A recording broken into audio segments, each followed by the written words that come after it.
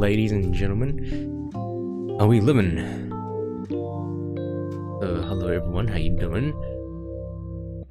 The Frozen, you got accepted into one of the main schools. Good job, man. Good job.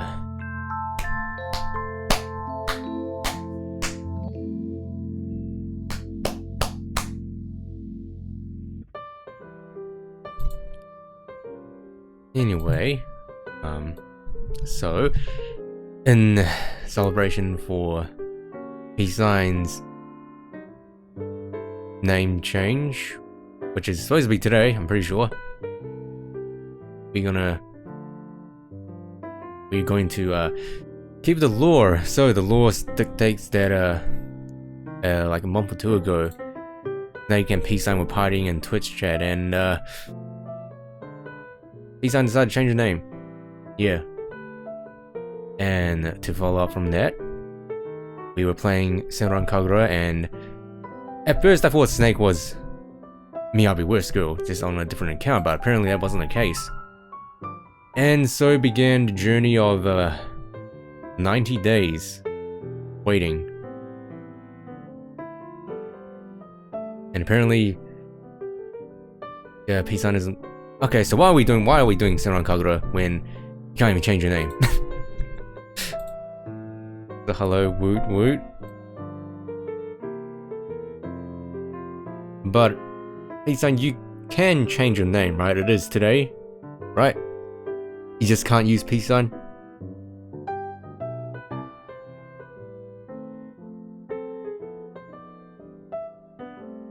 Anyway, other than that, right? So if you recall on Discord, other than the fact that, you know, I kind of went a little bit crazy with the emotes, I mean, that's okay. That's okay. Other than that, right? So I did mention that I changed the notification that Snake made. Yeah, so if we listen, you can right now? Oh. Just change your name to Wowie. Okay, so I did mention I adjusted the notification sound that our buddy Snake made. So I didn't add anything to the end or the beginning. I did some stuff. Is now a hand holding one? Oh, good job, Snake. Anyway, so as you'll know, this is how the original sounds like, right? Let me turn off the smooth jazz. That's some good jazz. So this is what the original sounds like. I'm a cool dude, pretty fly for an Asian. But now, with this added on, pretty fly for an Asian. Oh, hey, woo woo. Oh, you kind of spoiled it, but yeah, but now it sounds like this. I'm a cool dude, pretty fly for an Asian. You see how well that Baka fits.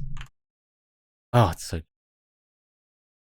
And if you have upon a close inspection, right, on the glorious thing known as Sony Vegas Pro, you have this thing called, if you look up here on the top right. Okay, so first of all, I lowered the sound. Oh. Pretty fly for an Asian. You missed the ass shit MP3 Baka. Yeah, well, you know, that wasn't the thing. So if you put your eyes here, right? First of all, I lowered the volume of Ryobi's Baka because she was just way too loud. Also increased the ending bit because the ending bit was kind of quiet. And if you draw your attention here to the top right, there's a thing called a resonant filter, which pretty much makes your voice sound like a telephone person. At first, I messed around with this one, right? This one called a parametric equalizer. Very weird. But they're like a phone line effect, but that one didn't really sound nice. Kind of sounded weird. Yeah, it sounded a little bit muffled. Yeah, so again.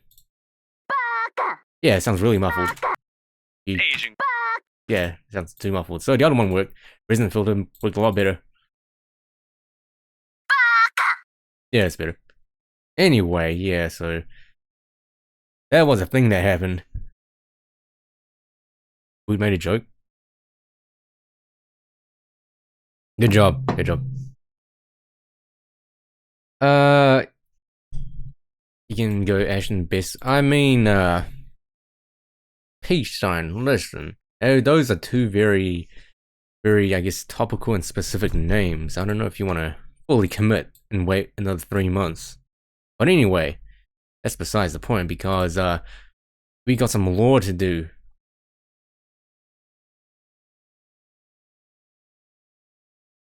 If you will. Marvelous.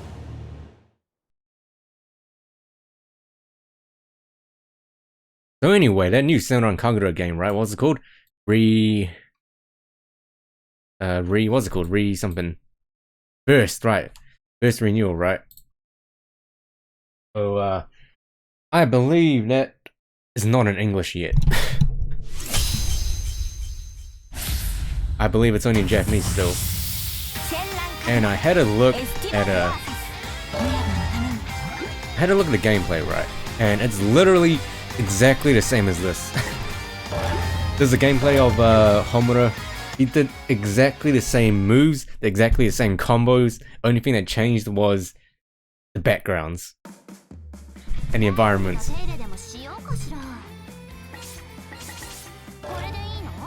So yeah, I don't think we're really missing much on it. But anyway, so the other day, well, not the other day, well, yesterday I kind of did some grinding because we are going to be doing a heart mission. I won't be here with 9 days. Okay, the thing is though, peace sign everyone else. So, according to my school timetable, I have classes from like Monday to Wednesday, and apparently none from Thursday to Friday. And I don't know if that's like gonna be completely true. That sounds a bit too good to be true. But okay, so Monday I have class from 8:30 to 5:30. So Monday's definitely an off day. Because, you know, same as always.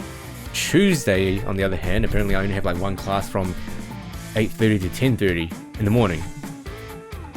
So that could be an early stream, maybe. Wednesday's a no-go because it goes from, class goes from like 1:30 to 5:30, so yeah. Other than that, yeah, that's pretty much it. As for how much work will be involved, that remains to be seen, so yeah, anyway. I'm a cool dude, pretty Oh, fly shit. for an Asian. Thanks, Chad and Jaxer, for all the chill streams. Less than 3 also. Oh, Don't Frozen, kill thank you for the bits. Jesus Christ, that's a lot of bits. You are very welcome, and thank you for joining, Frozen. Anyway, yeah, so... Can I have a bit train with only Bako being said? For the name change or... Oh god. Okay, so the plan is, we shall be doing some heart missions with Daidoji. Thank you, Woo. So, Daidoji, aka female Jotaro, is already at end. I just training with her yesterday, so now she's level 34. What? The hell is that? Umi Ushi? Umi. Oh, I love it. It's all in capital. Thank you, Reagan, for the baka. Umi Ushi. Oh, I love it. And it's all in capital letters as well.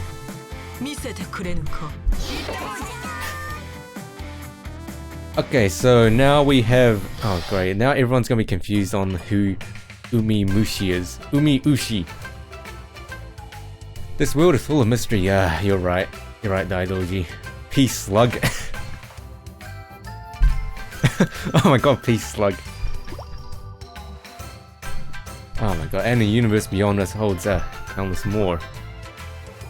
To my way of thinking, the greatest mystery in the cosmos is the black hole.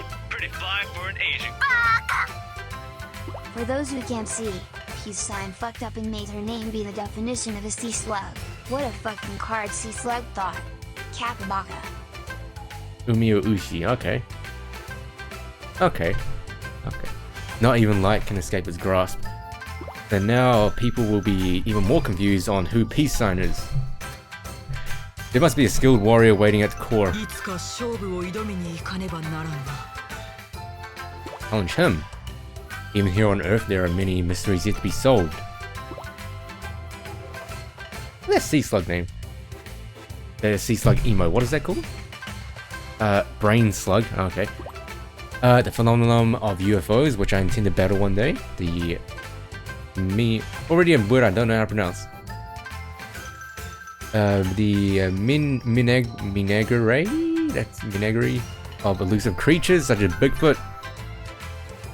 Excuse me, Tengu, water imps, zombies, and the Loch Ness monster. You've been wanting to enter and play some NDG? What's that? Woo. Anyway, you have fun with that. And yesterday, Rin's words introduced new mystery. I'm a cool dude. Pretty Oh, no. black or Asian. Your favorite Hiroshima gifts you bits out of love. Oh, thank you very much, Reagan. Also, your favorite New Zealand Asian boy gives you love as well. Anyway, I got a haircut yesterday. That's pretty good. Was either this or... Wow, that's a really long name. Peace sign. Become even stronger. Those words lit a flame upon my fighting spirit.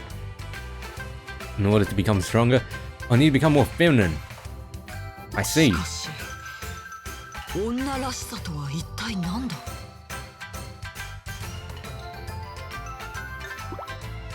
I have no idea whatsoever. Okay, I'll see you later.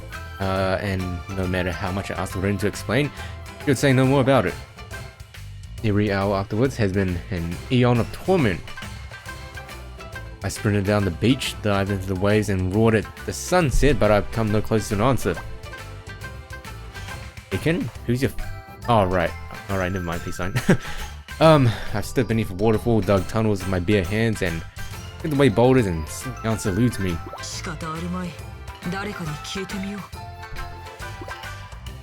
I dislike troubling other people with my own concerns. Oh yeah, apparently Snake and Reagan is a thing.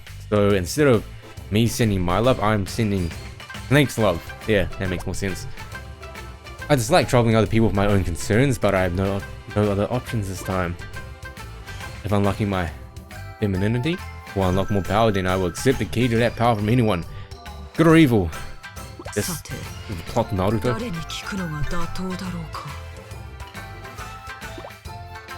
Get off toward my target like a hungry beast. Okay, so got some lore about Daidoji just wanting to become stronger, essentially, and wanting to beat Rin. And of course, we start with Yumi. Anticlimactic. Well, okay, so you became a sea slug. Peace sign. Good job. Good job. Was it really worth it though? Was it really worth it in the end? Or did it not even matter? Okay, so let's see. Also changed her outfit, so she looks pretty now. It's very pretty now. Oh god. Good. Some lore. Yumi, ウルに女らしさの心得はあるか？何ですか？唐突に。女らしさとは何かと聞いているのだ。いきなりそんなことを言われましても。Ladies, can you explain femininity? ウヌにとっての What does femininity mean to you? Oh god.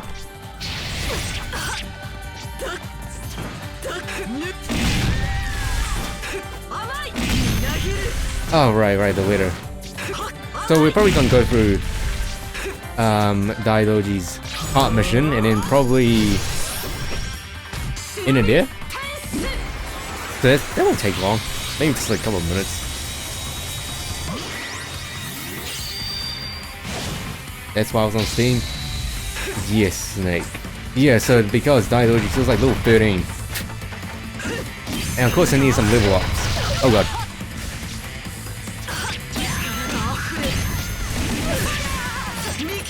You know, apparently level ups don't matter when you get stun locked by ice. Wait, which button was it? I completely forgotten. Alright.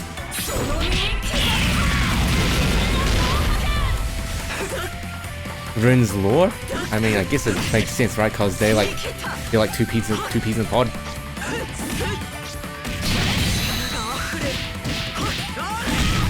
Becoming the king of games. Oh, so we got some Yu-Gi-Oh references in this. Good job. Yumi still looks like the basic person she is because I ran out of clothes.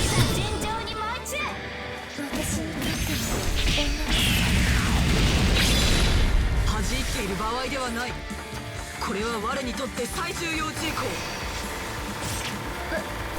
かりました。例えば私の場合は Delicacy in speech. 丁寧な言葉遣いとかを心がけてはいますよ。これが女らしいかどうかは。丁寧な言葉遣い。 She wants to become more 具体 feminine. 的に Well, どういうことだ。 there's nothing wrong with a それは語尾に talking in cute talk. Oh, 語尾にプリ。語尾にプリです。 like this? What? やってみよう。我は女らしくなりたいプリ。 Ow. 見事です。さすがは大道士先輩。一瞬で A very odd choice of words. 驚きプリ。自分で言った時は分からなかったが、ユミがプリというところを見て我は確信を得たプリ。 He knows the what. 何ですかプリ？ What is? Oh my goodness! What is プリ with は this? 可愛い。そう。愛は正義なのです。 Cute is justice? Wow, I thought it was flat as justice. Okay, apparently cute is justice now.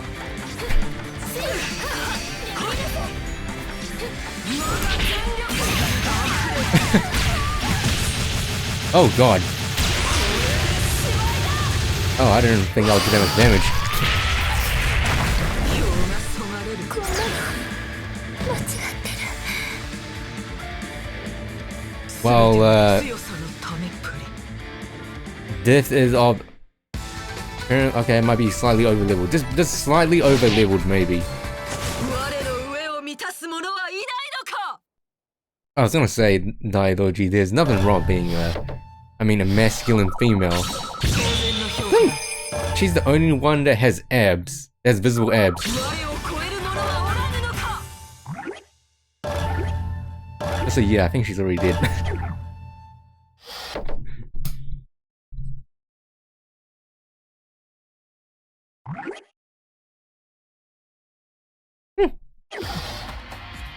Jasmine and Ryoki. Oh. 我が名は大道寺。力を我が身に刻んでみよ。マイル。 They're リョ really キさんにジャスミンさん。お久しぶりプリ。 a long. Alright. プリですか？長すぎた留年生活の影響じゃな。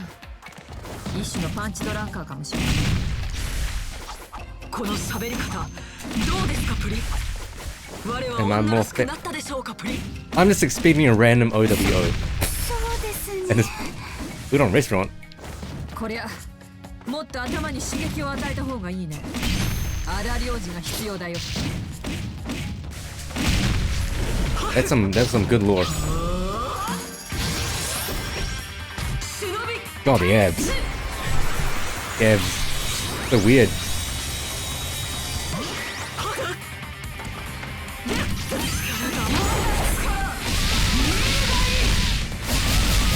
Thing is about like Daidoji's ninja arts, they're very, they're flashy, but I don't think they're that good compared to everyone else's. Mainly because like, okay, so the thing is though, a lot of people's ninja arts have like this vacuum effect, so they like suck the people towards them. But Daidoji's one, they're like very shallow, and she also moves forward. Makes it very hard to aim. Apart from her level 2, which is actually decent. Like her level 3, yesterday when I was trying to like level her up, it wouldn't really connect properly because of how many times the people would like fall out of it. So yeah, it's one of the problems.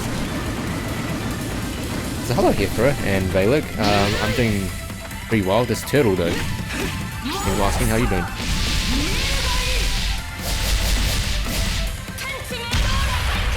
Looks pretty cool, but very, can't really hit many people. Oops. 弱き者に興味なし。相手をしてやろう。 Oh yeah, we have a new mod in the chat called Umi Ushi. Yeah, for those that don't know. These birds are really annoying as well because you have to actually hit them to make them fall down.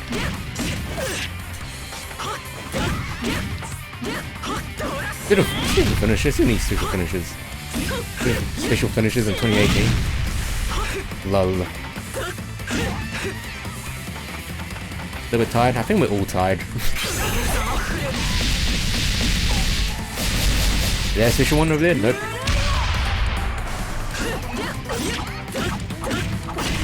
Also, you know, apparently I was looking around, I was googling around the internet, and you know how I added in a boob reduction mod? I think, if I recall, I found there's another mod that increases the boobs. Like, I think it's a, a boob slider.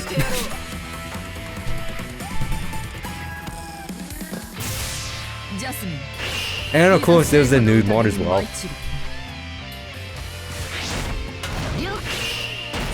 Hey Kaylee, how you doing? You in time, right in time with some lore. Oh, excuse me.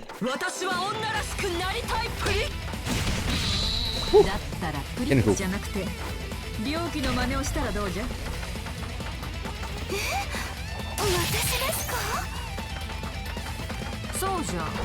She's dead.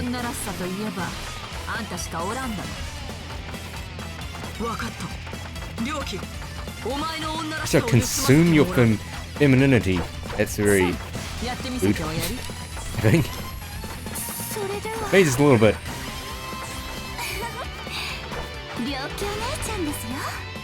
Oh god.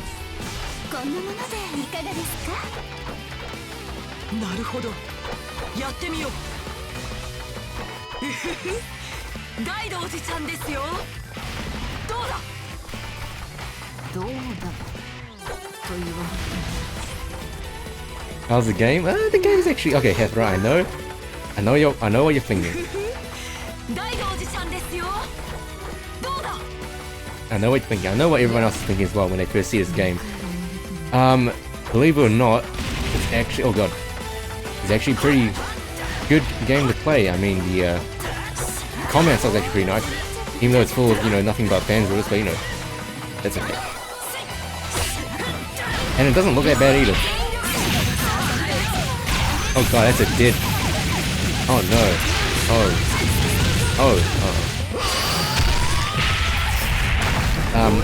I think Ryoki just died again.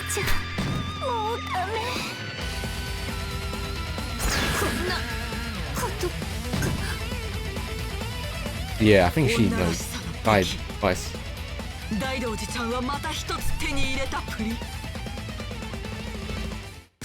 I think I had more trouble grinding these levels rather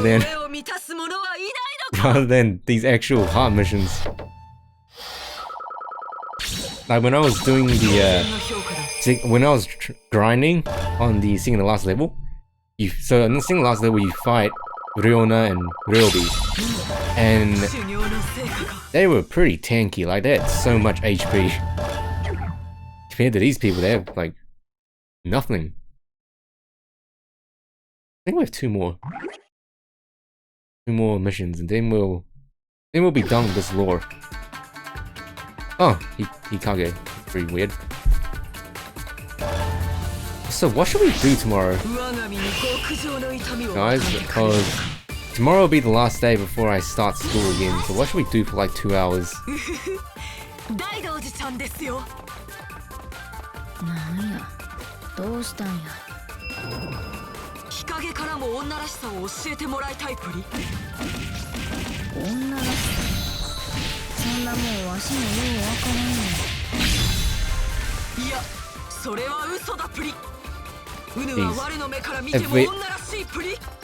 I can't talk like that. Hikage, very weird character choice. Yu-Gi-Oh! And Minecraft, okay. Okay.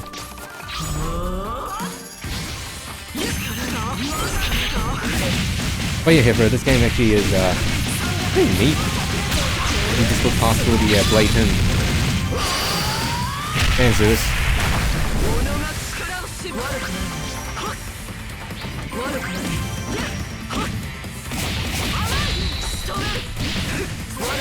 Oh, so she has different attacks when she's in this mode, I'm pretty sure, yeah.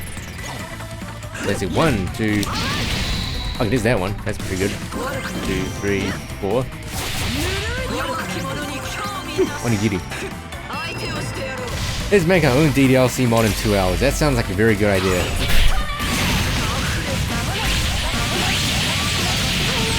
Oh jeez. Yeah, funny you should mention DDLC because there's another mod that got released, like just then, like an actual full-length one where you play in the POV of Salary. So yeah, I don't know how long that is though. This thing is pretty long.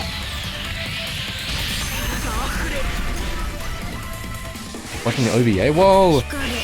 I mean, I know I showed it on stream, I'm pretty sure, when I was trying to find stuff. 船の女らしさはその気だるい感じにあると見たプリ。わしにはようわからん。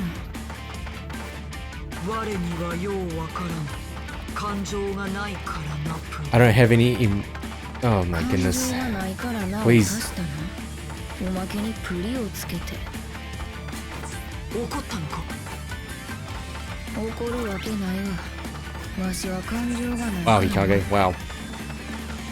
それだ。 That's some edge. さすが本家本元。気だるさが違うプリ。なん Ricky, oh yeah, let me just put it in the bottom right in a very tiny square box where no one can tell what it is. どうだ。どんな感じだプリ。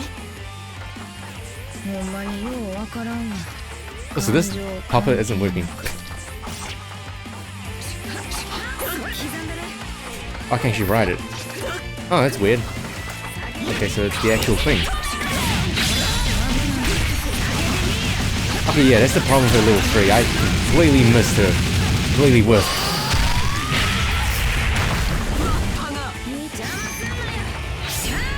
Oh, great. Alright.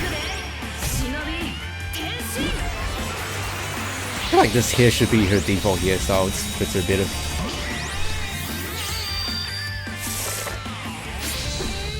Lick that knife. Or box cutter, rather.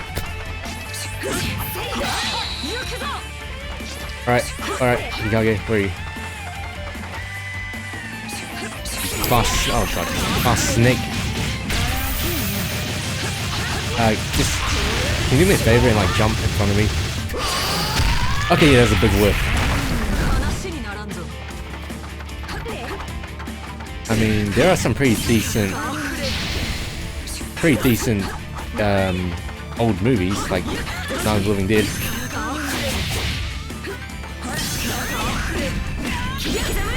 Oh, get out. Wow, that's a huge one. Okay, just run instead. Okay, that works. That works as well. Oh, right. Secret finisher. Oh. Oh, how convenient.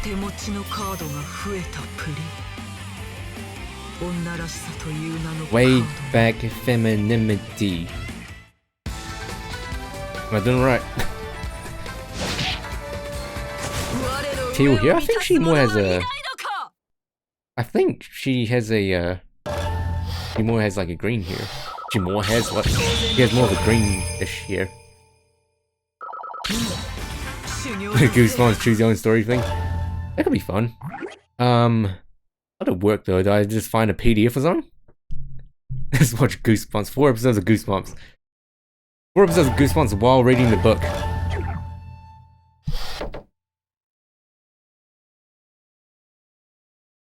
I mean, for that reading, I'm gonna need some spooky soundtrack that will last 2 hours. Asuka, Ikaruga, and Katsuragi, huh? 1v3.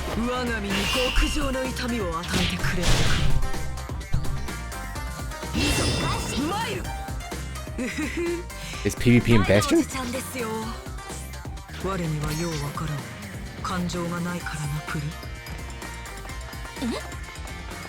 What?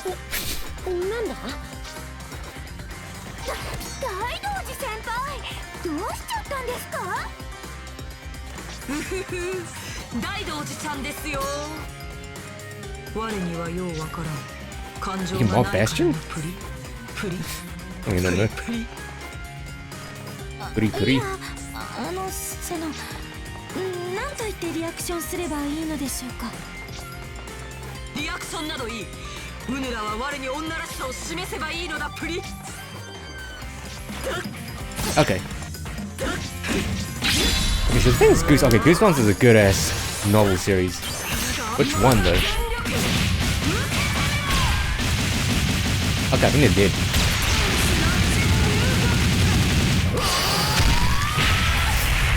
Huh.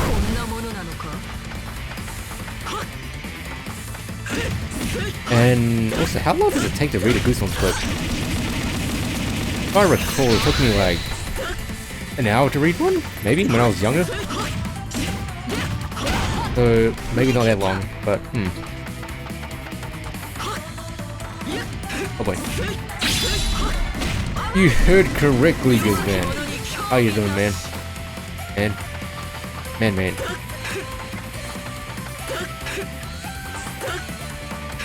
Oh, hey. Invisible walls, much. Never read Goosebumps? Oh, you're in for a treat, me son. Oh. Hello, Carl. Yes.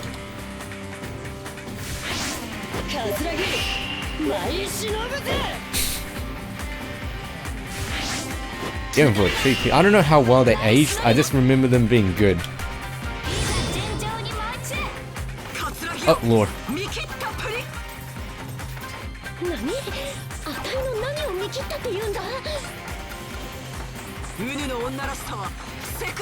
Sexual harassment, wow. Black Panther? Yeah, I've heard. One second, after this lore. I'm a cool dude. Ready to fly for an Asian. Oh. Thank you, Carl. 100 bits. That's some lore though.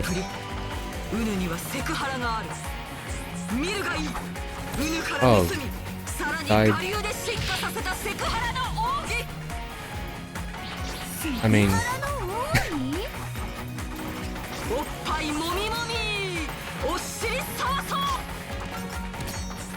Wow.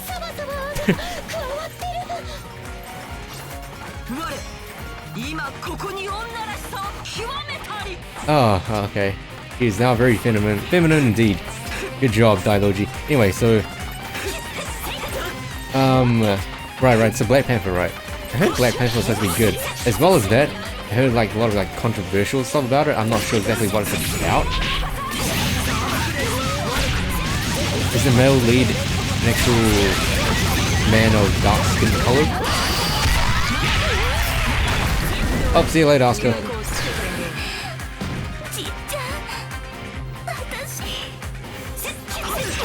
CSGO sucks? Oh god. CSGO sucks? I mean, did you get CSGO'd?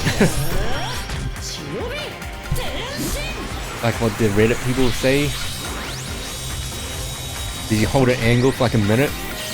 And then as soon as you look away, someone peeks you and then you die?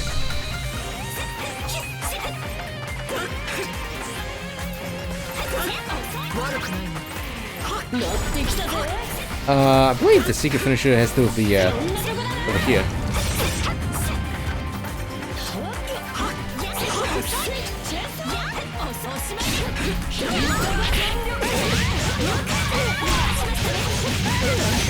Okay, there should be a dead Katsuragi and... Okay, just fall out of it.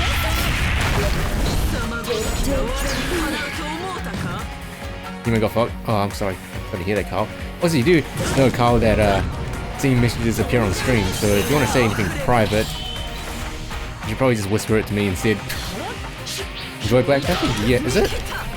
Is it another Marvel movie? Oh, baiting? Oh, okay. Bait. Oh, that was...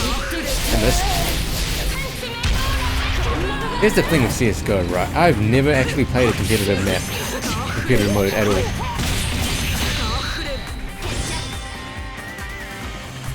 All my hours in CSGO consists of...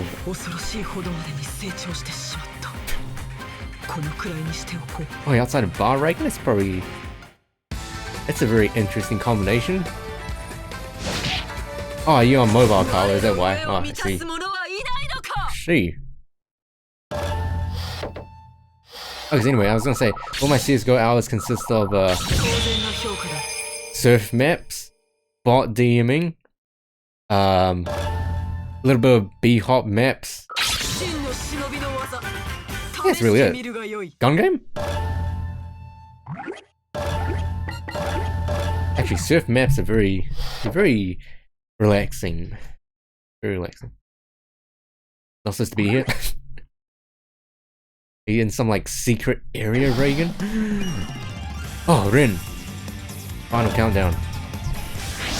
我が名は大道寺 Cave King and Loot Crate opening? I think I'm mixing it up with tier 2 Snake. 大道寺どうだ女らしさは身についたかああリンさんしかと見るがいいああ見せてもらおうかお前の女っぷりを Are you on a forensic case, Reagan? Like Ashton? 我にはようわからん感情がないからなプリおっぱいもみもみ Oh, boobs go squeezy, butt as smooth as silk.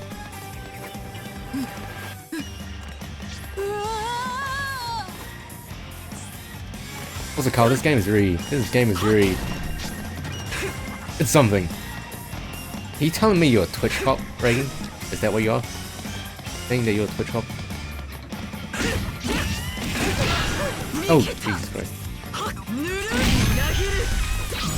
Alright, transform. Don't worry, this is safe stream on Twitch. Don't you worry. Thanks, Rin. Can't see her amongst all these bodies.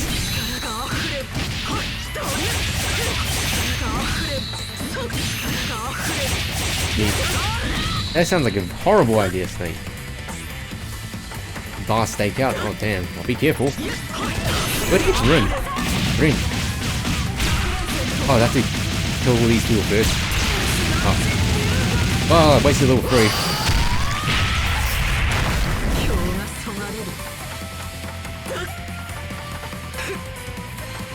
Rin? Oh, good not yet.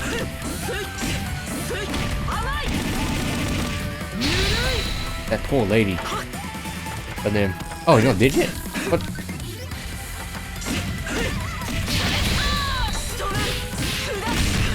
Maybe it did fiddle. Oh, there's more. Okay. Well, it seems like this is gonna take a while. Can this reach those people? It do. That's pretty handy.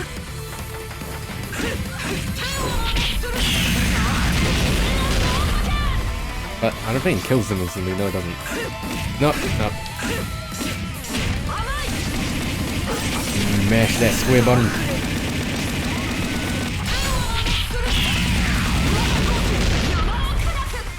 Yeah, it's good.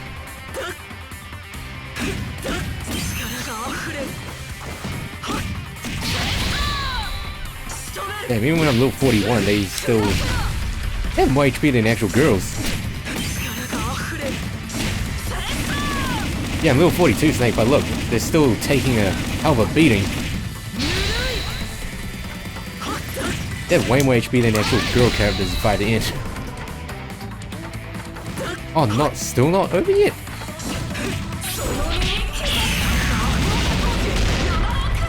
Yes, go. I'm good, Kyle. Thanks for the offer. And besides, I think you live in the US, right? Tell me, the lag's on me unbearable.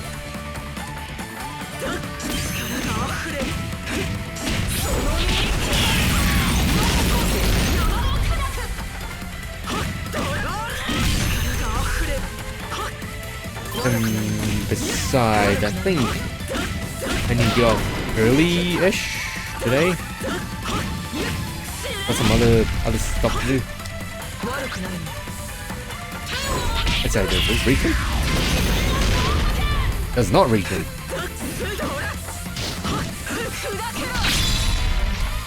Go 43, jeez.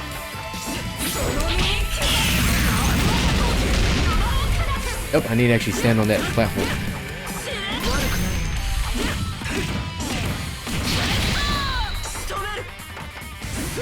Oh, anyway, I wonder how the last hero That ain't gonna be like. I'm probably gonna expect a lot of work. Goody, you know. Goody, a lot of work. And that completely went through her. Good.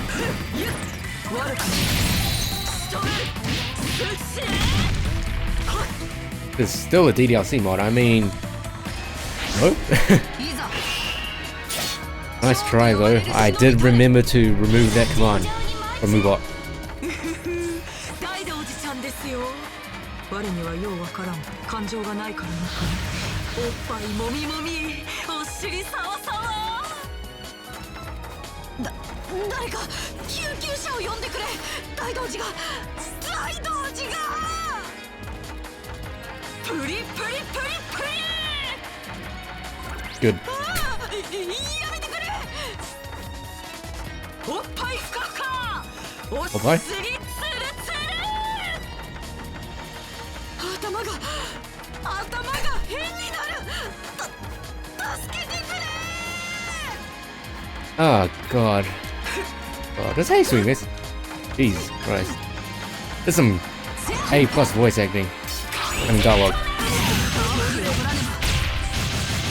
God, she's so quick. She's so fast. What the heck? What's she doing? Okay, that completely worked.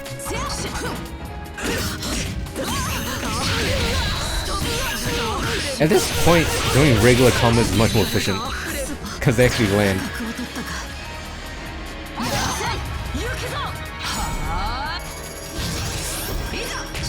Go, Rin. Jeez.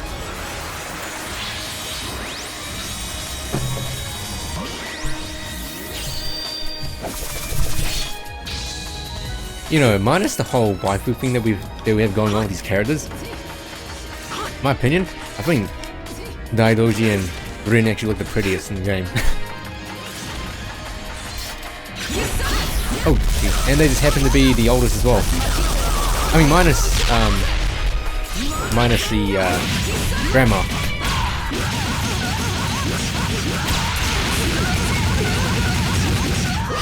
Wow, what we've actually hit. And she survived. Wow, good job, Rin.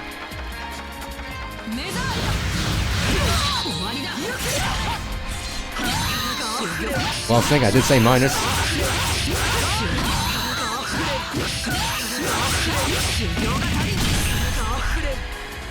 And that's the end of Daidoji's heart mission, I'm pretty sure. Wow, lewd.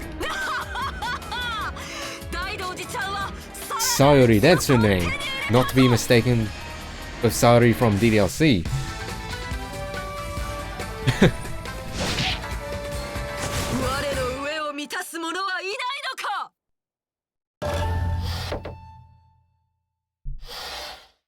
Oh, wait, what? What? 恐れ入った。確かに今のお前には勝てる気がしない。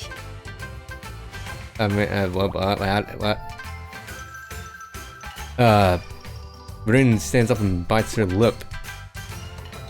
I'm satisfied. Up until now, I thought becoming strong was a matter of training your body. But I was wrong. What makes you strong is your heart. Yep, your heart. 恐ろしいものだな。全くだ。Reagan, please. Reagan, please, no ban.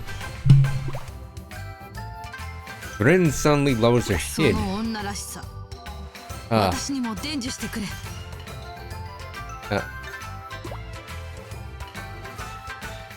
Do my ears deceive me? I had already considered Rin feminine, but perhaps that's not the case after all. すべては強さのため、妖魔を倒すため、そして。Rin looks down as she starts to blush. そして、キリア先生に見せたいのだ。 Kiria? 女らしくなっ Is that? た私の姿を。Zoom in on Rin's face. Well, I guess you can do that in the VOD. Become stronger and more feminine. If these two are in harmony, then you can say that a woman's cherished desire is to walk this path of the shinobi. リンさん。では、我の言う通りにやってくれプリ。うふふ大道寺ちゃんですよ。我にはようわからん感情がないからなプリ。おっぱいもみもみ、お尻さわさわ。うふふりんちゃんですよ。我にはようわからん感情がないからな。 Don't worry about it, Reagan. おっぱいもみもみ、お尻さわさわ。 Just as expected from Rin, she's able to mimic me in one. Wait, what? That was her. That was Rin impersonating her voice. That was actually pretty spot on. But I can sense a bit of embarrassment. That will never do. To master the arts of the feminine, one must throw all doubts away. もう一回プリ。 Distracted tomato. Oh, that's a good. That's a good. That's a good. That's a good. To defeat Yoma, to protect the world, improve one's skills, and for the one we love. These are the reasons we must master our femininity. 大道寺ちゃんですよ。我にはようわからん感情がないからなプリ。 Don't even know what's going on. I think that's this game in a nutshell. お尻さわさわ。お尻さわさわ。 Rin does a pretty good impersonation.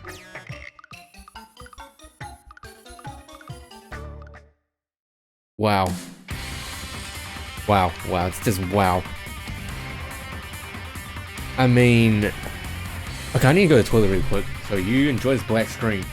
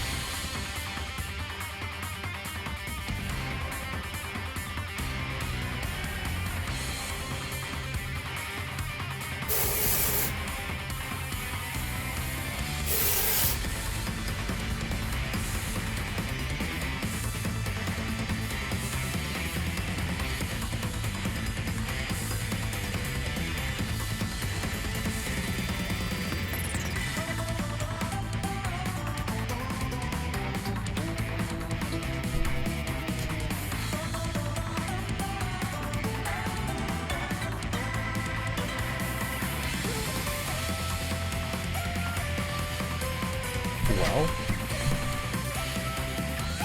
like the people, oh Kaylee, you're joining YouTubers? That's pretty cool. Reagan, you almost done with your stakeout? Wow. You're not talking about actual steak food, right? Like you're not having steak out? I mean, that'd be pretty cool. Okay, so what I got from the gist of this lore was Daidoji trying to be more feminine, and apparently to be feminine you need to talk like a kawaii cute girl. You gotta grab boobs and you gotta grab the butt. That's how you become more female. Yep. That's good.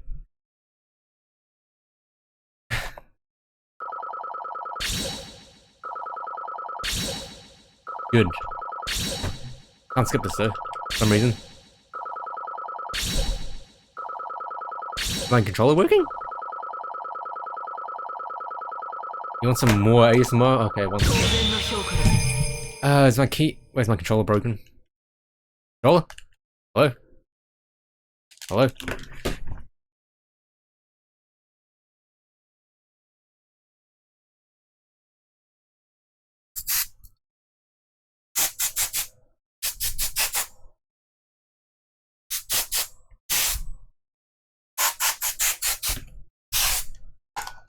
That's a clean keyboard. Oh, I need to buy another can of compressed air. Controller, are you broken? I think controller's broken. Or I need to use my keyboard. Now. What level did I get? 43. Okay, Daidoji's here. Okay, got some curtains, got some pictures. Some music. Music's always good. Daidoji's voices, that's pretty good. Okay, my controller's working now, it's very weird. It kind of broke during the results screen for some reason.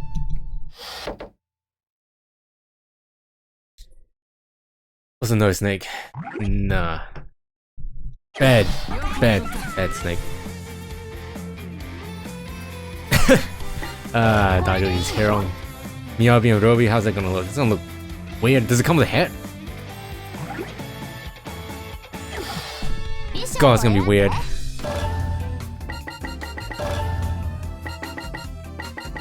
Where is it? Oh, I need to buy it. Right, I need to buy it. Anyway, this game needs way more clothes because there's not enough clothes to go around without using repeats, and I don't like using repeats. And I don't like using other girls' uniforms. Even though Ryobi is using Asuka's uniform, which is kind of weird. Oh, Daidoji's wild here, there you go. Yeah, we got Homura's here and Shige's here as well. Closed DLC. I don't even think there is DLC for this. I mean, there is for characters, but I don't think there's any closed DLC. Let's see, do I get Rin's glasses as well? I mean, I don't think you can get her glasses otherwise. Okay, it's gonna look weird. Oh my god. That's not the right one. Oh, it doesn't come with the hat. No hat. Hey, Ryobi doesn't actually look that bad long here. I mean, this here. Where's the hat? The hat should be here. I don't see why it wouldn't. Oh, here we go. Bangs for everyone. Hey, Ryobi doesn't actually look that bad. How do I remove? Remove.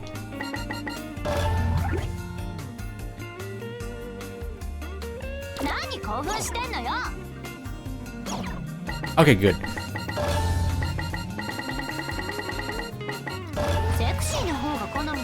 Okay. The bangs. Oh yeah, the good old bangs. Looks like that. This hairstyle looks like that dog breed with hair that like covers up his face. But his face very amusing. You want Asuka to? You want to give Asuka the bangs? Okay, let's see. Asuka, let's see. What do you look like?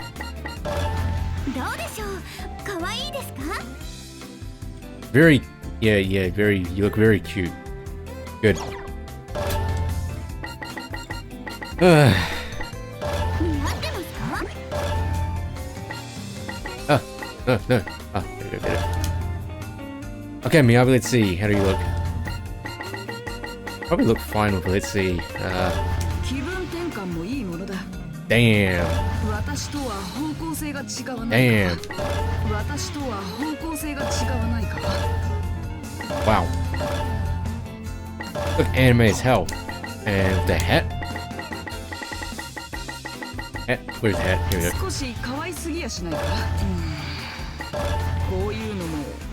That's a good looking hair. Huh. But we gotta save the lore and give everyone their give everyone their original hair.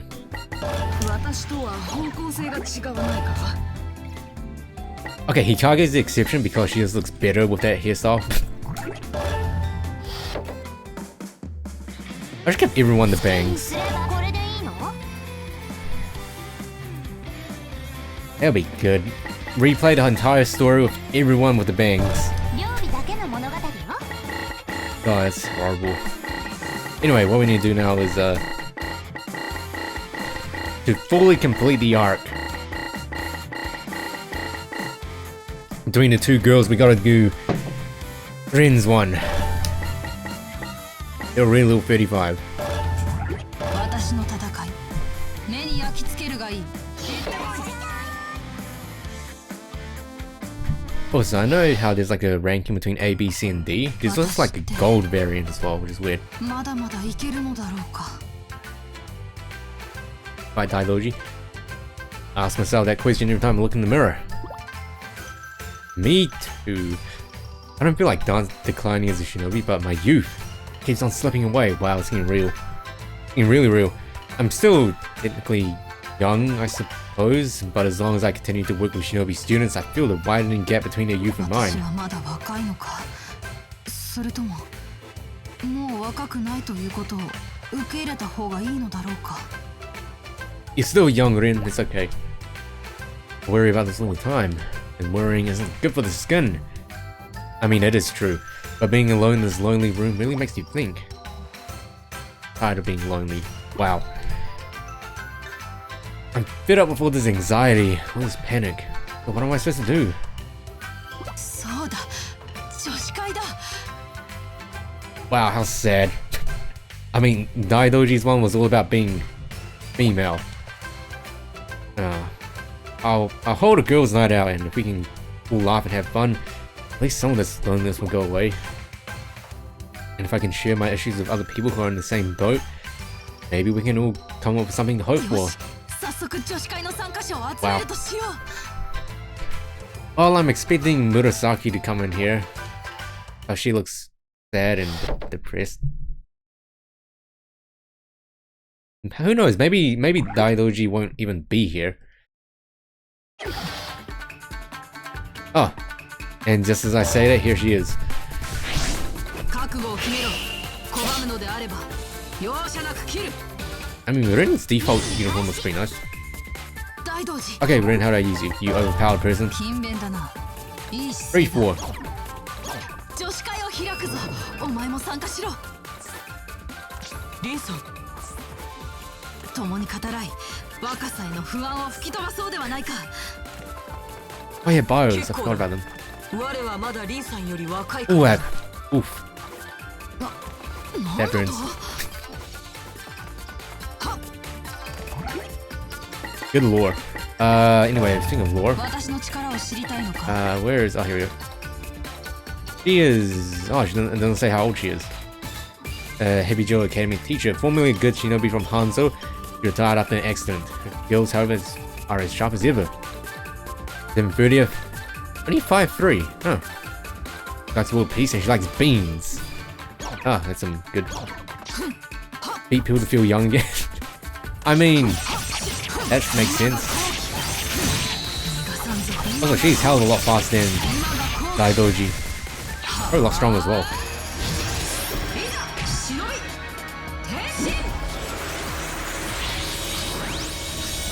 What? Is that a mole? Okay, that's a good transformation.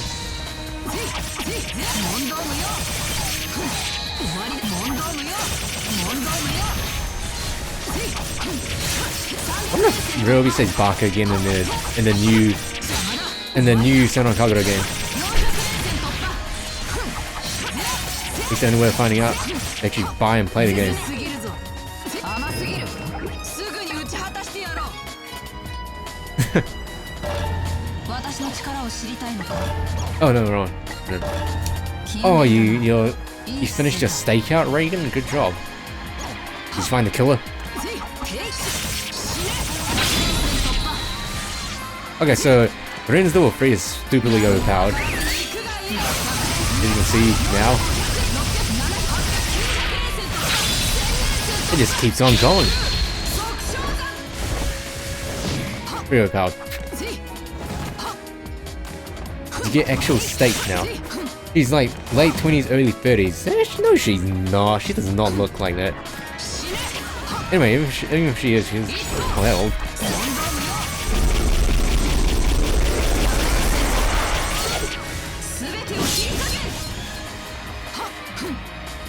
Yeah, right, and so now get some actual steak. After your steak out. Get a dive kick as well, but yeah. Pretty good. I'm missing it. Isn't it crazy?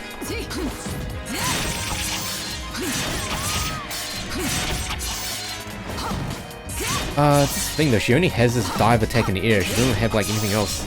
Not hard to aim.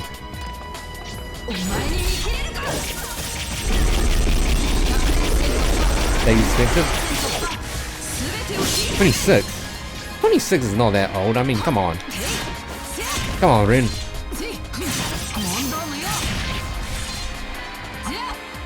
Steak is expensive. Well, get cheap steak. Or just buy steak from a supermarket and make your own steak. The lore is literally inside the pudding. Hey.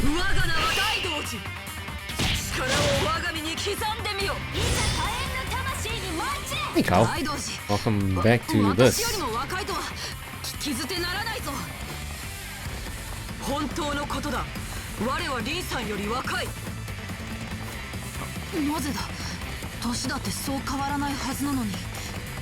I mean, Rin, you're dead. リンさんは毎晩 Pretty 居 sure. 酒屋で浴びるように酒を飲んでいるのだろう。 Wow. そんな生活が我とリンさんとの差を生み出した。毎晩なの Feels では bad, ない。 man. ストレスが溜まった時だけだ。なるほど。では毎日ストレスが溜まっているということか。 Very sad. かわいそうに。やめろ。哀れみの目で私を見るんじゃない。 Wow, feels bad, man. Actually, paper hands. Paper hands for Rin, man. Jeez. I guess fish is okay as well. I guess it depends on what type of fish you buy. Can be expensive as well. Alright, you can finish it. Come here. You okay? Yes, yes.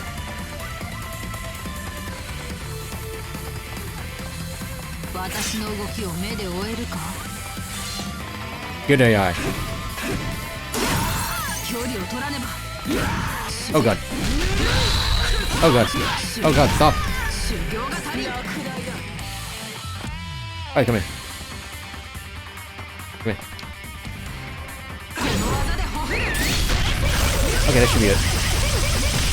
Oh, damn.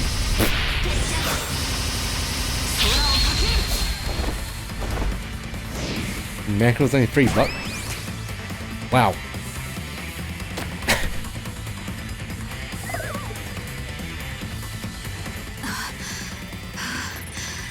That was... That's pretty hot, I'm just saying. I say, you're right, Snake. She's beating up people to feel young again.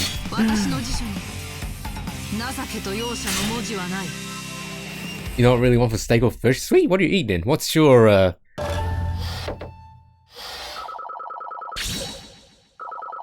what's your, I guess, what's your steak slash fish alternative?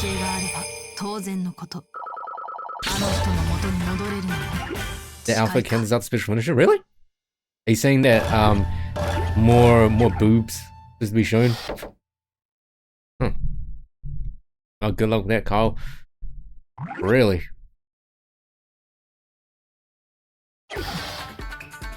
Miyabi and... oh, damn. Miyabi and Shiki.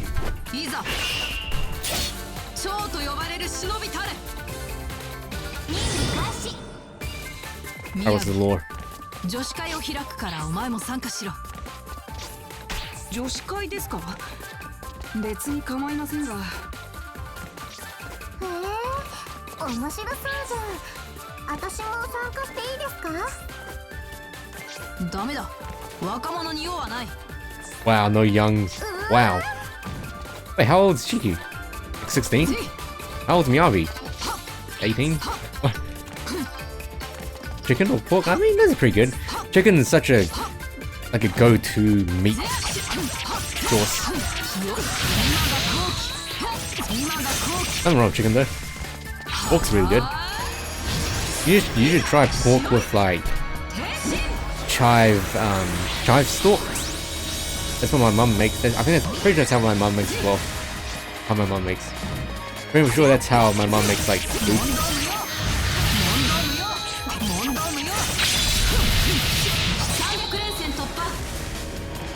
Pork and yeah, pork and chives. Yeah, it's pretty good. Oh, you like seafood? Obviously, it depends on how good the food's actually, how well made the food's done. Seafood. Oh, you're. I'm not really a seafood type of person. The only real seafood I like is like fish. Seaweed's pretty nice. Excuse me. And fish balls. Then that's the extent. Like mussels and oysters and lobster, they're like not really like thing. Also, mussels also creep me out. The way that they're alive when you're eating them, and how they open up their shell and they're dead. That's just creepy. お前は私と同じ立場の人間だ。やめろ。私を巻き込まないでくれ。私はまだ若いんだ。いいや、20歳過ぎたらみんな同じだ。A flea? Oh, gross. 醜い争いって感じ。お前に何がわかる？ I mean, oh, pull me out of here. That's a wow. Oh my god. Oh my god. Whoa.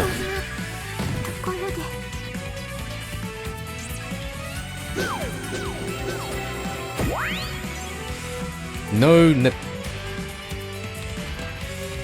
I don't know there was a secret finisher. Oh, pack of seaweed? Like the seaweed snacks that you can just eat out of the packet? Peace sign? Or peace, yeah, peace sign, not peace slug. Clam chowder? I've heard a lot of good things about clam chowder, I've never tried it. Everyone's all like, oh man, lobster's so good, and like crab's all good. I don't know, I don't really like the taste of it. I know they're expensive as well. But you know what? If I don't eat it, then that means more people can eat it as well. Oh yeah, that's a pretty good peace sign. Pretty good. Haruka. Is that who I think it is? It is pretty old, I think. Dude, the bottom still pops off? Weird. I mean... 鈴音先生、判断って何のことかしら。仕方ない。戦ってみて、その動きで判断してみるか。Yeah, I understand, Sweetness. I think it's because a lot of seafood, right, compared to other food, like when you eat seafood, it's usually the entire fish creature that's looking at you. This is creepy, like prawns and shrimp and fish and crab and lobster. It's like the whole thing, and it's so creepy when they look at you while you're eating it. Oh damn. I mean peace sign, if you wanted to you don't want to confuse anyone, you should just call yourself peace sign underscore. Okay, so you're saying that you want to be called Uni, right? Okay, you don't want to be called peace sign? I guess that means I should demod you then, since you're a different person. Peace sign no longer exists.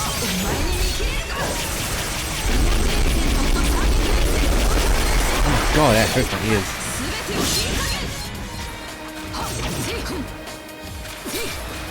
Can you fillet your own fish? I guess so. If you prepare your own seafood, then I guess you can get decent size. But I can't see myself killing like a lobster, or like killing a lobster alive, or killing any sort of animal to prepare it.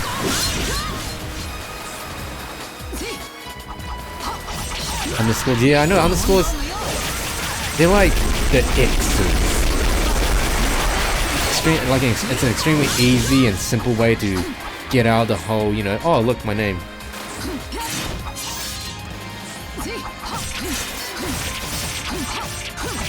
I mean, someone's already taken Draxler on Twitch, and that person capitalized the R instead of the D. I'm just like, bruh, come on.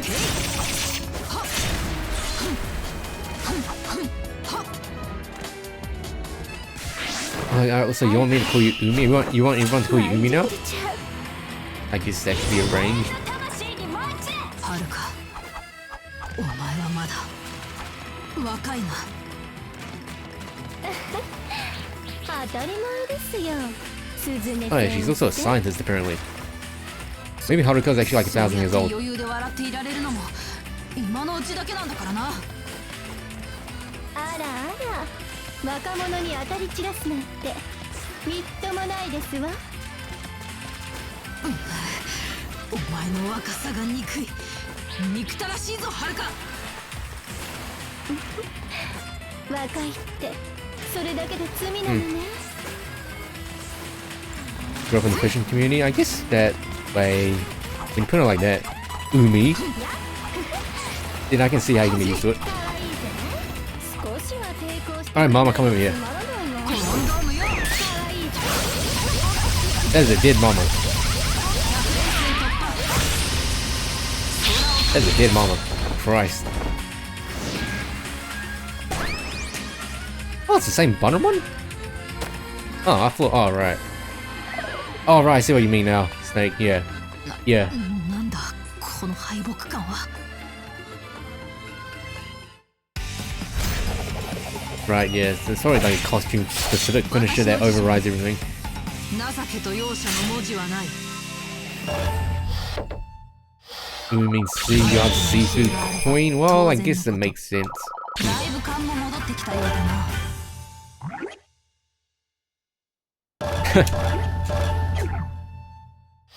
You want mom want to eat seafood, chicken, or pork? Huh.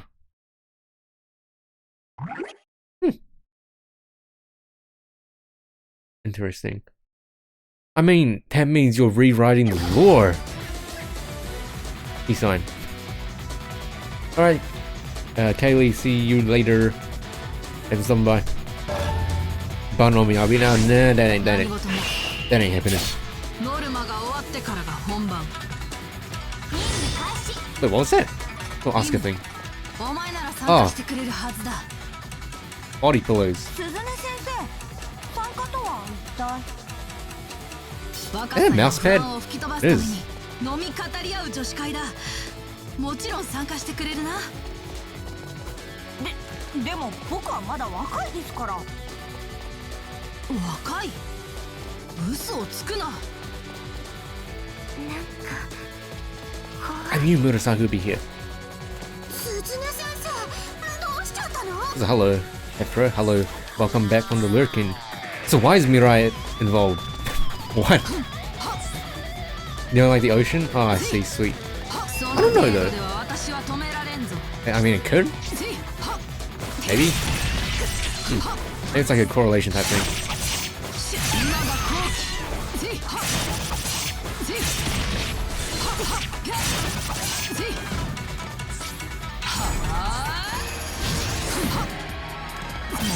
One, two, three.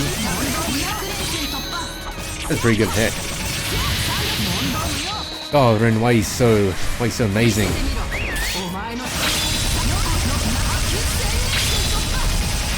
Wow, all these little ups, jeez.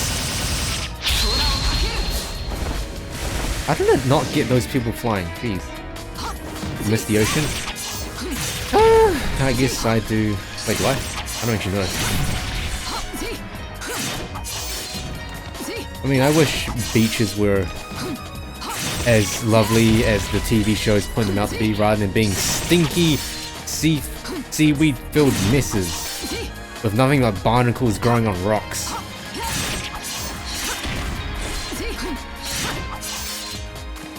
An ocean of my fears? Wait, what? Wait, what do I have to do with this? I like the ocean.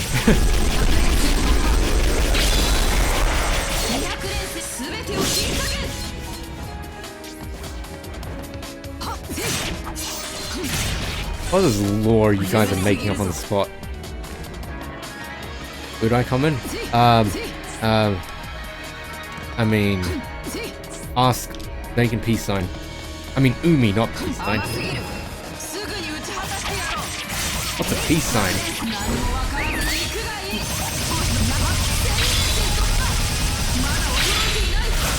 The only real nice beach I went to was Hawaii. Yeah, I mean, it's Hawaii. I don't know if it's true, but you know, every single show paints Hawaii as this tropical paradise place with oceans everywhere the eye can see. You don't have to worry about sharks or anything like that. I don't even know how true that is.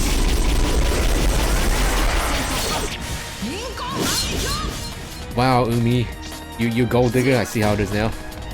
Jeez.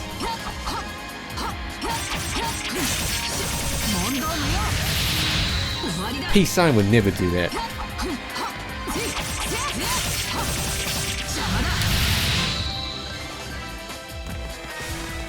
I get it.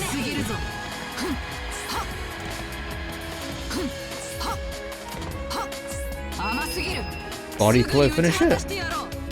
See. Yeah. Oh, what does Mirai have to do with a girls' night out? Sounds pretty. That sounds like pretty good time sweetness, and I guess I can understand how expensive it will be. Alright, what's the lore?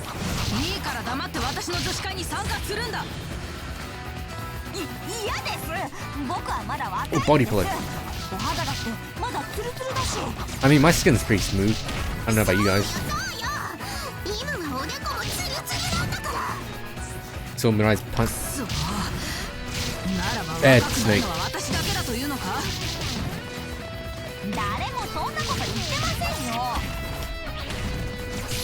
I love how I'm like not even getting damaged.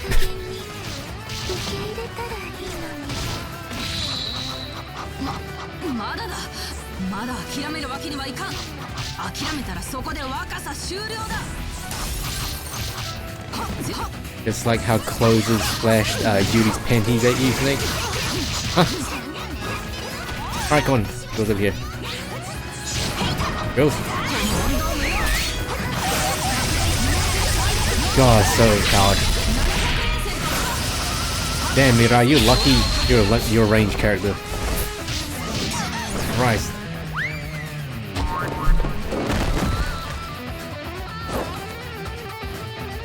Shouldn't she be hugging a Miyabi body pillow? Oh, okay, apparently everyone loves Yumi.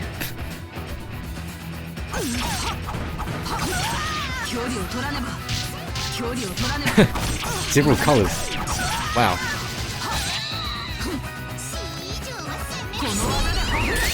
That's why you give a taunting Mirai. God damn.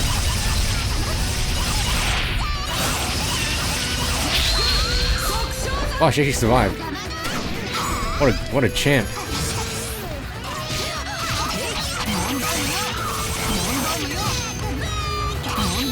Wait, she's his Baka.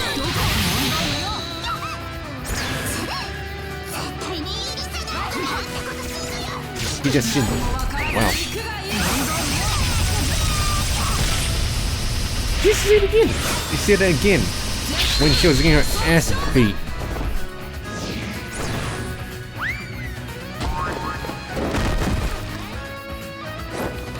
Apparently everyone loves Yumi.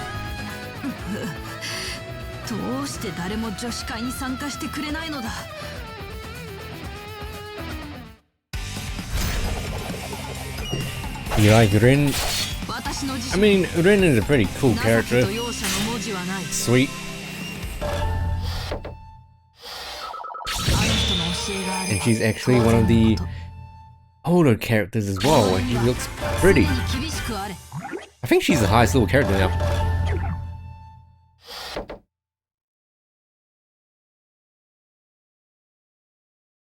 Just wants to feel young again, I know. Can I join in the girls' night out? I'll just put on a wig. Easy. Also Jasmine. Oh, I guess it makes sense, right? Because Jasmine, spoiler alert, Jasmine is Sayori. リン Oh, what a nice person. 共に若さを保つ方法を語り合おうじゃないか。女子会じゃ女子会じゃ。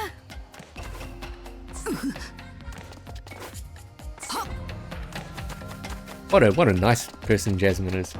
Good on you, その Jasmine. 程度では私は止められんぞ。今が後期。よそ見すぎて今が後期。今が後期。 That's all loud. Thank you, Umi. 問答無用。問答何も分からずに行くがいい。 Damn, Rin, why are you so cool? Why is it so easy? Why is it so much easier to level you up compared to everyone else?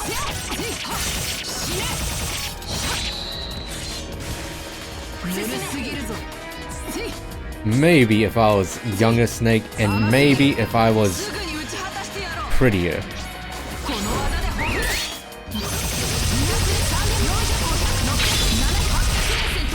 Wow, look, 50, jeez.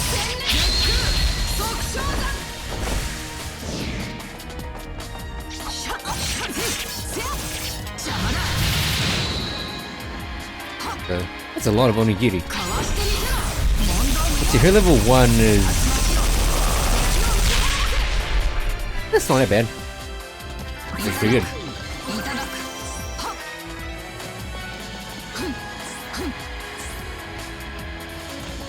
Alright, Jasmine, where you at?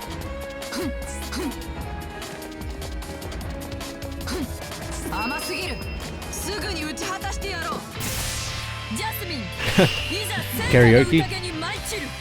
I mean, it could be fun, even though I've never gone to karaoke before. なんじゃ。なぜそう不満な顔をしておるんじゃ。ジャスミン様が参加してしまうと、それはもう女子 What if it 会 goes で like は that? なくなって What? しまいます。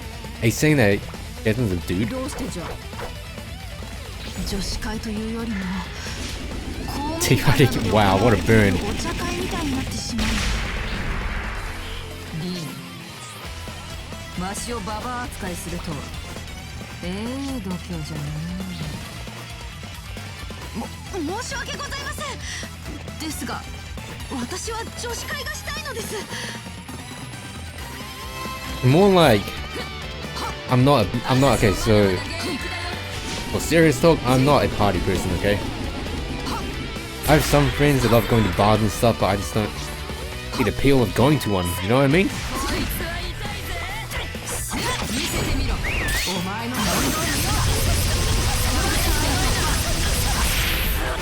Is that a... Jasmine? No! Not. Huh. Good on you, Jasmine.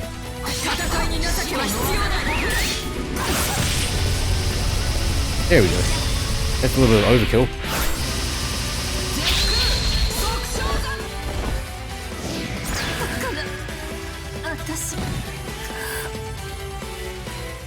Karaoke and sushi. 誰も参加してはくれないのだな。 Living like Yakuza. 私の辞書に I think that's the end as well. 情けと容赦の文字はない。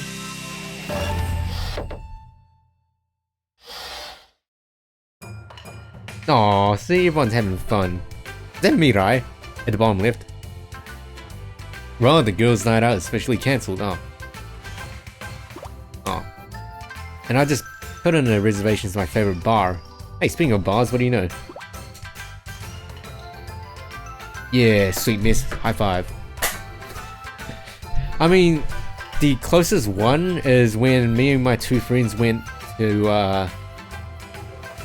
where did we go? We went to go somewhere, and then we went to a bar and played pool. But I didn't drink any alcohol at all. I didn't drink anything.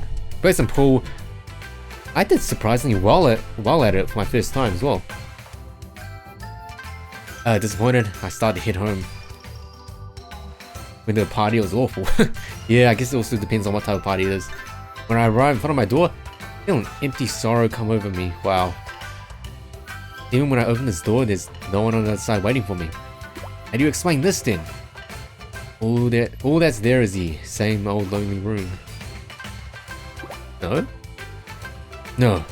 I don't want to open this door. 居酒屋に行こうかな。No, I can't do that. Nothing's sold if I run off the alcohol. That's a vicious cycle that's just going to make my skin worse. You know, Carl, for a minute I thought you meant being a wingman was easy, like actual wingman, you know, for dates, but in the context of CSGO, yeah, I understand what you mean now. You're forced to play beer pong? Oh, that sounds horrible, peace sign. I mean, Umi, why did that happen? I sigh and just open the door. A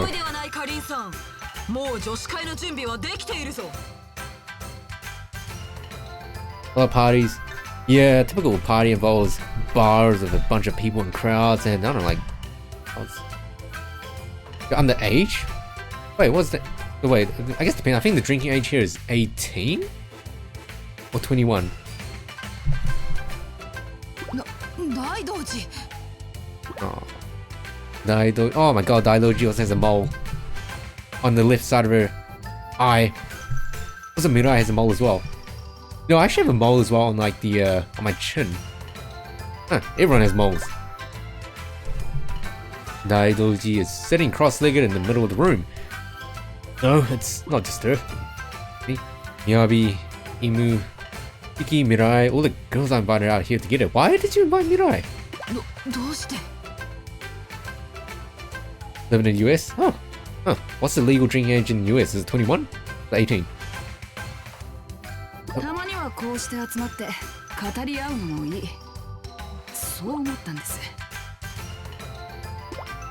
Miyabi tries to hide her bashfulness, and she says that the room is all set up with treats and drinks. Everybody must have pitched in. Amazing how different the same old room looks now. And right at this moment, I don't feel lonely at all. Peace and love. And some bust sable. Aww.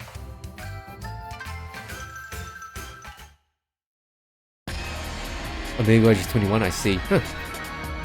It was a pretty wholesome heart mission, even though it was pretty depressing and sad with the whole, you know, oh, I feel so old. It's okay, you old people. You have us, even though I'm pretty sure I'm the oldest one here. The bully Mirai. Hey man, if she didn't want to get bullied, she shouldn't have showed up. I'm kidding.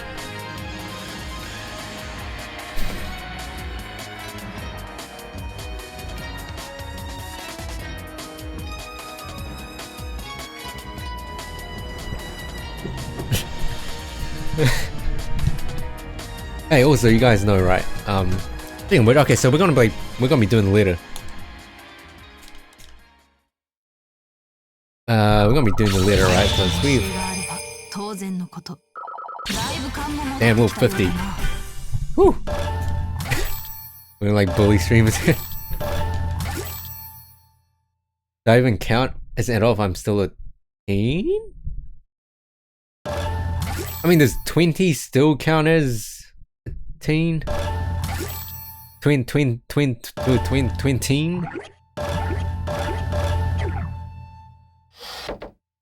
Anyway, that was some good lore.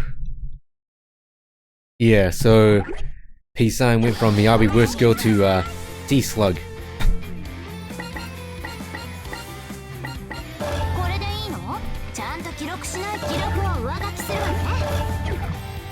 Save again. Anyway, before we do that, right? You know, me and I'm pretty sure me and Cry are kindred spirits because you know why? Yeah, I'll show you why. I'll show you why. Now where did I put it? Because okay, so this thing appeared when I was doing the Human Fall Flat stream. Here's why. You're welcome.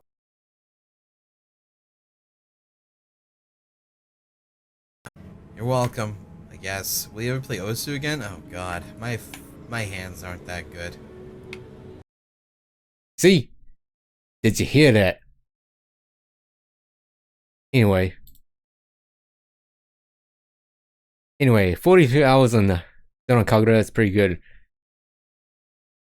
Dungreed 14 hours, even though It's older than Closes, but I've been playing that way longer than Closes, which is really weird. Really odd. Anyway, the letter. Hey mods, can one of you change the stream title? Thank you very much.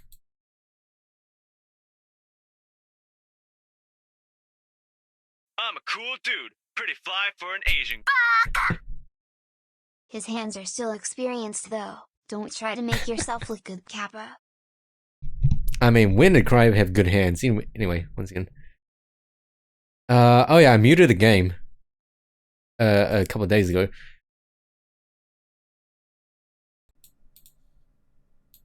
Where's Alucard? Oh god. Wrong one. Oh, there we go. Oh, that's much better. God, oh, calm down. Here we go. This one.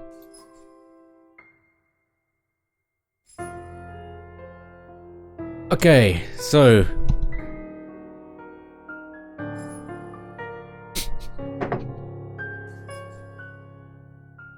is even on Discord?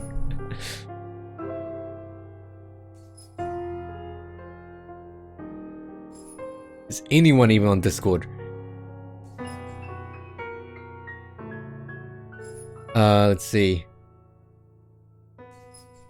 Nope, he's not even on Discord. So, well, that ain't working. Pretty sure he's offline. His name is just Alucard, isn't it? Yeah. Oh. Anyway, I need to go to the bathroom really quick. No, more water.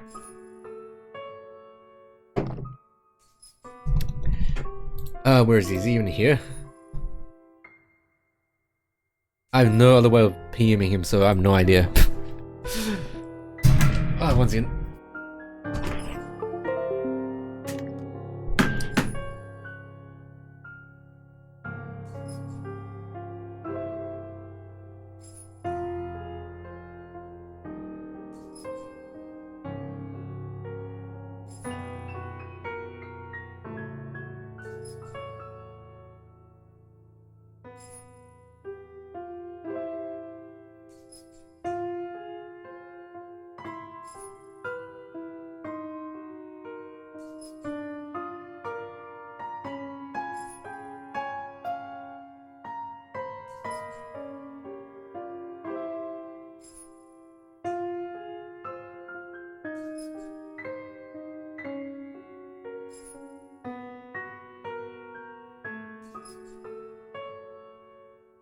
Discord in 2018. Wait, what's you write, Snake? I'd be worried? I'd be worried? What's you... Discord.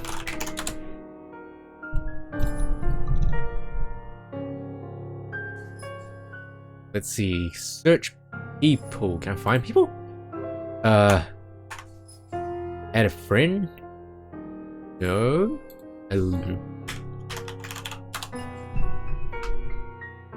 Well, I can't find him. I don't even know what... Wait, this is... Jesus Christ. L9's... Hey, dude. We be doing better now. But... What did you change the... Oh, right. You spelled Asian wrong. Snake. How could you? Okay, we all make mistakes. My dailies aren't even available yet until like late at night. Is this a letter?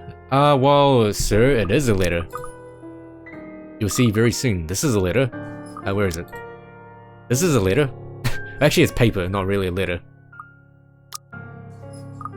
Anyway. We haven't done this in 2 days.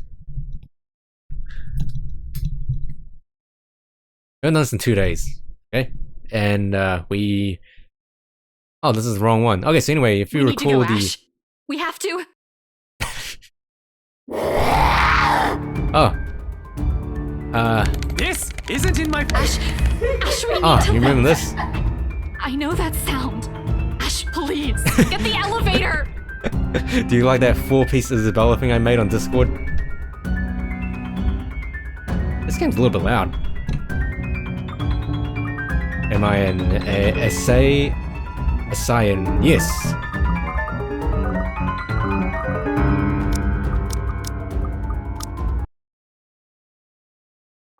Oh, there's a little kissy thing.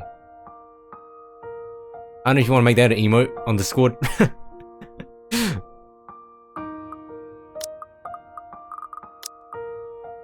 Where do we leave off? Here. Oh, apparently it's this one. Oh yeah, oh that reminds me, I was gonna make another Isabella emote. With a close-up of Isabella's mouth on that scene with another Isabella inside the mouth. Oh man.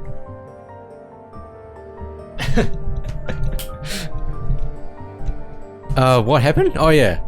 Rebecca's dead, I'm sorry. All you Rebecca lovers out there, I'm so sorry. Man, poor Rebecca.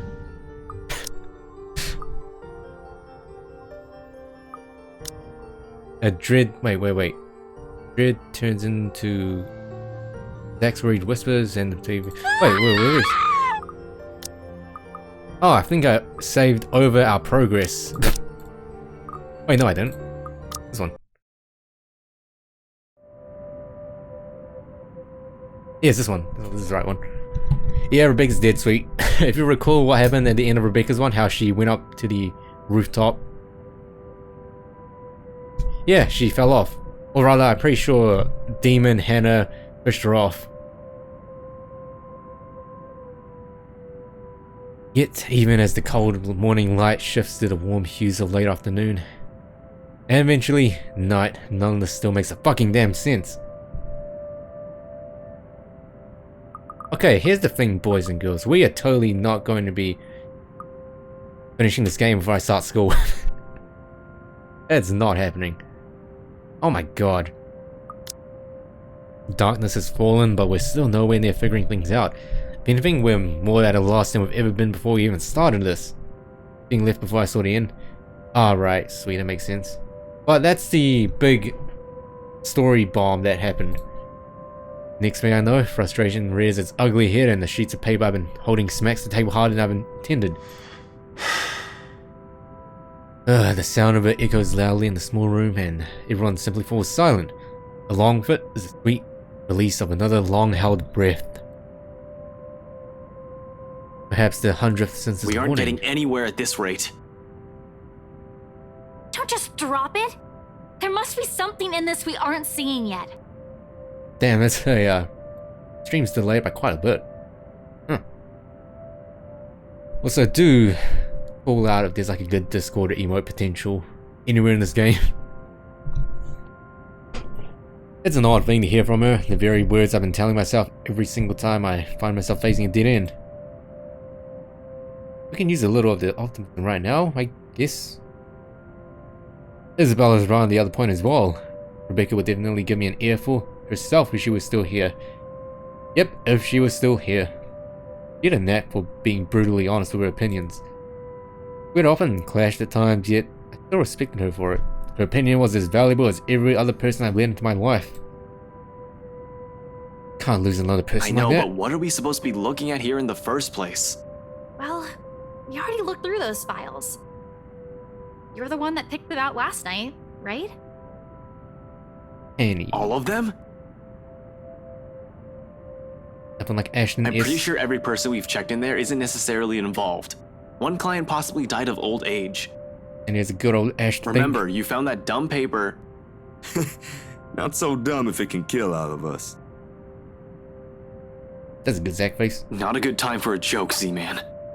Sorry. Anyway, like I said, you discovered that paper right before the open house. No one else was allowed inside during that time. It's too broad of a scope if we include every single person. In fact, the only notable ones are C and Jean-Marie. Oh yeah. Those weird people. But we're going to include them in the court and count. Shouldn't there have been more than enough people to end this fucking curse already? That is true. how does this thing even work? Where am I on the timeline? Let's see. Oh wait, timeline, not the branching path. I don't actually know. This is all over the place. Do you mean the branching path or do you mean the actual profile? I mean, profile timeline thing. Oh. Rip. Sunday, October 30th, apparently. The branching tree? Well, apparently I'm here. On route, so about like 25% of the way.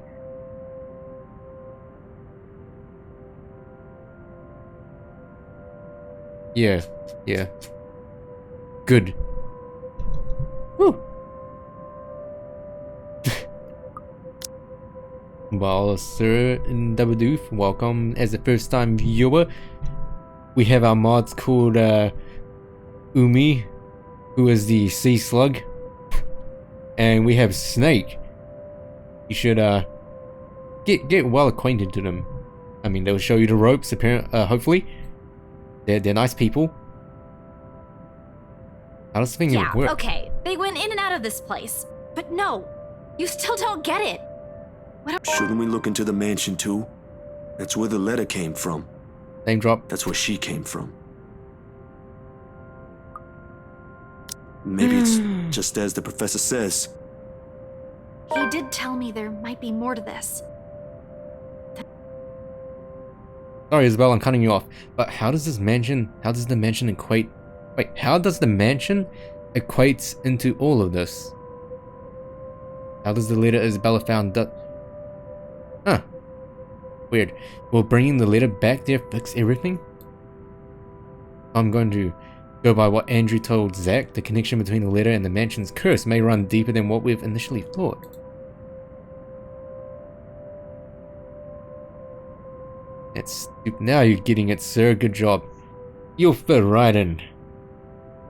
That stupid paper might be at the heart of this for some reason, and we won't be able to figure this out without looking into the other. Fuck. How do I... Wait, how do I? The mansion's a private property now. I can't just waltz in there. I'd rather die before I even think of begging right to let me in and investigate the place. One thing's very clear after these last 2 days, however. We're not safe anymore, and I don't act fast if I want to keep my friends alive. Can't keep running away. Sooner or later, she'll get us like she did with Rebecca. Excuse me? Before that happens, I had to put an end to this. I sigh a lot, and I also stood up and stretched out the kinks in my back after several hours of sitting. Been in this for far too long. A break is needed. Time to let everything to sink in, or else we'll burn out. I know I will, and it's another thing I cannot let happen when they're all counting on me like this. Thanks a little bit trigger happy with that band finger. That's okay. Albeit unspoken, it's in their eyes as they look up at me, We've waiting. been at this since morning. We should take a break for a few.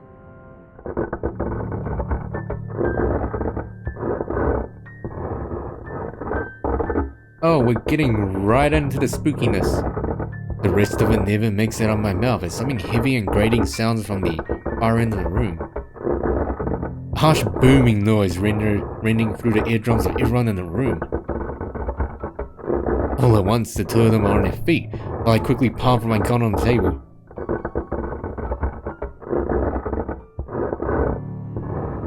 And the Bat Cat, everyone loves that Bat Cat. Can someone please stop rattling their cups on the table? Thank you. However, before I can pull it up and remove the safety, the whole racket stops. Stillness descends in the room, and amidst the sudden hush, the three of us exchange anxious glances. So much for a break. Don't like the sound of that. At all. Gather Hey, everything. Pichu. I don't know if you're just lurking, but hello. No questions asked. They waste no time getting to work, piling up the documents we've been reading through. Even Isabella's unusually silent as she gathers everything in her arms. Her own movements sharp and precise, a deep furrow in her brow. Also, apparently everyone in this game furrows their brows. A lot. There's fear, but something harder and urgent overshadows it. But the moment doesn't last. Before we can even finish, another noise ups the tension already gripping the place.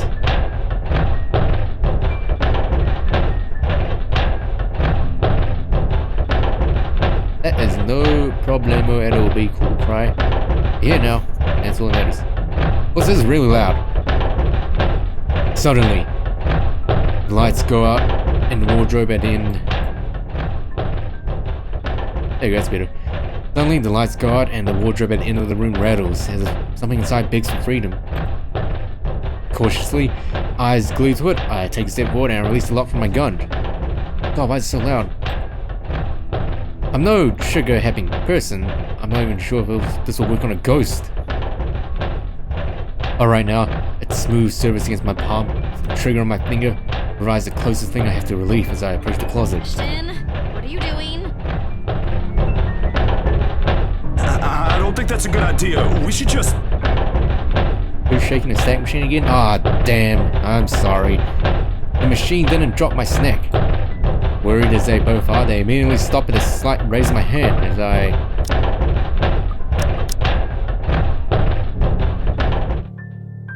Ah. There you go, that's much manageable. Worried as they both are, they immediately stop at a slight raise of my hand.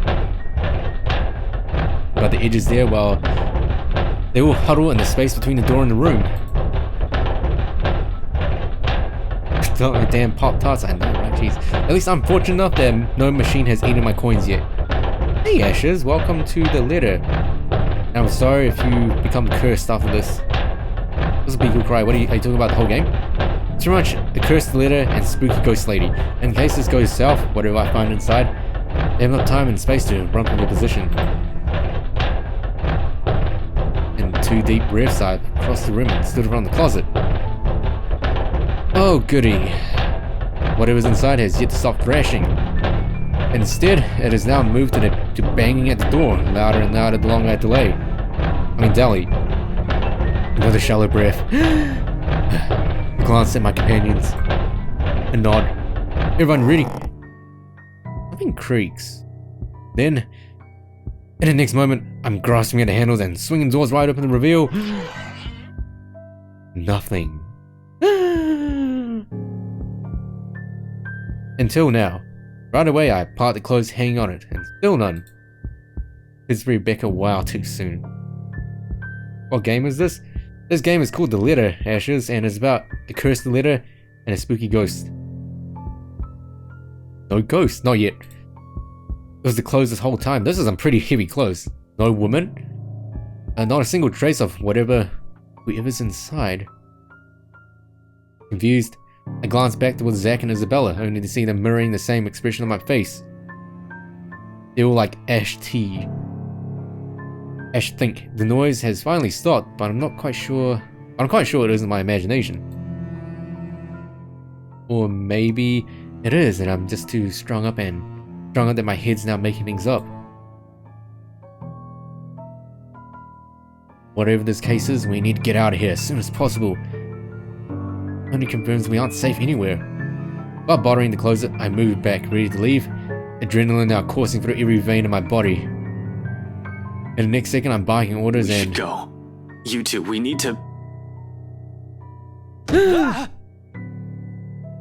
Whoa! I'm sent sprawling in my back as something cold catches my ankle and yanks. Hey, ghost, that's not cool. Oh. Here is the spooky part. The resulting fall knocks the wind out of me. Pain racks through my whole spine and the back of my head as it collides against the floor, with force enough to dislodge my own brain from my skull. Jesus Christ, how hard did he pull? A moment lasts. You have a point, Ashes. You'll probably die of the horror because how messy my room is. A moment lasts before stars fade from my vision. And then, I sense it. I sense the save button. Cold tendrils twisting around my ankles, the smell of vile rot assaulting my nose as Zack and Isabella do nothing. Peace. Wow. Nauseating, sickening, a foul smell draining every feeling in my body. The moment her horrid laughter feels as unpleasant and vicious as the last time I've heard it reaching my ears, my eyes snap open. Mood. She's all like, hey, that's good wallpaper engine background. Oh, it's just an FYI, the wallpaper engine background was part of this game that I made into a web end. Let me know. Perhaps it's just an experience. He's like, hey, hide and seek, you're it. Or maybe my mind's still thinking to comprehend this. Regardless, the minute my eyes land on her, the whole of my body freezes, the gun in my hand turns useless as my grip on it slackens. It's in the manner her gaze bores on me, I'll say, the look of utter hatred and malice. I've seen it loads of times. From suspects, mainly murderers who never regretted their actions despite being caught. This is the face of someone you can no longer reason with. I mean, her eyes are pretty big. And I know the moment she laughs again and starts dragging me towards her, it's already going to be the... Snap out of it! Oh. No. I can't die here. Not yet. Okay, so apparently nothing's actually there. A haze fades in my mind, and instinct kicks in and then and there. Everyone out! Get out! Get out of here! Ooh. One powerful tug, I yank my foot out of her grip and scramble back to my feet, ignoring the piercing wail she fills the room with. Within the span of a second, I'm gunning for the door, grabbing the wrist of the first person my hand can reach and leading two of them out. Baka means beautiful, associated knowledge, application, I see. In the hallway, down the flight of stairs, outside connector, a speed demon, and right inside my car. I waste no time flooring on the gas pedal the second the last person closes the door behind them. And in a short while, I'm driving us out of Salem Well.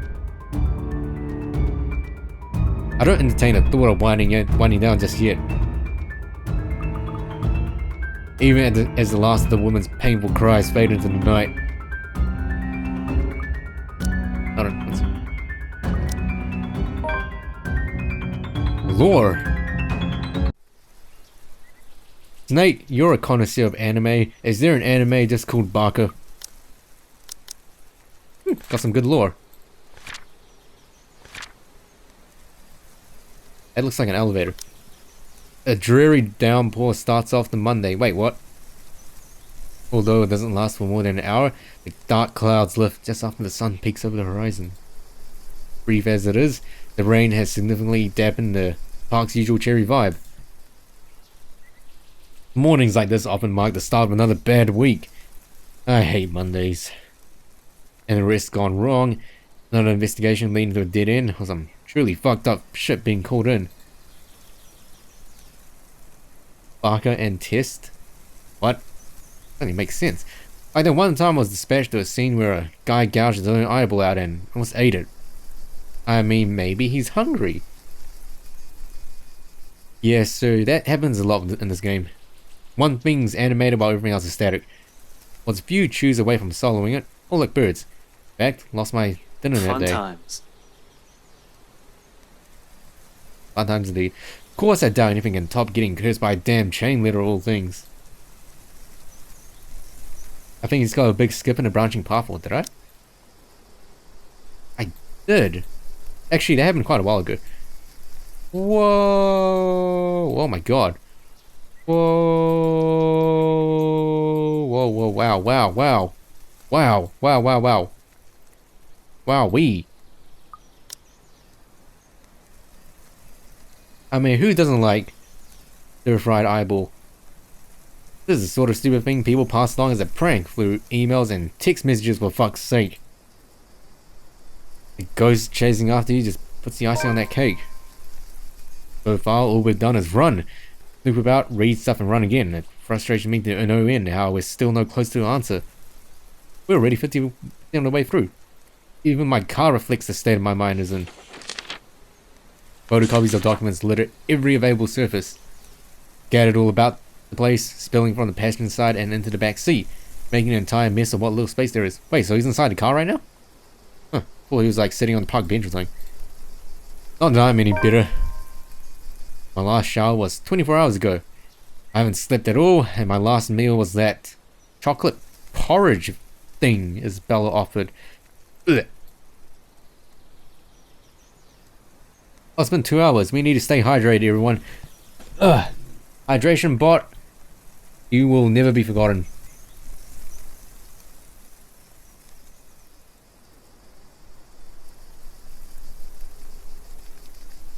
This looks like a time for water. 1 second.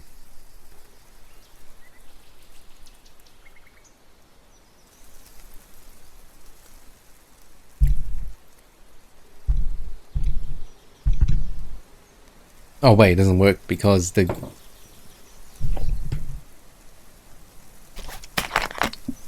Everyone, get your waters ready.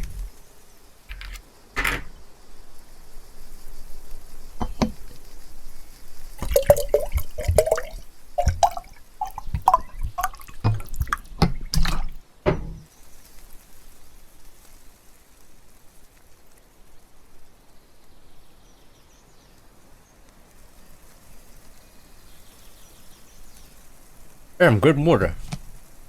Make him hydrate thing, but how... What do I do though? What should the hydrate message say? Just, I mean... Snake, make me a hydrate bot. As long as it's liquid, it counts. As long as you feel hydrated, it counts. The way I am now, I'll definitely get scolding. If Becca were here, she'd give me an earful and tell me to take care of myself better. Instead, I'm killing myself on the job. Huh, it's so funny, Ash. Killing yourself on the job, huh? Sad. Coffee makes you pee fast? Huh. Well, you know. It is true though, you don't want to drink too much or else you'll like pee out all the essential salts in your body. If Becca were here, oh yeah. A lot of lore. I can already hear Isabella complaining how dark the bags under my eyes are getting and about how I reek and how I need to shower pronto. I can rest easy when this is all over. You can do Streamlabs chatbot and then just set an announcement to go off in your chat every so often. Yeah, I think I can do that with Moobot as well. But in order to get the authentic hydrate bot experience, it's gonna be kind of hard. That's one of the reasons I try not to drink coffee. I see. I just don't drink coffee because I don't like the taste of it. It's not that I can't feel the pang of hunger. That woman chasing after you. It's difficult not to feel anything other than horror. You hear that, boys? Hear that? This sentence makes sense. Right? And girls, if you're into that. The rush of adrenaline coursing through my veins and my desperation to survive. I don't drink coffee during finals. I guess that makes sense. In fact, I can still sense the ghost of her touch from last night.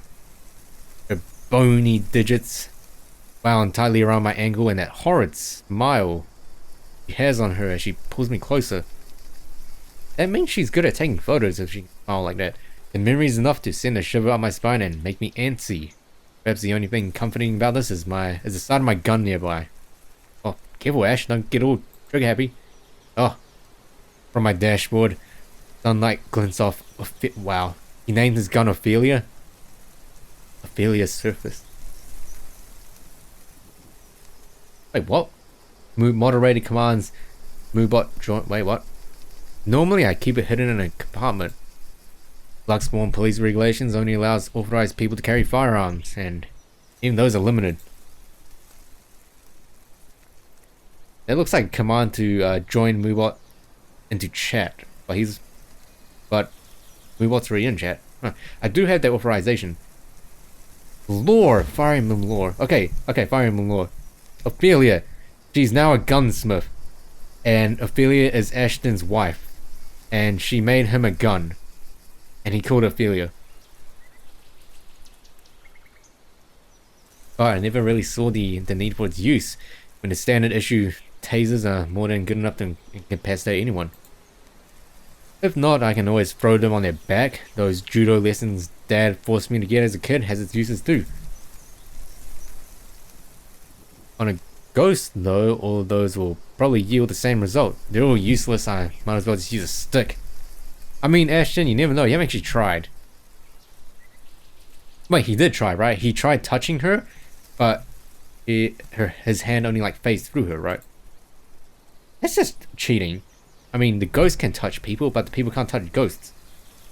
However, it's the feeling of ease I'm after, or what little of it I can get from it. The awareness that I, at least, have something to protect myself with in case things go wrong.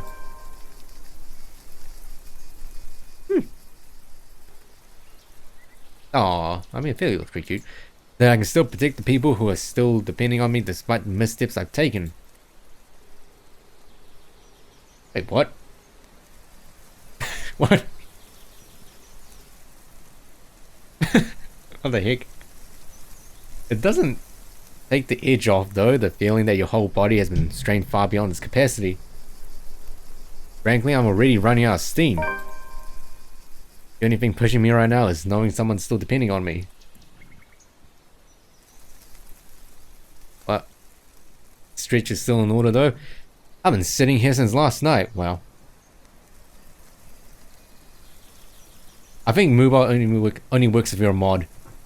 What did you miss, Alucard? Well, you missed everyone freaking out in Isabella's apartment, Ghost Lady appearing and grabbing Ashton by the ankles and pulling him under, and now Ashton's just sitting on the park bench. Soon I step up from my car, closing it behind me with a thud as I take in my surroundings. The rain did wonders. The morning air feels crisper and cooler than it has ever been in days. For once, the weather seems to be taking a turn for the normal. Luxborn normal. In the distance, beyond the buildings lining the horizon, dark clouds are blowing in. A storm might be due this evening, give or take. Wait, what? You killed Moobot? What'd you...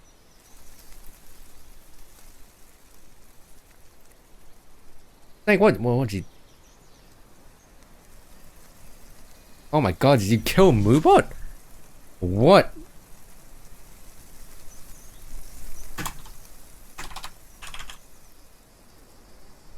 No, Moobot's still here. Wait, what the heck?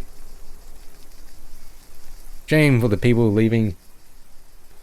Looking forward to the Halloween night. Snake, stop abusing Moobot.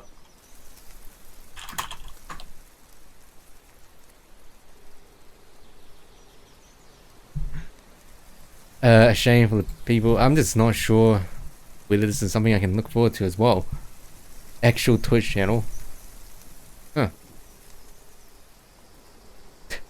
Still, I bask in it, in the change it brings. Inhale, exhale. Breathing in, taking in the peace as if it will be my last. But, as with all the good things, the quiet surely comes to the end. What? That's an odd thing for Moonwalk to do. Not necessarily a bad end. The chatter reaches my ears first, holding my movements. Sure enough, when I glance up, that's really weird. Sounds like an oversight that anyone can get Moonwalk to join from someone else's channel. Huh. Sure enough, when I glance up, I find them, Zach and Isabella, just as they've entered the park grounds, bags of convenience store food in hand. After last night's flight from Salem, well, we've elected to stay the night here, unsure if our own homes will still be safe. Normally, we'll be adverse to the idea of spending a night outside like this, but panic and distress has tainted that decision. Not necessarily a bad end. I mean, we've already got a bad end with Rebecca dying, and Hannah being possessed, which caused Rebecca to die. So, it's not like any of us has gotten an ounce of sleep anyway. On the off chance one of us did, it only lasted but a second, or if it's a fitful one. We watching the channel now? Wow. Oh, good Snake. Wait, but looking at them right now from far, it's easy to mistake them for just friends on a day out. Isabella's gesturing wildly with her arms as she talks. Something funny or amusing, probably, because it's soon followed by Zach's booming laughter.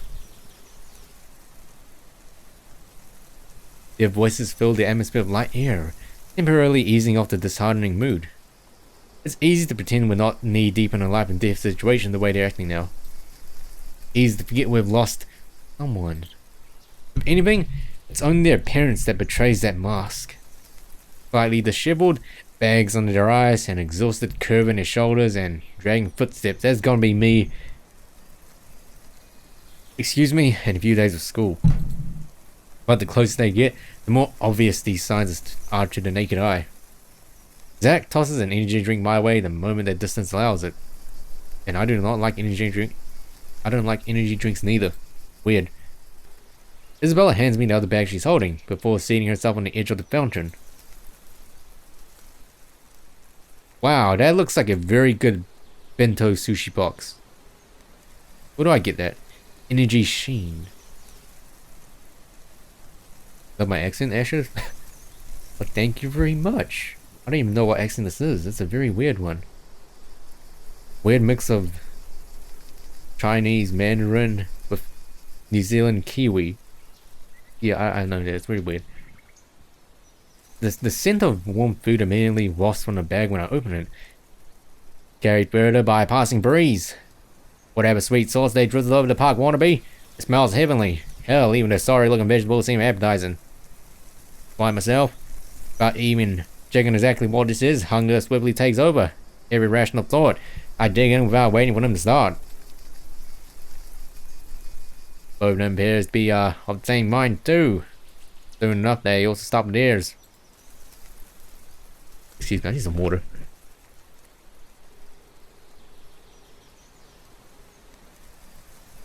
No casual talk while we fill empty stomachs. Exhausted as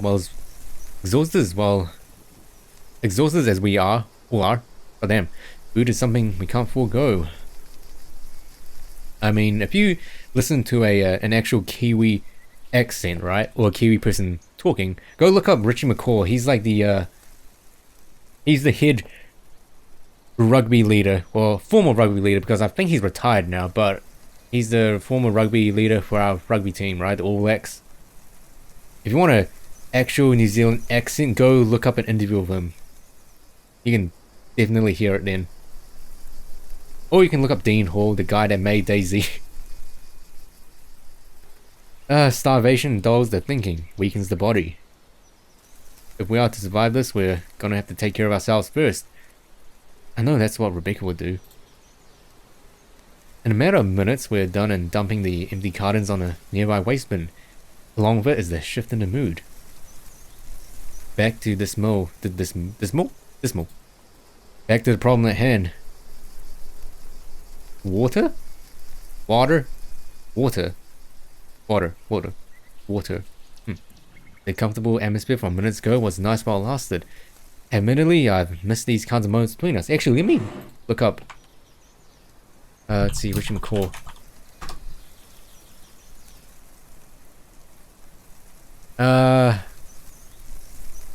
Let's see.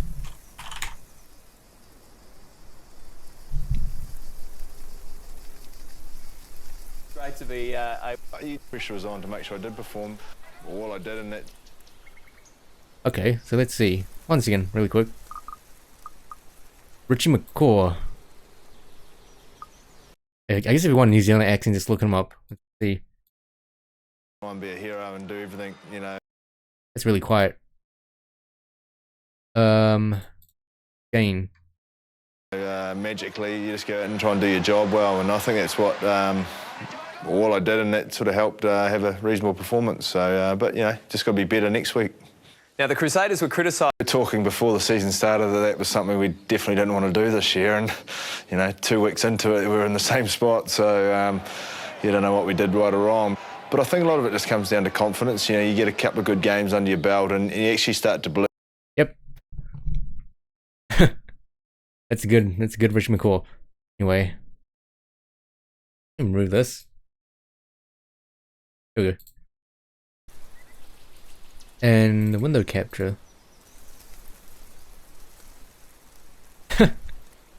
I mean, it's really subtle. I guess so. I can't really. I guess it's just because it's me. I can't really hear it. Yeah. It's British. I mean, I can see how people can think New Zealand sounds like British. The comfortable atmosphere from minutes ago was nice while it lasted. Admittedly, I've missed these kinds of moments between us. Thank you, sweet miss. It's a nice compliment, I guess. We never had the chance, always busy on some project or work. The things we've taken for granted, now we're realizing how valuable they are.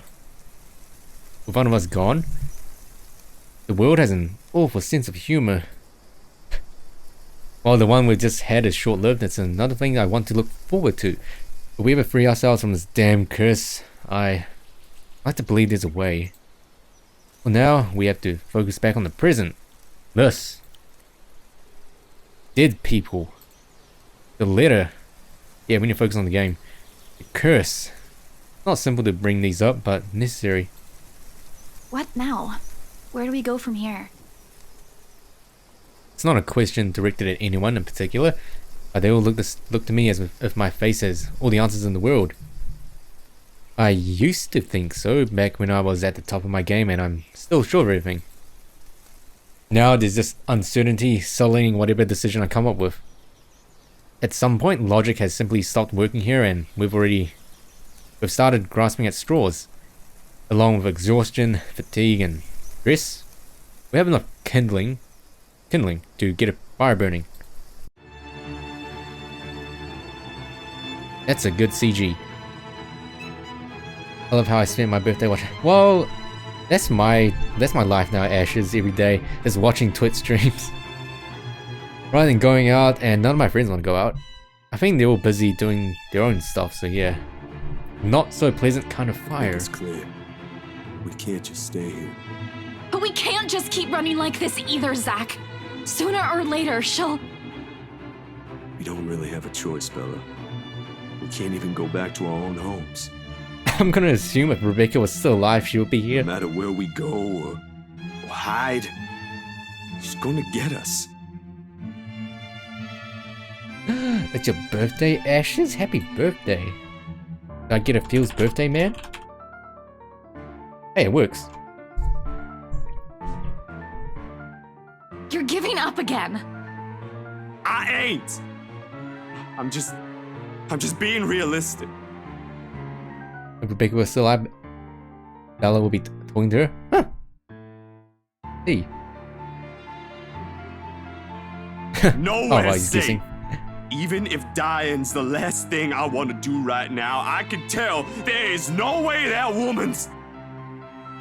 This is just like your movie all over again. Oh, this and that are two different things, Bella. And you know what? Right now, I'd rather see my movie flop twice over than go through this. Anyway, happy birthday, Ashes. Just because this whole thing doesn't look good doesn't mean there isn't a way out.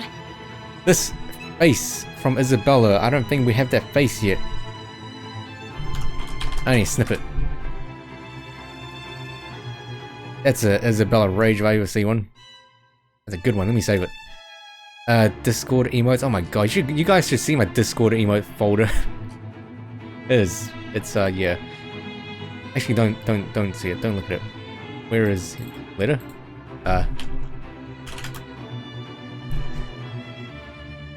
Zach, I know Rebecca wouldn't. Rebecca's gone, Bella. And if what happened last night didn't tell you how bad... I know that! You don't have to keep reminding me. Do you really think I don't blame myself for everything? Nobody's telling you to think that way! Oh, damn, Zach. Oh, so it's still Discord. I kind of went on... Oh yeah, Moobot come up with Discord. I completely forgot about that. No, but you might as well just say it. Jesus Christ. Ash, help! Even if no one else does, I know everyone thinks this is... Alright, that's enough! Damn. We need Rebecca. If only Rebecca was here, everything would be okay. Actually, there's 2 Discord channels, but there's only ever one that's really active. Feels bad, man. One second, let me get the thing set up. Both of you, stop this! Damn. Let me get it set up on Moobot really quick. Hey, look. Here's the stream Discord that everyone hangs out at. Feel free to join. I'm getting some Discord boots to join. Here we go. Oh, you found it? Good job. Is it... Ah, here we go. Okay, okay, it should be good now. Let me sell out really quick. Oh. Rebecca makes it worse. I mean, I guess.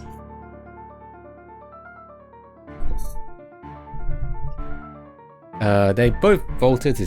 Also, hey, dear. Hello, hello. They both faltered to silence at my words, and an awkward, stifling mood descends between the three of us. Wait, it's not working now? What? Did it break already?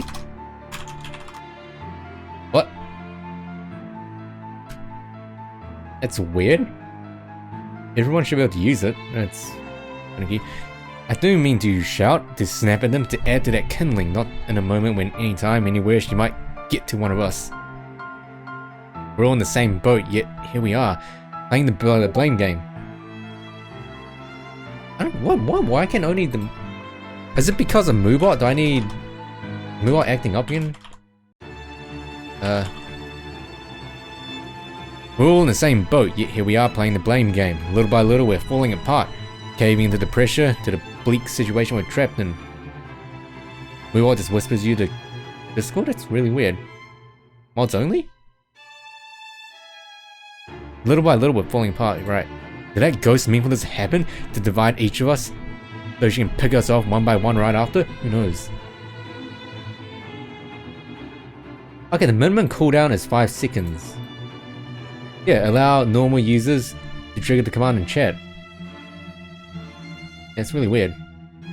Only allow the command expiration? No? I don't want to put it on a timer, because that's just... Ew. Should work for everyone, it's really weird. Is Rebecca haunting the Moobot? Maybe. Anything's possible now if her kind can exist. I mean, Rebecca, if you're haunting me right now, I'm terribly sorry. Don't blame me. I blame Hannah. With the fire burning between us rising as high as it does now, I'm afraid, deeply afraid, that the possibility might come sooner than I can figure all this out. Fuck, I still can't think straight. I can't even believe the next words coming out of my own mouth. That out of everyone, I have to be the one saying these to them. Hey Joe. Yeah, Rebecca, blame yourself. This is more their forte than mine. Keeping the peace, placating everyone while I unintentionally aggravate people with badly chosen words. Funny how fast the tables have turned after just one unfortunate incident. You see that? One unfortunate incident with Hannah being possessed caused all this to happen. How am I even supposed to cope? If we all want to get out of this mess in one piece, we're gonna have to cool our heads first. I agree, Ash, and we'll begin by me going to the toilet really quick.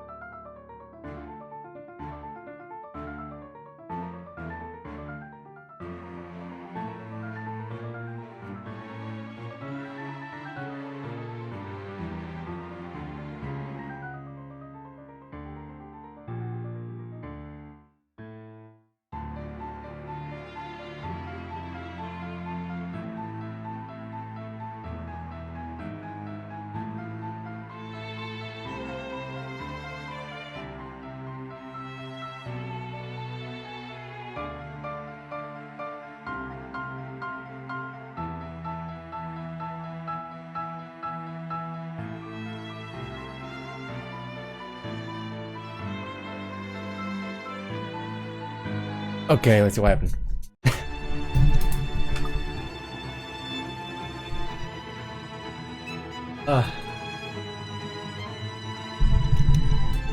Hey man, it's not my fault I drink a lot of water, okay?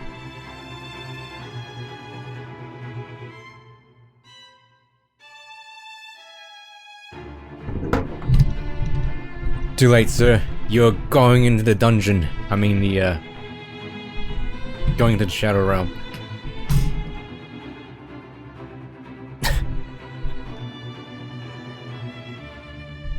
I mean, in comparison to the late night, I guess I'm a child. Did it age?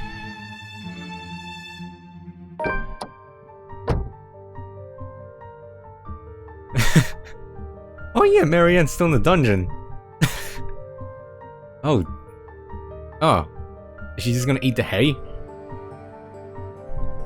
Before my own temper flares, I walk away and slide back into my car. Yeah, Ashes, I drink a lot of water now. I used to not drink water when I was a kid. That was the worst mistake of my life. Also, everyone, as well as hydrating, I recommend you use moisturize as well. Okay? That's good. The door slams with more force than needed. I like to blame it on the pent-up anger boiling up in me. I'm not even sure what or who I am angry at. Yeah, peace sign no longer exists. Damn. The ghost? At them? Or maybe at myself for being this useless? Because, despite none of them saying it, I know, god damn it. Still counting on me. In spite of my failures or every harsh word I've uttered, or how unbearable I can be as a friend. Peace slug. Oh, I'm so sorry, but it rolls off the tongue. We can blacklist that word if we really want to. It's there when the tension after the argument finally breaks, and one by one they follow me and get in the car.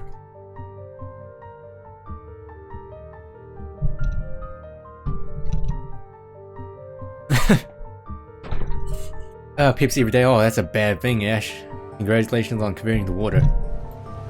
In concerned glances, they shoot my way when I start the engine without a word and drive off. Any context behind the moisturizing? Oh, right, so I recommend... Okay, this is what I do, right? Okay. I moisturize in the morning after I brush my teeth, right? So, in the morning, after I brush my teeth, I use a toner. Right, I use a toner. I use a... There's one other thing, I forgot what it was called. I use something else, and then I use a morning lotion on my face that acts as like a sunscreen as well. And then at night after I shower, I do the same thing, but I have a night cream instead. So yeah, I also moisturize after swimming. That's a very important thing. Also, chapsticks are very important. In concerned glances, they shoot my way when I start the engine without a word and drive off. What, is everyone getting banned? What happened? Peace. Oh my goodness. Alan's getting us first. Get out of here, sir. Some concerned glances, they shoot my way when I start the engine without a word and drive off. It's in their silence, a heavy gift. Their unwavering trust. Everyone means everyone, but... Wait, what did I do? Yet it's one I'm more than willing to carry, even through my own exhaustion, if only to keep them safe. In this city of 68,000 strangers, they're the only ones I have left. No, in all seriousness, a good rest is still our best bet for now. And me, what did I do? Thinking without an exhausted brain is almost as good as running around in circles. We might as well just throw ourselves at a ghost and be done with this. I mean, that's an option. Local Irish pub may not be the best place to hang around when one hasn't slipped a wink or you're stressed. More often than not, it's loud. Not feeling thirsty anymore, huh? I wonder why. You really want to go down that road? You really want to do this? Umi? What does he do a peace sign? Sometimes the music played by drunkards grates the ears and the whole place smells like piss on a bad day. Huh. All in all, it's very definition of the last place I hang after a wakeful night. But still safe. Always safe as it can be with G's security watching the place. Makes it easy to find help in case you find yourself in a tight spot. Place being owned by a person I've implicitly placed my trust on provides some semblance of comfort too. Ah, peace signs there, I guess it's time to demod you. Then stranger. Grigger, bartender G, or just G and his regular patrons, might be rough around the edges. Sometimes a bit too gruff for a man serving drinks behind the counter, but he belongs to the good folk of the city. If there's anyone in this place I can rely on to look after people important to me, probably him. He means well, surprisingly, despite his surly demeanor, cares to some extent for people he likely only sees once or twice a week or on a bad day.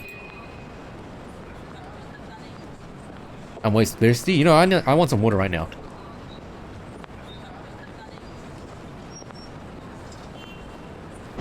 Not the best job in the world, in my opinion, but that's exactly it, isn't it? A lot of alcohol, oh my goodness. And wine, there's truth. Hey, speaking of alcohol in this case, there's truth in alcohol? Huh. It loosens the tongue, forces one to let his or her guard down, whatever inhibitions anyone has. It all flies straight out the window after a few glasses. Wow. Wow. Okay, so if I want answers, I'll just drug everyone with alcohol.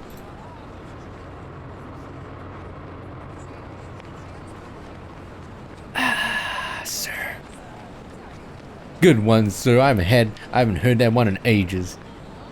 It has made him observant too. Always has one or two things to say about someone or something. Most of the time it's me, opinionated ass.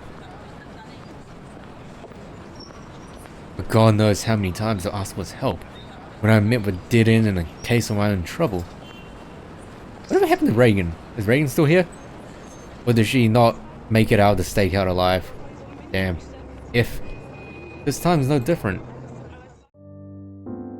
As expected, the moment we show up, he's kind enough to offer us a room at the back of the shop. A single look at my face, I don't even need to say anything, and next thing we know, he's leading us in. No questions asked. Maybe it's also for this reason why I find myself drifting towards the station hours later. After having gotten that much needed shut-eye. Newly washed drinking glasses and tumblers lined the counter service when I entered a room. Behind the bar, G's busy wiping them clean, lightly preparing it for tonight's use. Briefly, he glances up at me, once I claim one of the empty stools and grab a rocks glass sitting close to my elbow. Turning absent-mindedly in my palm just to keep my hands occupied while my brain's busy, still trying to make sense of everything. I mean, you and Reagan are a thing, Snake. Go text her really quick. So many people in chat born in 1998. Damn. Even at a dead hour, only a few patrons milling about, this place still smells strongly of liquor. Honestly, I've never grown fond of it.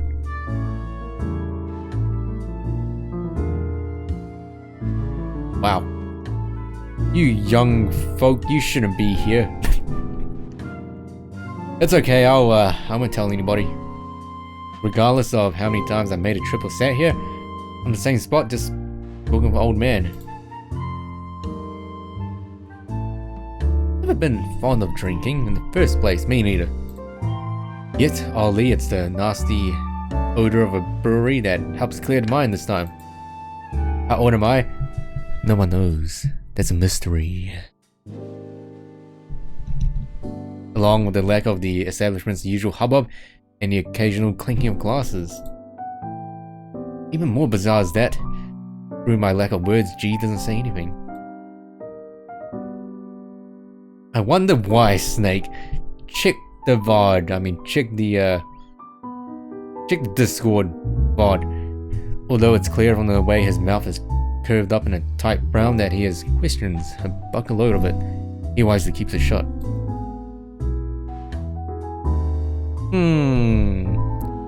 All I have response to that is, Instead, he simply focuses back on his work. Rinse, wipe, stash away, repeat. Going through the motions with such familiarity, it's almost a trance. Middle-aged man at 15. If only. Watching his, well, you think about it, let's see, middle-aged man. 30. That means the middle point of an aged man is 15. Makes sense. Watching his precise movements, quietly like this, with these thoughts swimming inside my head, it's easy to lose track of everything around me. I think you're in the wrong chat. I have one solid lead on this, one possible way to sort this out, but I was like that to peace sign before she disappeared. Aww. Will it work? Yep. I'm going to attend Peace Sign's funeral that occurs in exactly 1 year from now. All are welcome. Especially if my assumption is correct and that the reason Zack was there yesterday morning was because of the curse. Something must have happened there for him to see the need to visit that place that morning. What if the couple has fallen victim to the curse too? It doesn't fall outside the realm of possibility. I've been so biased, not even thinking that they might be in danger as well. But during the open house of Isabella, they might have seen the letter and...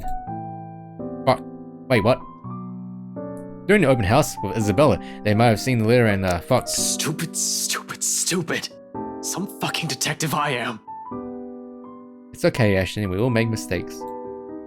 That's likely the moment when Cooper saw it. If the logic holds, I need to hurry there right away. And if there are answers anywhere, it would be there. It should be there, where all this fucking mess started. Not only my life on the line here, there are others. Wait, Snake, you mentioned at the start of the stream that you made a hand-holding emote on Discord. Where is it? Wait, where is it? You lie? You lied to me, Snake, how could you? Wait, there it is. Whose hand is that?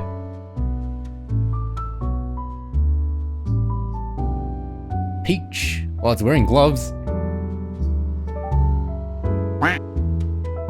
Huge.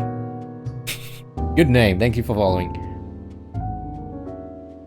It's not only my life on the line here, there are others. What happened to us?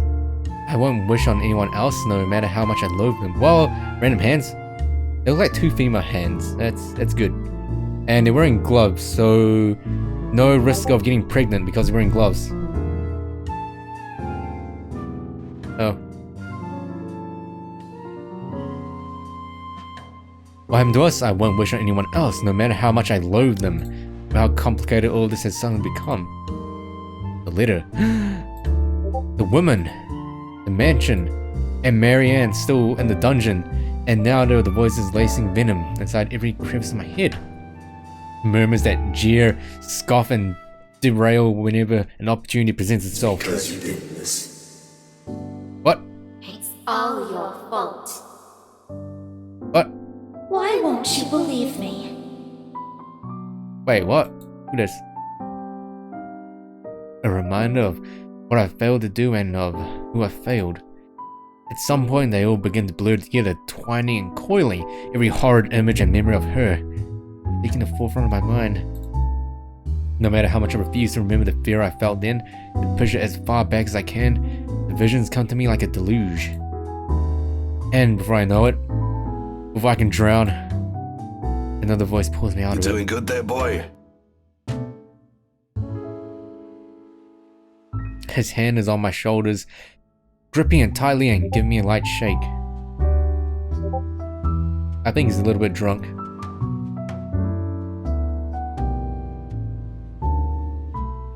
Aww.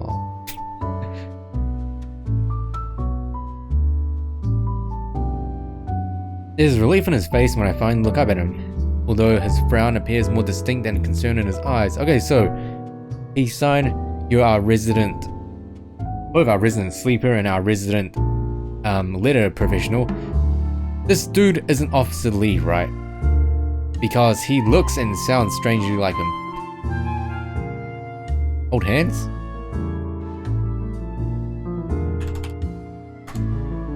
There we go. It's deeper now, marred with worry and agitation. He does let go and when I offer him a small nod, but the furrow between his eyebrows never leaves his face. Who knows, not me.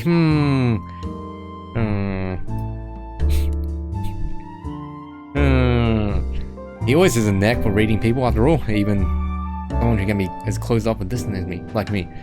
But what if I say please, sweet miss? What if I say, may you please hold my hand?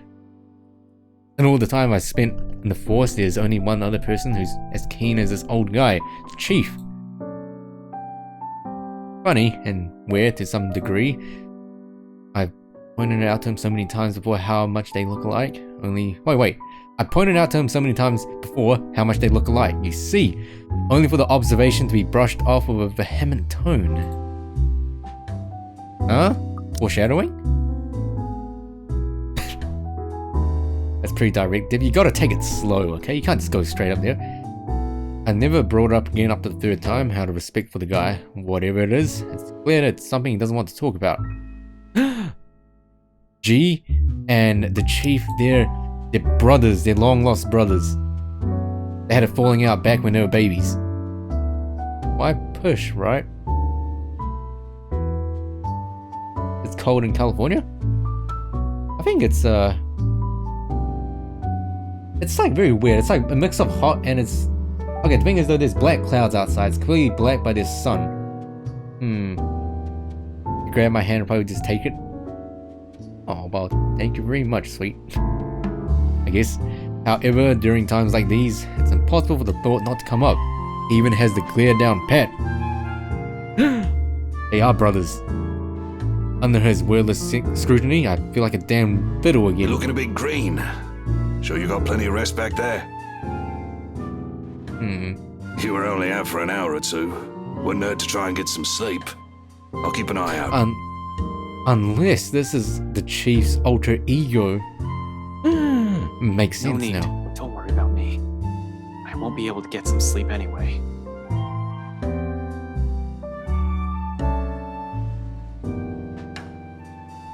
Not with her face still a clear picture in my head, no. I heard that from you before.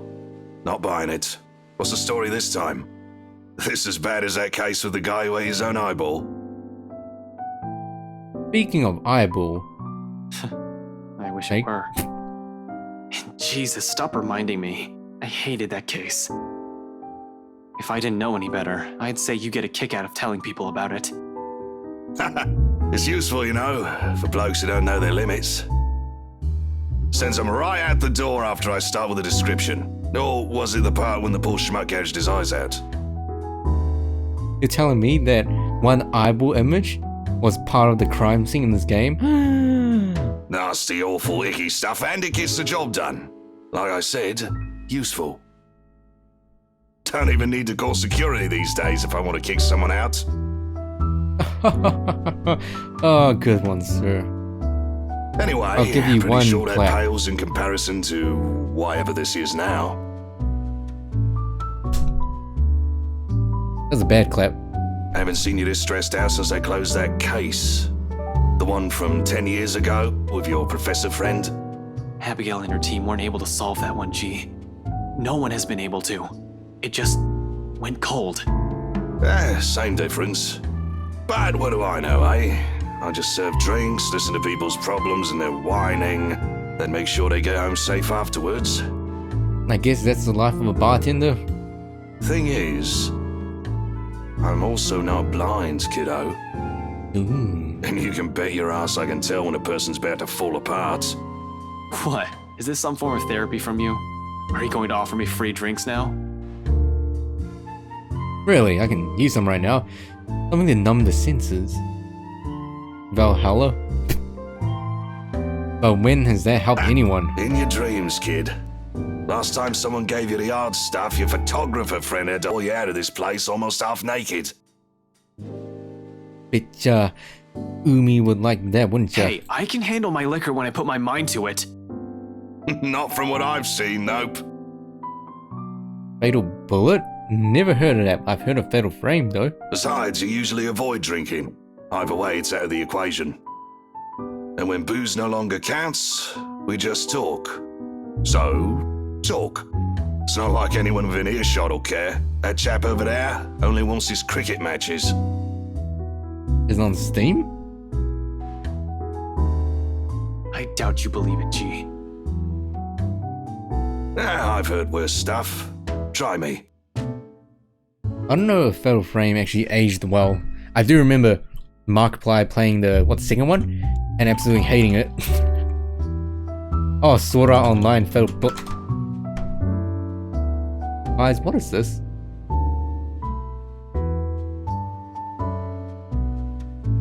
What is this?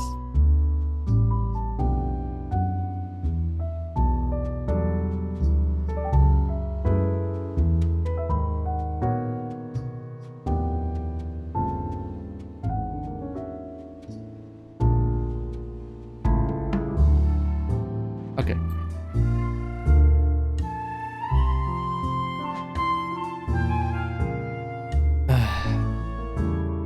Fatal Bullet, $70.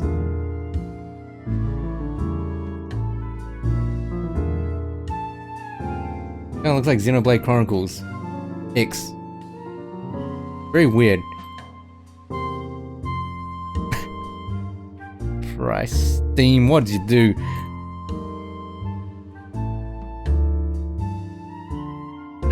You know that mansion down at Anslem? Yeah, who doesn't? You live in this town long enough, it's impossible not to hear a thing or two about it. Bloody locals. Well, my friend found a primitive version of a chain letter in there. We're being real here. Think about furries, right? I'm neutral. Now that we've seen it, we're cursed. See, now we're cursed. We saw that, now we're cursed. Beat passes. For a long moment, G stands there unmoving. And stopped short of placing the glass he's been wiping prior back to a rack on his left.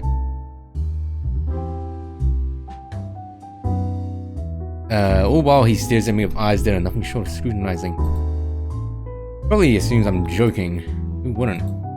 Not a week ago, I've been put in the same position. Oh, look, flashbacks. Even now, in spite of the things I've seen and heard, it simply won't sink in. Or maybe there's this desperation creeping in. The idea that I may not be able to find a way out of this. Oh, Rebecca, I'm so sorry. Actually, wait. Wait.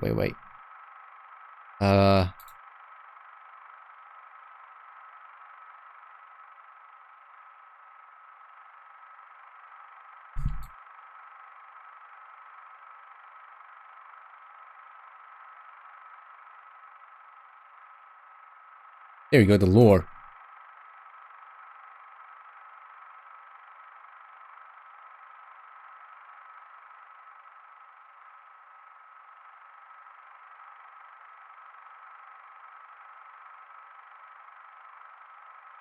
Hey, it's like Corpse Party. Here we go.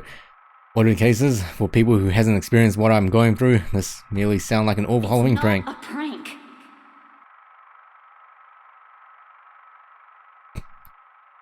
Yes, it is, and she's dead.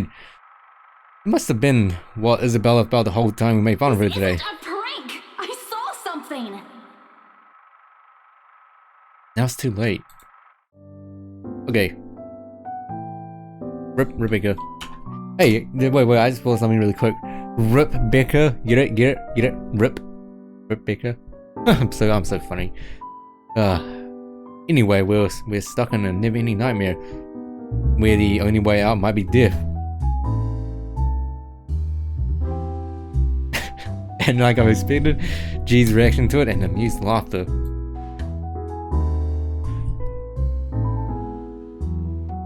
It booms throughout the whole pub after a long bout of silence, just like I told him a particularly funny joke. I mean, how different would it be if Isabella died? and everyone would live. Okay. Good one, kid. Oh, thank you, G-Man. I mean, I'm here every day. You don't want to spill. No one's forcing you. Seriously, though. Good one. Thank you, G. You see, G gets me. Although I want to be angry with him, I can't find it in myself. Can't even muster the energy for a scowl or a glare. That's perfectly fine, Diff. Thank you for joining, and have a good sleep. Yeah. Something about a taste of my own medicine to temper the annoyance bubbling up in me, I suppose. In the end, echoing his words is the best I can do. It's not a joke. Yeah, alright, good luck with that. You're on your own. Here I thought you didn't have an ounce of humor in that body. Guess I'm wrong. He shakes his head, lets out another chuckle before returning to his task. By now, almost half the glasses have been put away.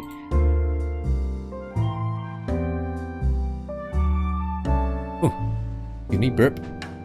Well, I guess you should have a nap and then sleep.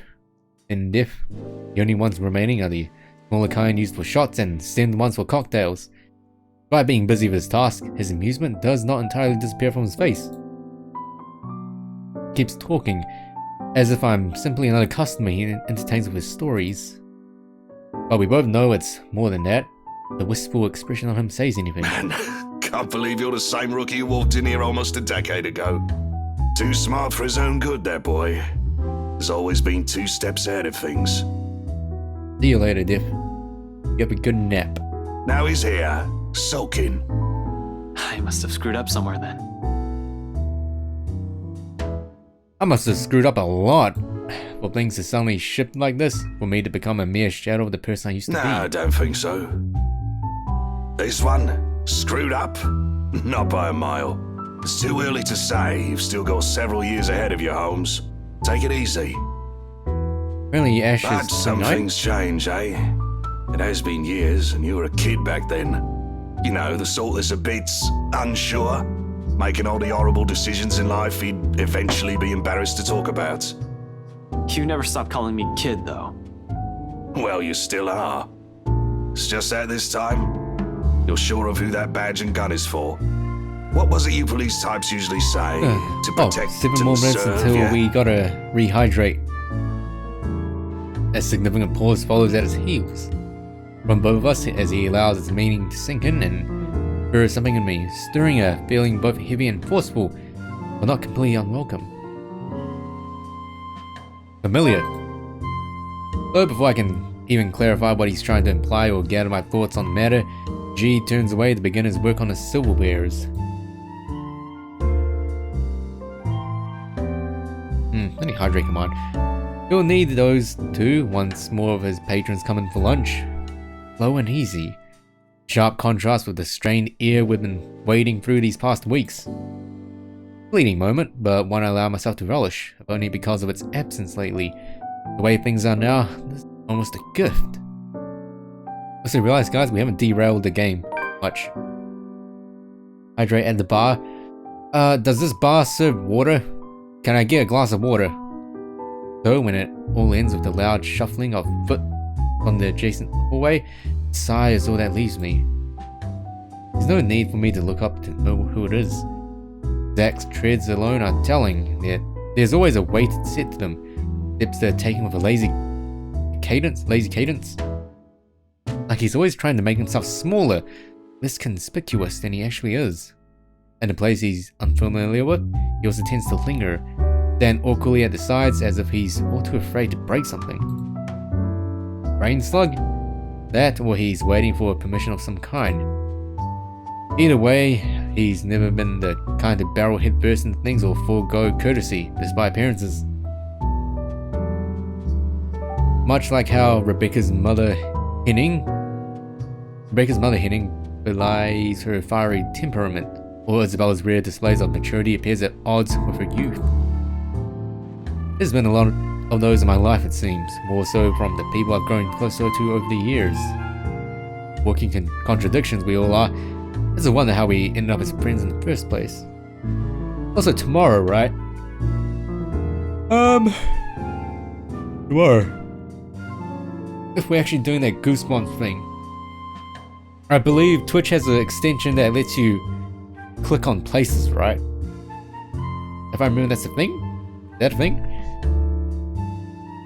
So maybe that's exactly why, to some extent, there's still an understanding in there and knowing. And no matter how long you've been together, or how familiar you are with a person's habits, or how many lifetimes there might be for all of you. Yeah, that is the thing, right? One can never fully know a person. Mobile Twitch will be weird? I guess so. I don't know how well it works though. I've only heard about it. I haven't actually seen anyone use it.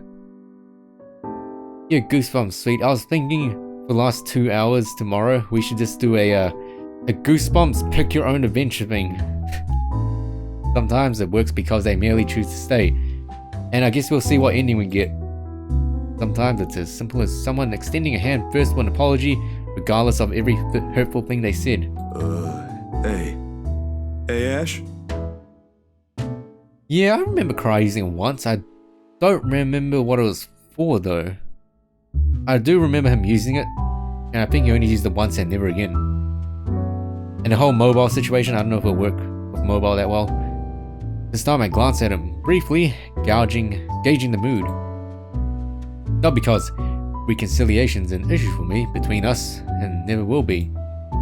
But somehow this is another thing I'm all too afraid to see crumble in front of me. One wrong word, if this is going to end in an argument, we might as well stop as early as now. There's another long pause from him, during which he can't seem to figure out what to do with his hand. His hand? In the end, he chooses to stuff both into his pockets, really burpy, and trains his eyes at the now empty space behind the counter. Without our notice, G has slipped back to kitchen, leaving only the two of us and everything awkward in the world at the moment. I guess if it doesn't work out, we need a backup thing.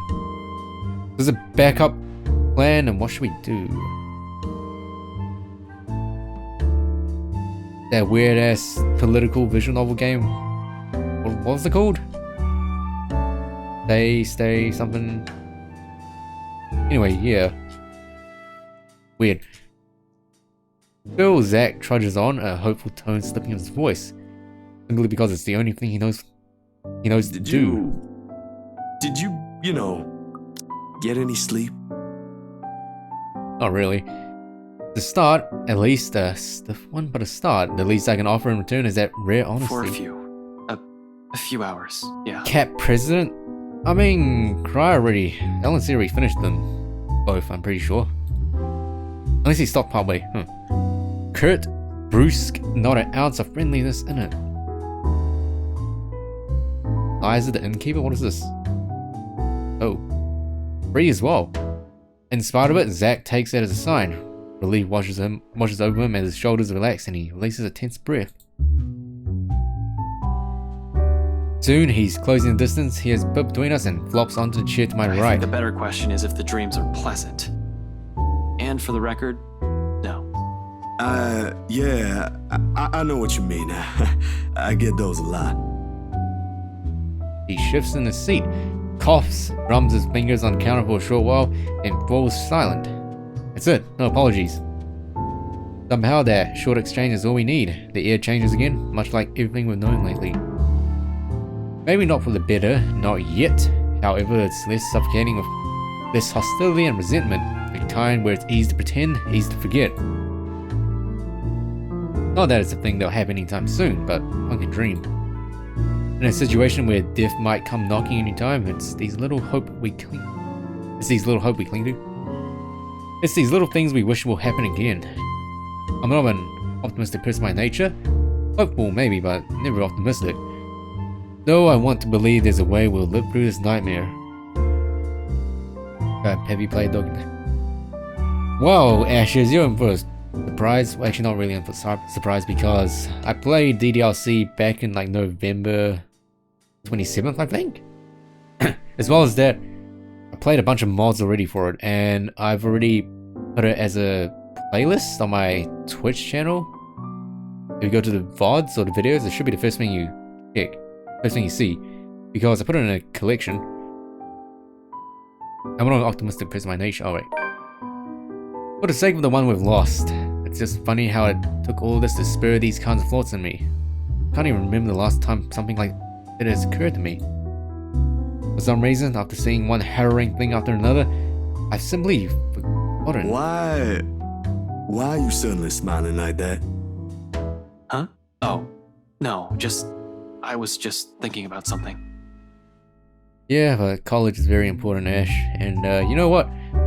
We still have a lot of different mods to do that are still production, and yeah, I mean, it's been more. Well, it better be something that'll get us out of this mess. What makes you think I know how to fix this? Until 2 days ago, I didn't even believe a word you guys have been telling me. Zach, I function better when I'm dealing with homicide cases. Hell, feel free to throw in the usual robbery and missing persons case into the mix. I don't care. Give me a few days and I'll give you a lead. This isn't how I operate. This isn't what I'm good at. Mod that come out in June. Wow, that's For all you know, I might even end ago. up getting us killed. I have no idea what I'm doing. Wow, Well, the fact that you're frustrated but still trying already means something, Ash. Besides, you don't make that face unless you already have an idea. We can always do more later. It can't be any worse than this. What's on your mind, Ash? Speed run through Luke's one. Zook? There really is something about Z-Man. Between Rebecca and him, I tend to share with him things I won't normally say to the other. Unlike her who pushes, sometimes with the same tenacity as her moods, Zach has this strange tendency to ease people into telling him what he wants to know.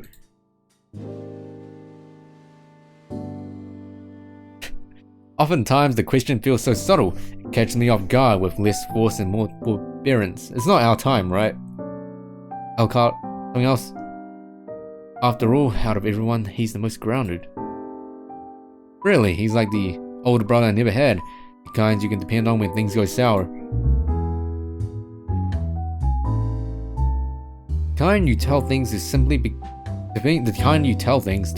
because he'll listen without forcing his own opinions on you. We still have one more lead we haven't checked. I'm gonna look into it tonight. It doesn't take him long to put two and two together, and his calm expression abruptly dissolves the worry, thinking he realizes what I meant. We've already examined the letter, read through piles of documents. There is really only one we haven't given a once over. They stay Democratic People's Republic of the Unauthorized Parody. That's what it's called. Just popped on my Steam page. Anyway, it's been 3 hours already, and we're 3 minutes overdue the hydration period.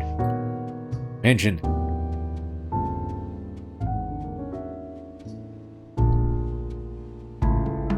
Of course, Zach may not be the kind to push, but that doesn't mean he agrees with everything that comes out of my mouth. His way of keeping me steady and on my feet through the years. Didn't you tell me not to go in there? Whatever happened to stay away from Luke Wright? You're an unarmed civilian, Zach. And so? So, I want you to stay here and keep yourself safe. I probably won't take too long, but I don't know what might happen. I'm not even sure if I'll find something in there. G will keep an eye on you guys. If you need anything, that woman shows up, just holler. He'll help out, no questions asked. You don't even need to explain anything. He's not willing to concede. Not from the manner he grips his knees or the rigid sit to his jaw. I'm going with you. You can't go in there alone, Ash. I heard something. This all makes sense now. This story's connecting. All the way back at chapter 3 as well. The morning I was there, I heard someone scream and then there was a woman crying, and I don't know what's going on inside that mansion, but I am telling you, you shouldn't face whatever's inside alone. Before I can stop myself, a heavy breath escaped from my mouth. One of those times again where Zach means well, but he's completely missing the point I'm trying to make. When things take a turn with us, when he gets in a mood like this, he's almost as headstrong as Isabella. Hey, yeah, first choice. In a while. I haven't saved in a while.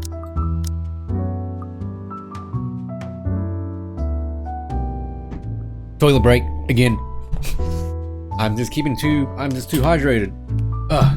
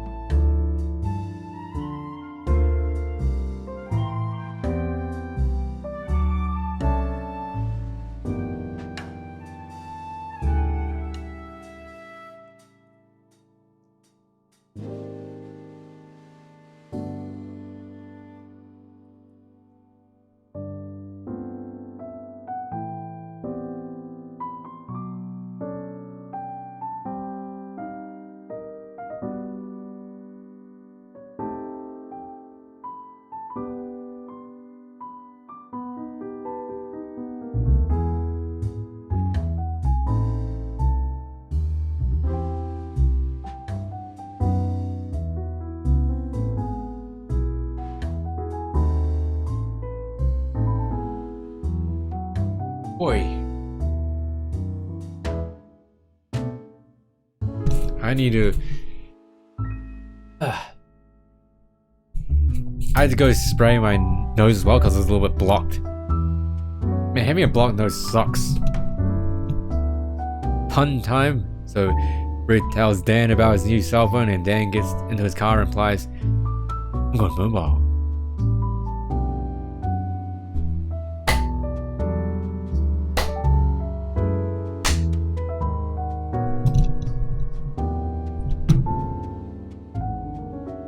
Anyway, let's see, wow, you ain't getting in the way. Wow. Both of these suck. I feel better if I don't have to worry about you, Zach.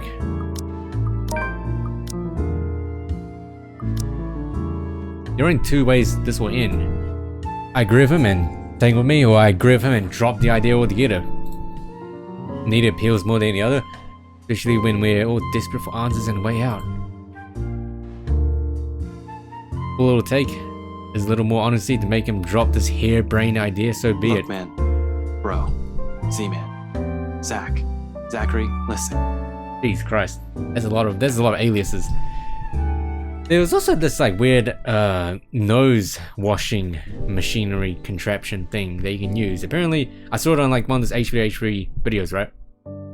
You like stick your nose in between these two nozzles and you blow water in and it goes through your nose cavity, nasal cavity.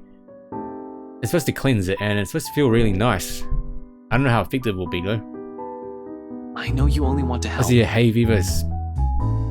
Oh, hay fever sucks as well. I get hay fever really easily.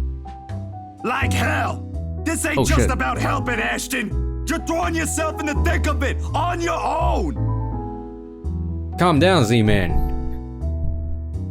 Jesus Christ. Also,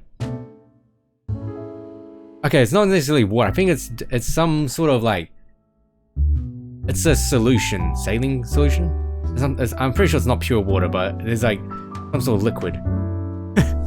But yeah. Hey Reagan, welcome back from the stakeout. Did you have steak? Was your fall last night really that bad? Did you hit your head hard? Oh, so did they end up seeing that girl? Kind of like a neti pot? I guess so. I honestly can't tell if you've gone stupid or just plain suicidal.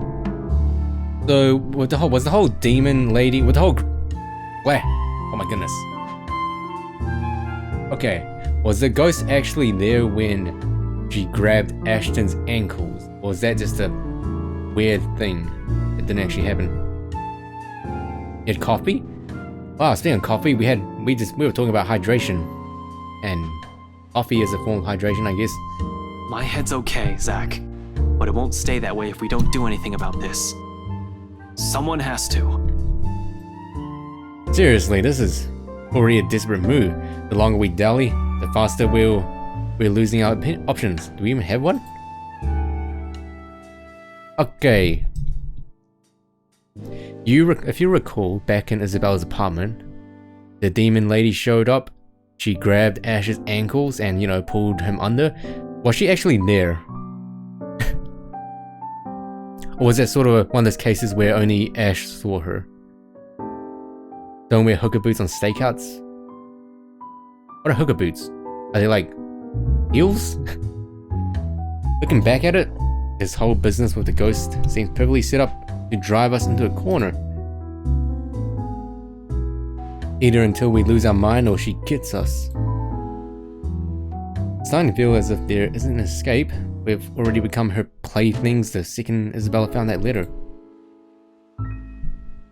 That our lives are in her hands ticks me off big time, but the idea of watching the people I care about die helplessly? Well, so. Alright, I get it. She was just pulling his leg. Huh? Pulling his leg? Looking up right now, healed boots.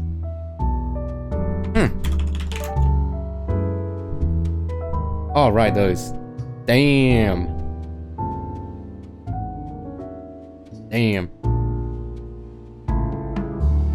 Whisper. They're much safer here than with me. It's a selfish thing thought I know, born out of fear. So, in case things go awry, the very last thing I want to happen is for Zack to take the fall with me. I've already made enough And that mistakes. means it's just you. Just me. Just Ashton. Am I running? That's way to hook. Bad, sir. Suddenly he clams up.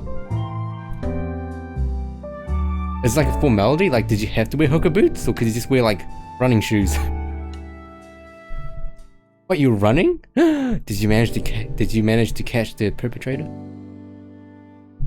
Although his actions, the restless shift in his shoulders, his mouth pressing close in a tight line, and how he starts off again in a quiet note. When I mean formal, I mean just like a dress code. It all gives away his real thoughts long before two words have even made it out of his mouth. I'm sure you already know about this.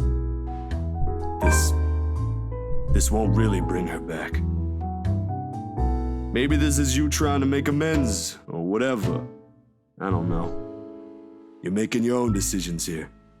Oh right, wearing the bars. Me neither. I'll probably just wear sneakers. But if something happens to you, it'll be just that. There'll just be another dead body out there. Please, don't do something like this. Don't worry. I'm not stupid enough to get myself killed. I just want things to go back to normal, Zack. Another dead air follows at the heels of that one mission. The meaning of my words, too heavy, too striking. It stuns us into another lull. Yep, you said that a lot, Alcott, but you know what? We gotta commit now. It's already too late. You're going naked. Huh, well, that's an option. Optimism aside, we're both aware that's possible. We're going to have to deal with the trauma right after. There'll be the images, the voices whispering inside our heads, the foreboding feeling. The stench of blood, gore, and death trailing after us. We may survive this, but those things? They'll remain in us for a long time. One does not survive something like this without it leaving something in you. Just the mere thought of what will come right after makes me dread it. What this has changed in all of us, but I suppose that outcome is more acceptable. The list of two evils. 3 hours.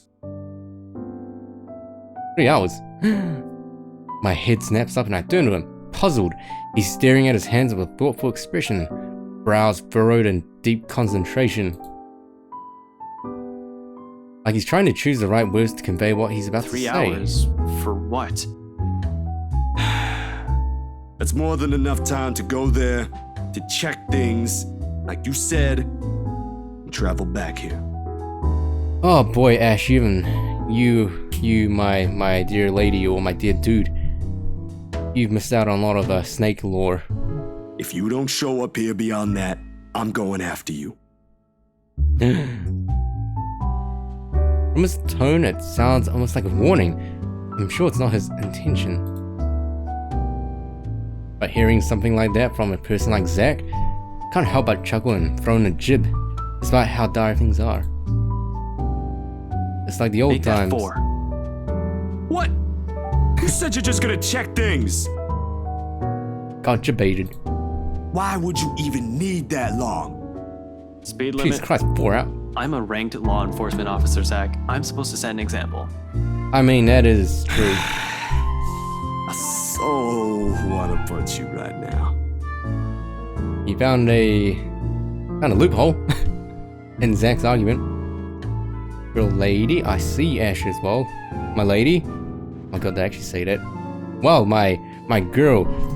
If you look back at Snake's lore history, you'll find out. Of course, Zack never carries that out. In like moments like this, it's just how he is, how we are. Unfortunately, G chooses the next moment to show up. He slams the flat of his palm on the counter and shooting us both a stern look. More ladies in the chat, I know, right? Jeez. Although his I didn't mean that in a bad way. Although his tone's nothing short of jovial, the disapproval is clear in it. He's obviously misunderstanding the situation. Boys, drummer's nice and all, I used to watch these bloody god-awful afternoon serials with one of my brothers many, many years ago. But listen, I am not having one in my pub, alright? Well, I'll show you that you will have a good time in Discord, Ashes. Everyone there is... They're nice, they're nice. Do you want to fight? Go out. Damn, G. Laying down the law. A pregnant pause. Adorable. Then without any preamble, Zack and I are both snickering, and G's glower melts into confusion. When we both show no sign of stopping, he simply shakes his head and turns away. I'd like to think it's better this way, better that we part on light terms, so Zack won't have to see every little insecurity, every little doubt in me right now. He's seen enough. The last thing I want him to glimpse is another display of weakness. Not when he still stares at me with the same unerring confidence in his eyes. When our mirth dies down, before anything can be said further, before I can change my mind, I step away from them. I mean, I think it's already happened. Umi, goddamn peace sign, giving Zack's shoulder a quick few pats, mumbling a lame excuse about taking another short nap under my breath. Although burying the stray thought that flashes fleetingly in my head. Hello, fellow ladies. I am a lady as well. Zack has seen me at my lowest plenty of times. Why does all that matter now? Oh. Tongue hangs lower when I stumble back into consciousness and drag myself downstairs. Around this time, patrons usually start to trickle into the main lounge until it reaches a peak around midnight. Today, however, it remains thin. Yes! Girls' night, just like in Senran Kagura. We're all convene in P-Sign's apartment, and we have a grand old time. But considering what day it isn't too worrisome for the kind of business G runs. He has always complained about the lack of a decent crowd on a week's start, although he doesn't really begrudge his customers for it. No one wants to start the week with a bad case of a hangover, after all, even him. Which makes the concerned look he gives me off a bit too odd. With the kind of danger we're in, this swiftly puts me on edge, and even before sleep completely fades from my mind. Wrong, G? G hums, but there's an undertone of annoyance in it despite his casual and open movements.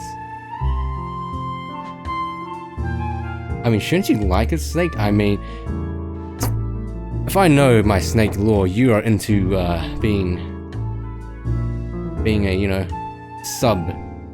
And anyway, and only after he finishes wiping a tumbler and carefully settles it face down on the table, does he give me an answer. The way he stares back at me honestly makes me squirm. Feels like I'm being stared down by my primary school teacher for sleeping in class again. Nothing much. Monday's still a slow day for this place. But you might want to check on your friends, kid. Looks like one of them woke up on the wrong side of the bed while you were out. Who? Another question forms in my head along with a small confused frown. Though before a single syllable slips past my mouth, he gestures his head on the far side of the main lounge. Isabella has settled on one of the tables in the corner, in deep thought and with a scowl on her face. Isabella, huh? From the looks of it, it appears woke up on the wrong side of the bed is a complete understatement. Turns out sleep isn't just what some of us need. Turns out everyone goes to this bar. Even G appears to understand it. Part of his efforts to look as unconcerned as possible, there's a tense set on his shoulders. A nervous edge lingers in his eyes as it occasionally flickers over Isabella. He doesn't want to deal with this, especially at the start of another busy week. Not that I know how, I don't even know what put her in such a bad mood. Wow, that's a good one, sir. If you remember Senran Kagura, according to the lore of Daidoji's Art mission. That's how you speak like a woman, so good job, sir. Give yourself a pat on the back. But the imploring gaze G directs at me leaves me with no other choice. It almost feels like he's guilting me into doing something about it. I think that it's working. You know how I run this pub, kid. No fist bites, no cat bites, no people in sullen moods. Only good booze, bad puns, and off-key singing. Go fix it before it turns into something chaotic. It's probably not as petty if Isabella's already in that state, but I give him a nod nevertheless. Sorry about this, G. He hums something under his breath for an answer and waves me off, turning away and returning to his work without another word. Even with the lack of a sizable crowd, he likes to keep busy. We're the same in that regard. I remain still, always has to stay moving, doing something, thinking, whatever keeps the brain at work. I leave him to it shortly after. Part of me wants to thank him for all the trouble he has taken for people who barely even know. Once this is over, I should probably find some way. In the meantime, I have this immediate problem to fix. Gotta get to this before it turns into a shitstorm. Embrace the Uku snake. There's a strange lull in this area of the pub. People continue to trickle out instead of in, and this time only 2 tables remain occupied. Soon, these people too will be gone, and the whole place will be devoid of anyone. What if I say please? Like please. Frankly, its current state already lends the place an entirely different vibe. Along with the soothing strum of strings, and the steady beat of drums playing overhead, there's a calming sense to this. Far cry from times I've been here before. And perhaps it's for this reason why Isabella has chosen this place to retreat. Sits quietly in the furthest corner of the room, and one of the tables sit right beside the windows. G usually keeps the curtains close around this hour, but a small portion of it has been pulled back, revealing the busy streets outside. Removing makeup? Yeah, well, I wouldn't know, but judging from how my sister does it, removing makeup and putting on makeup seems like such a huge hassle. So why not just not put on makeup at all, you know? No makeup. Who's with me? The late afternoon light spills right through it, outlining her small form and pulling on the surface of the table, with both her arms rest. Ah. How does she still have this without losing it? In her hands, she flips a piece of folded paper, turning it from one side to the other without any purpose. The letter. A small frown creases her forehead. Everyone's been frowning a lot, and not good. It's not good. Small frown creases her forehead while she stares at it. Yet there's something oddly tranquil in the picture she has unknowingly painted. Makeup is also expensive, yeah, that is true. Something I can't bring myself to disturb, if only for a few seconds. One of those moments again. Oh, birthday makeup, I see. Excuse me. Boy.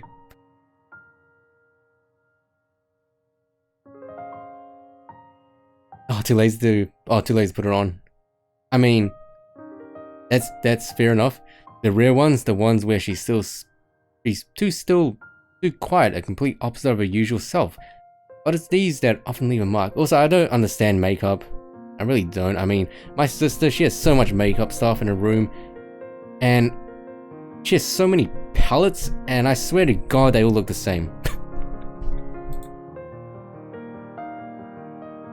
Like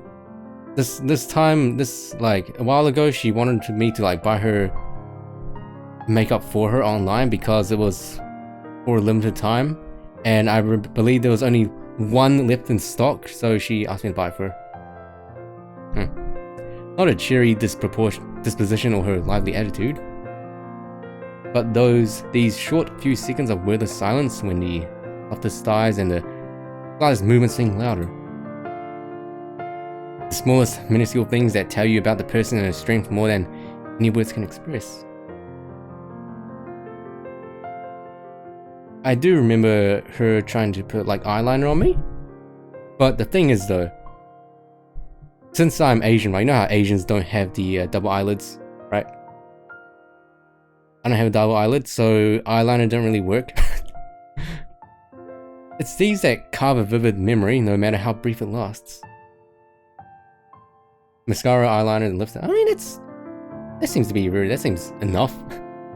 No need for like concealers and stuff like that. And it breaks soon enough, and the second I pry the lid off her hands and flop down on the empty seat next to her, she glares at me, annoyed, and just like that, all the melts away. Oh, okay. Gone is the stillness, replaced quickly by the teasing and friendly jibe. Back again to what we're used to. What's easy, what's familiar, where every truth we hope to convey regrettably goes unsaid between us. You're going to destroy an important piece of evidence if you keep doing that, Belle. Mascara, foundation, concealer, highlight. Oh my goodness. Christ. I think you may have a makeup problem. Maybe slight. This time, however, no retort comes from her. About the letter to glare daggers at, she turns on her hands, now clenched tight in front of her. But she's far from angry. But upset, maybe? Who wouldn't be? This curse has already gone far too long. Has already taken someone we care about from us. Regardless, Isabella doesn't seem like she'll start shouting at me, at least compared to every other people I've aggravated, intentional or otherwise. Some light talk may just do the trick and coax her out of the mood. Come on. Concealing foundation? If you keep staring at the table like that, you're going to bore a hole on it. I mean, for that, I understand. For photos and important stuff, you want to look as pretty as I possible. really don't want to OG a new table. He'll pick the most expensive one and leave me begging on the streets. Also, if you tell me to go buy makeup for you, well, good luck with that, because I remember when I went to Taiwan in 2014, right? There was a shiny parlor. It's not shiny parlor, there was this, what's the brand called? It's called Nude? No, it wasn't called Nude. Oh, there was this, Korean brand that they were selling in Taiwan. And as well as that, there was a lot of shiny posters everywhere. So, me and my mum went inside, we bought some makeup for my sister, but, that was pretty interesting because we talked to the helper lady, and I was like, hey, in Chinese, I was like, hey, I don't know what to buy for my sister. Can you give me some suggestions? And she was like, okay, what skin tone does she have? I'm just like, I don't know. I'm just like, pick something that matches me. But apparently, it was a little bit too light because my sister's skin is a bit darker than mine. She levels a quick glance at me, her expression dry and impassive enough to drain every color out of the room. Yeah, shiny. It was like those giant, shiny, like, what is things called? Like advertisements? Hanging around the makeup parlor? Yeah, that was cool, that was amazing. As if I just told her a terrible joke and she's expecting there to be more of it. Really now? She needs to give me more credit than that. My jokes are funny when I want them to be. I really don't care. I'd even take pictures and post them online. Isabella's angry. Go away, Ash. I don't want to talk right now. Oh. Yeah, it sounds half-hearted at best. Like what's happening has already sapped every bit of energy in her, and all that's left are the words. That's a good Discord emote as well. Pretty soon, those two will lose their meaning and leave a hollow shell in their wake. 1 second, where's...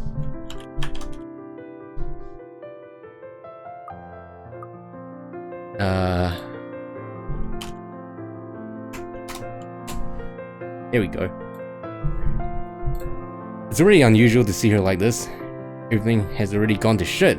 I like, at least, this one thing to stay normal. Though somehow we manage. We continue for the better half of the hour. talking, joking with her short, feeble responses and banter that never goes anywhere. But it's enough. In the grand scheme of things, amidst the chaos and depth shadowing over us, it's these little, inconsequential moments that matter. It's her smile, her laughter. Oh jeez. When it finally rings, easy and free of her burdens. Okay, I have another one. I don't want to hear it, Ashton. Go away. No, really, listen. I know someone who talks like an owl. Hello? Will you leave me alone if I bite and ask who? I pause. And then she frowns as realization slowly dawns on her. Confusion flashes fleetingly across her face before eventually settling on a grimace. Wow. That's a mixed facial expression right there, Isabella. Suddenly she hugs her arms close to herself and looks away, perhaps in her best attempt to stay angry. To no avail. In a matter of seconds, her shoulders shake with laughter she's trying to contain. You're awful and I really hate you! Just leave! It's contagious, her mirth. Soon I'm joining her in it, briefly forgetting every problem that has piled up and continues to weigh down on us. Laughing without reservation or care until only a familiar warmth lingers. Once both our amusements ebbs away. Somehow, with her, these things have always come easy. Better? A little. You're still lame. But you're laughing right now. I mean, what a surprise Isabella's hope. Only because your humor is terrible. Right. Keep telling yourself that. I know it's funny. And you know what? If you kept frowning like that, your face might have cracked. That would have been really messy and ugly. If glares can kill? But the one she sends my way, I'll probably be dead by now. Seeing it directed my way, takes only a few quick seconds for me to realize how she might have also taken my statement. Man, Isabella, you're so precious. Wonder what would happen if you died. How wrong and rude it might have sounded in her ears, however unintentional it is.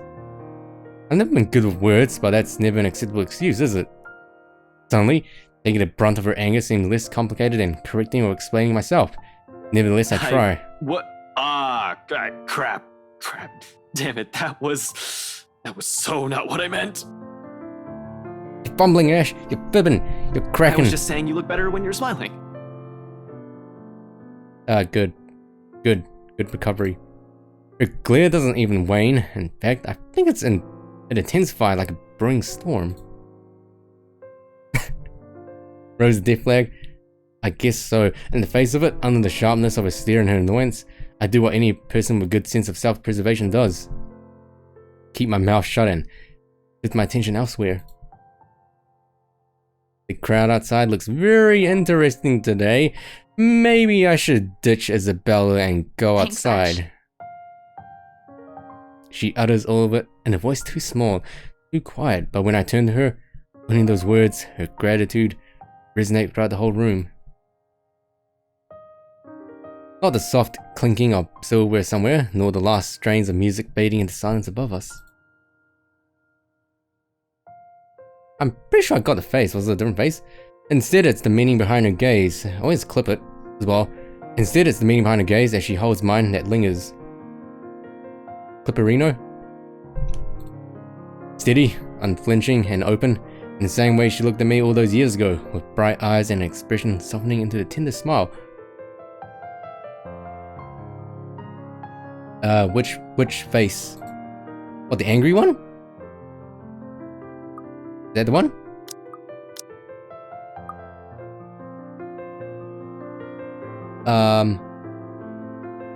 Pretty sure I have that. I think there's a better one. Feel gross without makeup? Huh. I didn't understand it then, but you know. That's the way I feel without moisturizer. How easy it is for her to wear her heart on her sleeve. How she never shies away from expressing herself, even among people she barely knows. How she can go through everything without losing herself. Now, Now it's among the hundreds, the thousands that hang unspoken between us. Trivial, little things with worth, still too big to put into words. Either because it's too early, or because there's never really a proper time.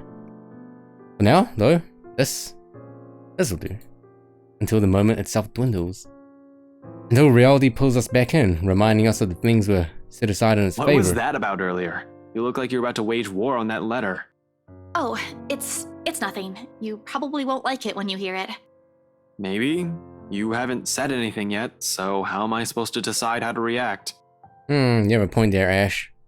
A small frown returns to her face, although it lacks the same anger from just a few minutes ago. The bitterness stays. Now, there's also uncertainty. It takes another minute until she speaks again. This time, she doesn't meet my eye. I was just thinking... Maybe we should go back to the mansion. Funny you should say that, Isabella, because that's what Ash is gonna do right now. Blood freezes in my veins. Immediately, before I can even think further on what to say, my mouth's moving, a disapproval ready at the tip of my tongue. Isabella, you know that's... To the restroom you go, Ash. I know, Ash. Too much water. I just thought we'd find something in there. That if I go back, we'll get the answers we need. I found the letter there, so maybe, right? It's not that I don't agree with her. Hell, I've been considering the same thing. It's the only lead we have, after all. It's not going to be a simple walk in the park. Who knows what we might find in there. If I bring her with me, I won't be able to guarantee her safety. She'll be in even greater danger. I swear, if we go in the mansion and then we find Marianne like dead because of like hunger and dehydration, then I'm gonna be upset. Hence, alone. Exactly as I've told Zach. I mean, if the ghost wants to go to the bar to chill out, you know, maybe the ghost is sad as well. Maybe she just wants to chill out and have a few beers. But there's a need to go back to that cursed place, I'm doing it on my own. Whether or not the rest of them agree if this plan is inconsequential, their well-being is my top priority, and I'm not just about to drag them in there with me. So I tell her as much, despite the determination and desperation in her eyes. Oh, anything to keep her safe. Peace sign. Wait. Hey, there's the cursed save file. Peace sign. Which one? Psst. Which one? Which one's less rude? I need a bathroom. Toilet count number 5.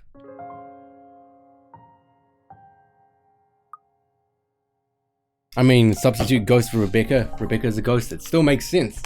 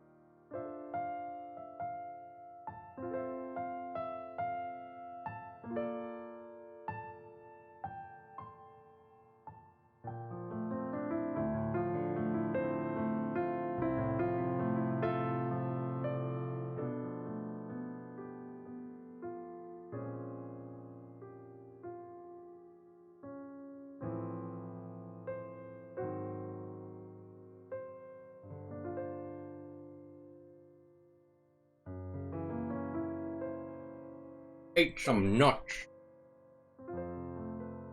Always a good time.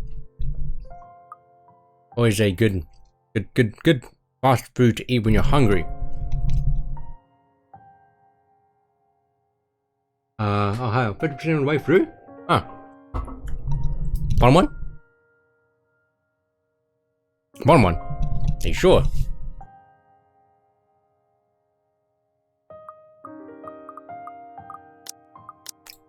Alright. Wow, wait. I can't let you do that, Belle.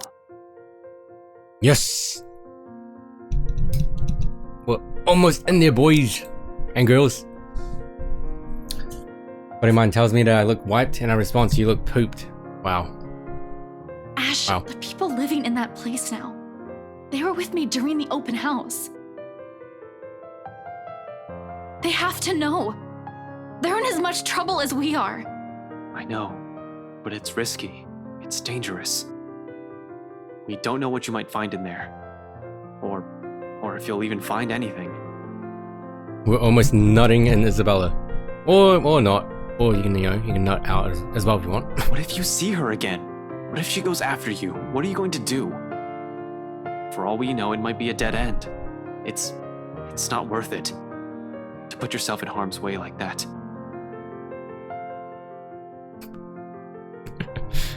She offers no response. Not even a form of resistance, no further argument like I've come to expect. Oh boy. Oh, Rebecca was alive, oh, I'm sorry. Well, in that case, Rebecca would have been heartbroken because, you know what? Ash would be with Isabella and then Rebecca would be off with someone else. Why is the meaning for Ghost? I don't know. Well, maybe it's because we haven't spent time with Ghost. You know, we haven't gotten to know her yet.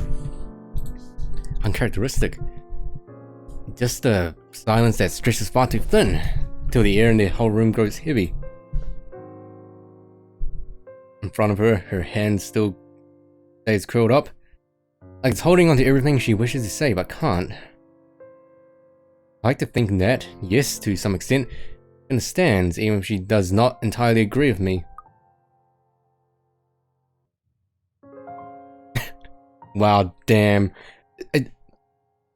Are you literally like cucking? Does that mean we're cucking Rebecca? The dilemma is clear on her. The thing is though, the peanuts I ate, they're already salted, which is really bad because, here's the thing. Salted peanuts, they always end up being too salted. That's the problem.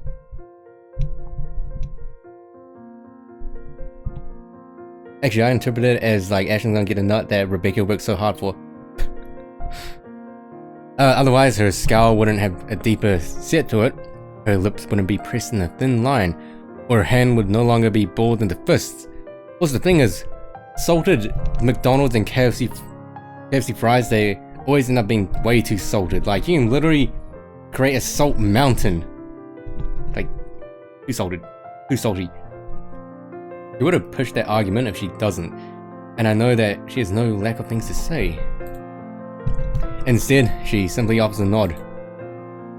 An acquiesce, and in a moment of boldness, perhaps insolence, I reach out for her, taking her clenched fists in mine and drawing them close to me. Kiss! She sucks in a breath, soft and sharp, but doesn't say anything, merely watching as both my hands cradle hers. Got some hand holding! Cautious, mindful, and if it's the most precious thing I've held. Then again, maybe it is. Along with everything I've yet to convey. Surprisingly, although the gesture has startled her, she yields, allows a touch that is far too familiar, and more than what I'm willing to give most. You're going to hurt yourself if you keep doing that. Gently, I unfurl her fingers, flattening out each digit against my palms. Her nails have already created small dents on her skin from how tightly she had held it close. A little more and she would have drawn blood. Well, this is going into a sweet end. You know what else is sweet? If Ashton sacrificed himself and then we have a bittersweet ending. deep as it is, smothering a thumb over the tiny marks does nothing. But it's a small gesture we both find comfort in amidst chaos, and all at once the tension lifts. I'm a cool dude, pretty fly for an Asian. Thank you, Carl. 100 bits. And good timing. God, the Barker fits so much better. It's like, okay, it's like Ashton is singing a song and then Ryobi like comes in and like phone bombs him, recording it. Oh, it just matches so nicely. Ree? I mean, he's not dead yet. Her expression softens, the lines of her shoulders ease, and it is only after her lips curve up and a faint smile that I let go, giving her hand one last squeeze before returning it to her. Part of me wants to tell her, admit that it's exactly what I'm planning tonight. What good will it do though? Well, Kyle, if you're very confused about the bit notification sound alert, well, you missed out on a lot of lore. I've already told Zach, one person's enough. Hell, simply letting someone in on the plan makes me iffy. Broadening that circle and revealing too much would just cause another pointless concern. But someone has to be aware, at least of where I'm heading off to, in case things don't pan out. Pick the worst, even if I've only intended to do a quick survey of the place. Well, this is certainly not shaping up to be a horrible accident. In my own words, risky. Just should I simply leave it as is for now? This building doesn't need to be burdened with the worry my entire scheme entails. With a light, reassuring tap on the shoulder, I stand up. At the same time, footsteps shuffle from the pub's entrance and cheerful chatter suddenly fills the room as a group of people enters. It's all the distraction I need. Muttering an excuse and flashing Isabella a quick smile, I beat a hasty exit out of the main lounge and leave her on her own, despite the troubled look she shoots me. Before Isabella can say what she's been mulling over, before the last imploring glance directs my way forces me to change my mind, it's another lasting image that firmly etches itself in my memory, one that spurs the conscience, among other things. I just hope I won't regret what I've chosen for myself tonight. Pray for Ash, everybody. He's the hero we need but we don't deserve. Go away, Charles' Monday night crowd. Although small and barely occupies a quarter of the whole pub, provides ample enough cover for anyone who wishes to leave the place unnoticed.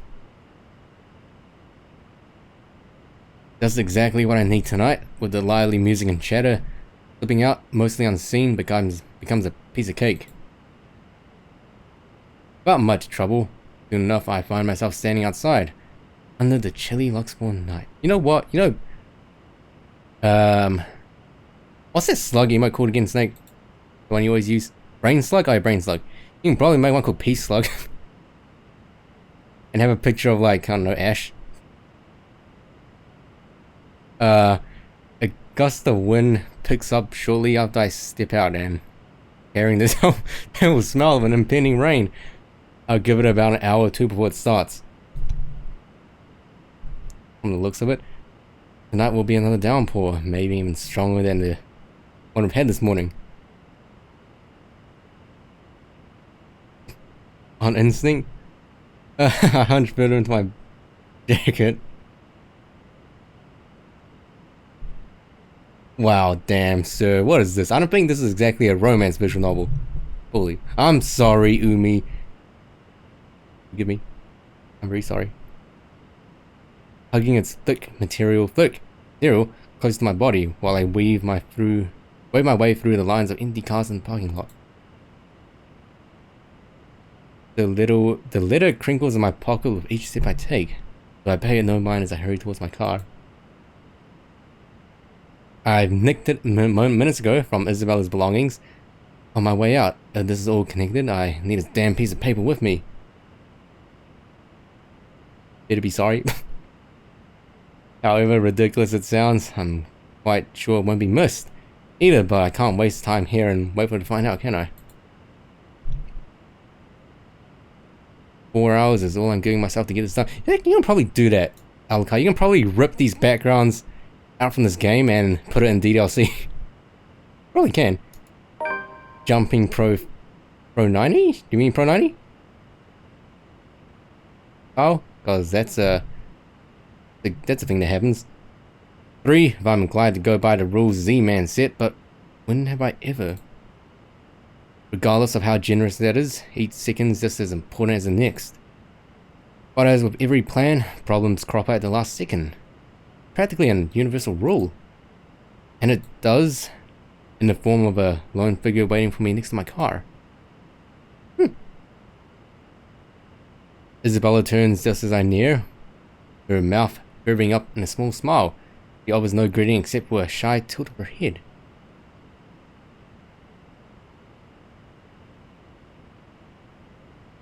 Well, that's sort of what is happening with the letter. I guess if you want it to be a DDLC, that could happen. It would be pretty long, maybe? Even as my pace slows and I look at her with all the unvoiced questions in my eyes, she remains wordless. Merely also what the peace slug rebellion. That's okay. We're all joking here, we're all having fun, maybe except for the people being bullied, but you know, still in good fun. And actual bullying will not be tolerated in this chat room, okay? Any actual bullying will feel my wrath, okay? Not the wrath of the mods, but personally, my own personal wrath, okay? Merely throwing her head back and shifting her attention up to the starless sky. When I come up to stand beside her, another gust of wind blows as she breathes out a sigh, very thick with something close to resignation. The breeze carries all of it away while she hugs her arms close to herself to keep warm, which raises the question why she's out here. Ashes, you missed hand holding and a lot of very sad yet happy moments. But yeah, so pretty much Ash is gonna go check out the mansion by himself. So yeah. The air is already heavy with the promise of rain. Clouds obscuring the view, there's really nothing left to look at but a dark blanket of nothingness. Still, she stands here as if she's intentionally waiting for everything to fall. That, or she's here for some other reason. I can't bring you with me. Oh, back to sad music. I won't ask you to. Go back inside. G will keep an eye on you while I'm gone. You can trust him. And hey, you also have Z-Man with you. Oh, so throughout that whole time, Zach was in the bar, excuse me, chilling out. Don't worry. I will. In a while. I just want a Excuse bit me, of fresh air. Well, don't stay out there too long. It's going to rain soon. Good. Oh, I mean, the shotgun's pretty good right after the changes. Oh, okay. See, miss, you have a good night, lady. My girl. Thanks for stopping by.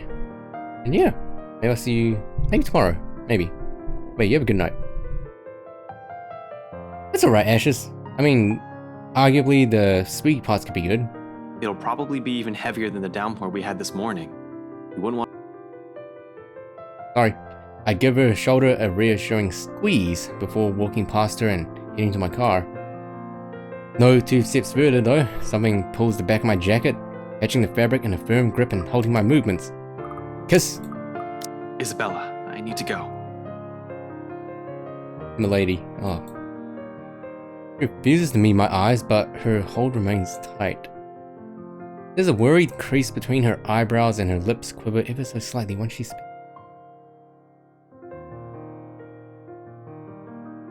I mean, females can have an erection as well, can't they? I mean, I'm being real here. Scientifically speaking, females can have one as well.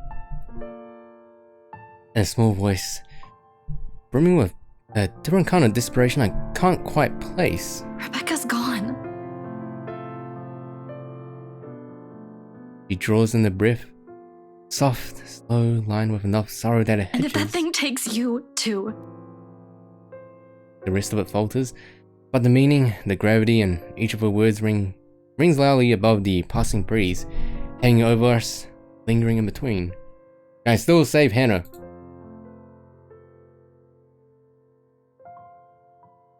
A small little thing that spurs me into silence, like the wind has suddenly been knocked out of me in one fell swoop. Yeah, I noticed a thing. Ashes, we have confirmation as well. No words will form. Not even a single coherent thought. At least it's not as annoying as male erections. I mean, especially when you're wearing, like, pants. Like, Christ. And so, in place of everything untold and we're taken for granted, I draw her in. Gently. Quietly.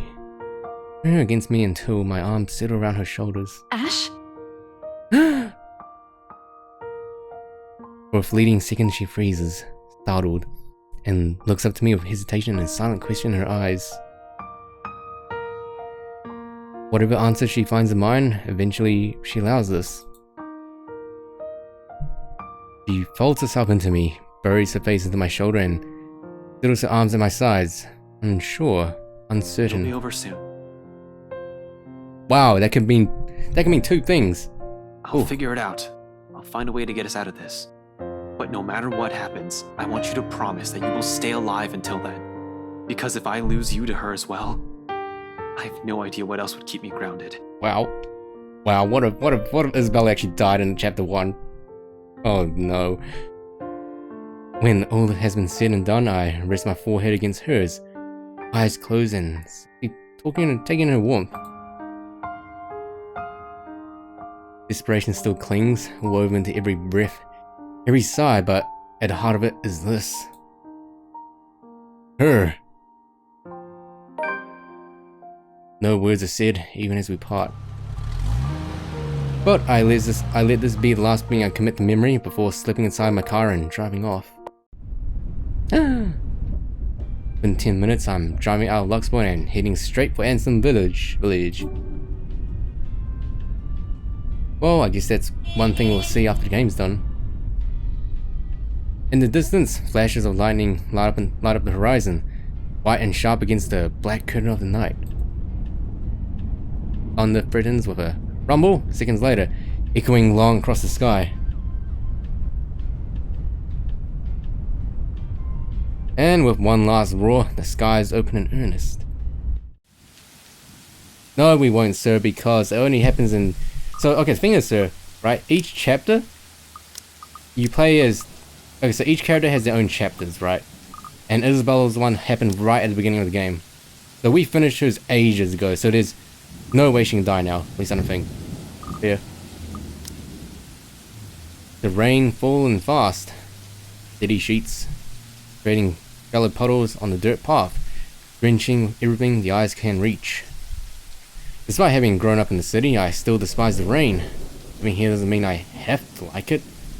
Lucky me, I've reached the mansion before the downpours turned torrential.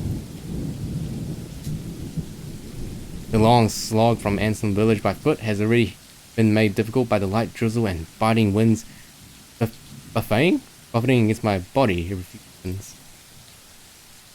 By the time I found cover under the trees lining the vicinity of the mansion, my shoulders are already drenched.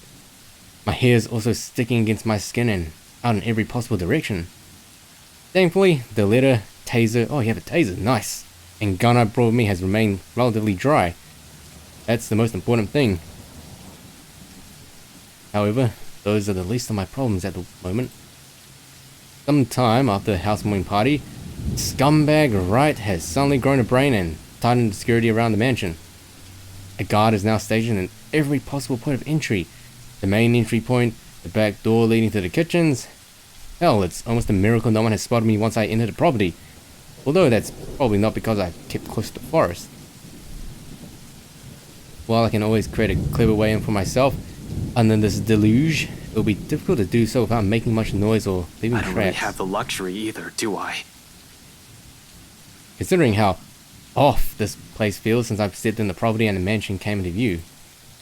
Every light is off, even with the security personnel on patrol outside. The whole house itself feels empty, eerie, too quiet. Oh boy, what happened to Luke?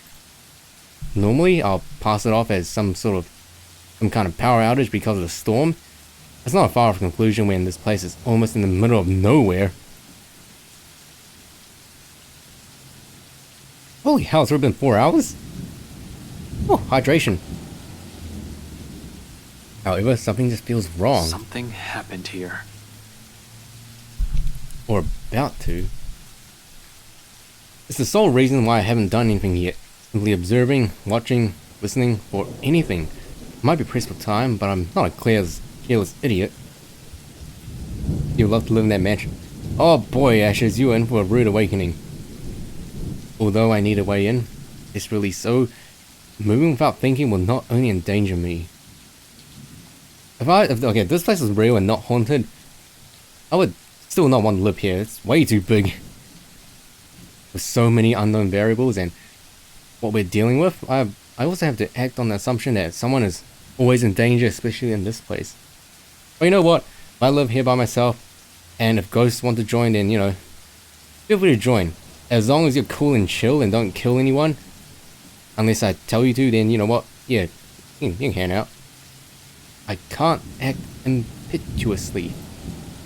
Much as I hate right, I'm not about to cause his death because of one flawless action. If there's a place he deserves to be at, it's in a prison, not a morgue. Oh, goody. Oh, Christ, Ashes. So, when a hoarse, painful sob suddenly rings out, above the loud pitter-patter of rain, only then do I stir. A woman? Is that Hannah? Perhaps a servant? Or worse. Oh no, right. Hannah, please don't die. It's coming from the, forest? Just right up ahead, in fact, not too far from the house.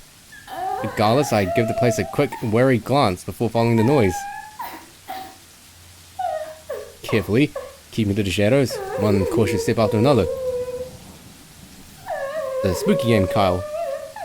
Horror visual novel. Louder and louder it goes as I near. Oh shit, I'm sorry. Until it abruptly turns into a loud, desperate, anguished cry. A lot of reasoning screams. I break into a run. One nervous hand reading on the gun holstered in my hip, and the other raised for balance as I scurry across the dense understory. Dead leaves crunch under my shoes, but I pay no mind. Only the voice, the woman, and nothing. Abruptly, it all stops, and I am met with a sudden hush. Blank. Empty. Almost deafening in its stillness. Even with my labored breathing and pounding heartbeats against my ears, behind me, another branch breaks and... Help me. You see? She can speak English. Dread surges within me while I spin around and take a hard step back, ignoring the chilly pinpricks crawling at the back of my neck, or crawling at my skin. But before I can even meet her eyes, the wheel unexpectedly pitches sideways. That means she snapped your neck. Rip. Tilting. And tilting till the ground beneath me finally crumbles. Well, she snapped Ash's neck. Rip. My hands fight for purchase. Only to meet air. That ain't fair. But then it's too late.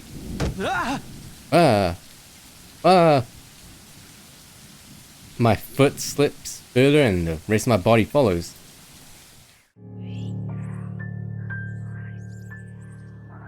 Dark spots blur the edge of my vision. Sir, as far as I know, he's outside in the forest somewhere. Black tendrils twisted and coiled around my limbs. Wow. This girl. Soft footfalls echo from the far distance, scurrying, scampering, moving in an odd rhythm with the sharp piercing notes of her laughter. Maybe she wants to be in the Ash fan club. But more than that are the voices, lacing venom inside every crevice of my head. Murmurs that jeer, scoff and deride over. It's because you didn't listen. And over. It's all your fault. And over again. Why would you believe me? Tripping like the entire good reference. A reminder of what I failed to do and of who I failed. What I'm trying to desperately fix. A scream threatens to burst, but my throat closes off ever so slowly. A chill sleeps into every nerve in my body, washing away every sensation in me. Apart from one. There's only fear. Okay. Wasn't Target a TV series that was like CSI? Once again, her laughter echoes, a sound both bitter and unforgiving. This is the last thing I hear before she reaches for me. The ground trembles. Earthquake! The world slows to a stop. JoJo reference. Oh! We're in the dungeon. Marianne, are you in the dungeon, sweetie? Marianne? Oh. Half darkness greets me when my eyes finally snap open. The soft patter of dripping water somewhere spurring my consciousness further. For a few short moments, I remain still, blinking away the dizziness.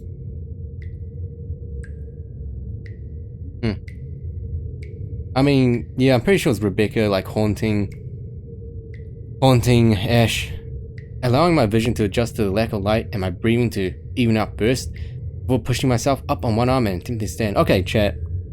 Without spoiling anything, is the good end worth it? Is it actually worth going? Is it actually worth striving for? Is it satisfying? Turning alone is a struggle on its own. An inch of movement sends a stab of sharp pain right up my arms and my back. Give me another pause. Shit. I hope I didn't break anything. Fuck. Was it actually a JoJo show? Was it actually JoJo? There doesn't seem to be any injury or major fracture, although the whole of my back does feel soft and raw. Not like this. Probably from when I skittles down prior to landing myself down here. A comforting thought. Everyone lives with a Truin? Oh. There's many Truins? What? Huh. The second attempt comes easier later, though no less painful. Is the JoJo shelf? I mean, maybe, sir. Maybe. And by the time I'm back on my feet, the exertion has left me gasping in short, shallow breaths and leaning heavily on the wall nearest to me. Behind me, a light draft blows in from where I've fallen. Is there a single, true end then? Coming in short, sharp bursts into what's apparently an underground tunnel and brings in the fresh, earthy smell of rain from the topside.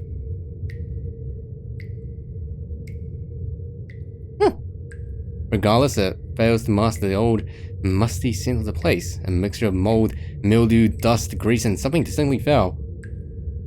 Oh, the Truin involves a few character deaths? Oh. I see, it's interesting. Let me guess, Hannah and Rebecca. Like death. More worrisome than the putrid, festering smell. Actually, wait, Hannah and Luke. However, are the cells that line both sides of the tunnel. Under the dim light, I can barely make out what's inside on some of them. But I already have a few ideas, all of which I refuse to delve into at the moment. Knowing how long the mansion has stood, somehow, no matter how unexpected finding the existence of this place is, it isn't too surprising. I wonder if Scumbag knows about this. Marianne, where are you? Probably not. Unless he's also the kind of person who takes joy in inflicting this kind of suffering onto others? I don't really think so. He's rotten to the core, but not that rotten. He'd probably balk at this, move out at the first opportunity and have it demolished. The very idea of what has occurred in this place years ago makes me reel. Makes me re as well. I've known long places ago like this. Things hold secret. There's 4 deaths and true end? What? What? Lister? Let me... Wow.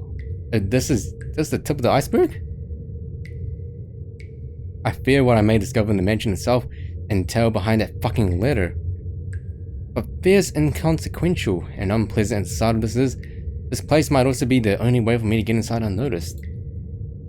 Sighing and taking one last gulp of clean air, push away from the wall and delve deeper into the Let's passage. just hope it'll be smooth sailing from here on. Turns out, that alone is too much to ask for this early. Marianne, no 20 paces into it, another sound abruptly rises above my footfalls, rebounding off the hollow walls and echoing inaudibly across the whole span of the tunnel, before fading away just as swiftly as it rang. Wait a second, Marianne, she met Ash in the bar, right? If I recall. Kylie dies every single, but...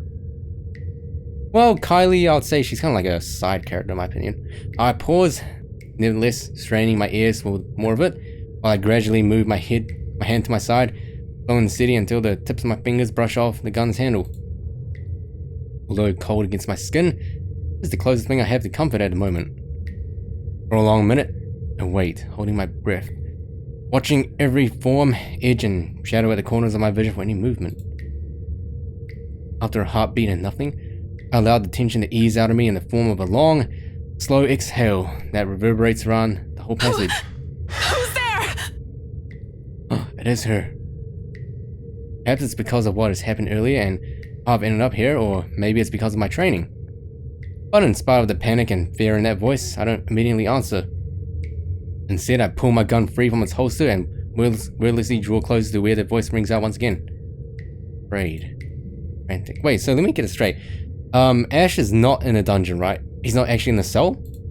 Weak? I'm asking you a question. Who's there? It is her. It's only after I release the safety I answer, while continuing my approach in a careful city I pace. think I should be the one asking you that.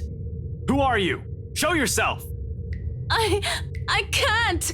I'm stuck in here. Well, Ghost will definitely not be saying that. We'll have a conversation like this. We'll be stuck anywhere. And as if to prove a point, she extends a hand from one of the cells with hidden waves. Then she pulls back, grips the iron bars, and rattles it lightly. I can't get out. Can you help? She's dead. It's a talking skull. Oh no. In 5 quick steps, I'm standing in front of the cell, and sure enough, a woman inside.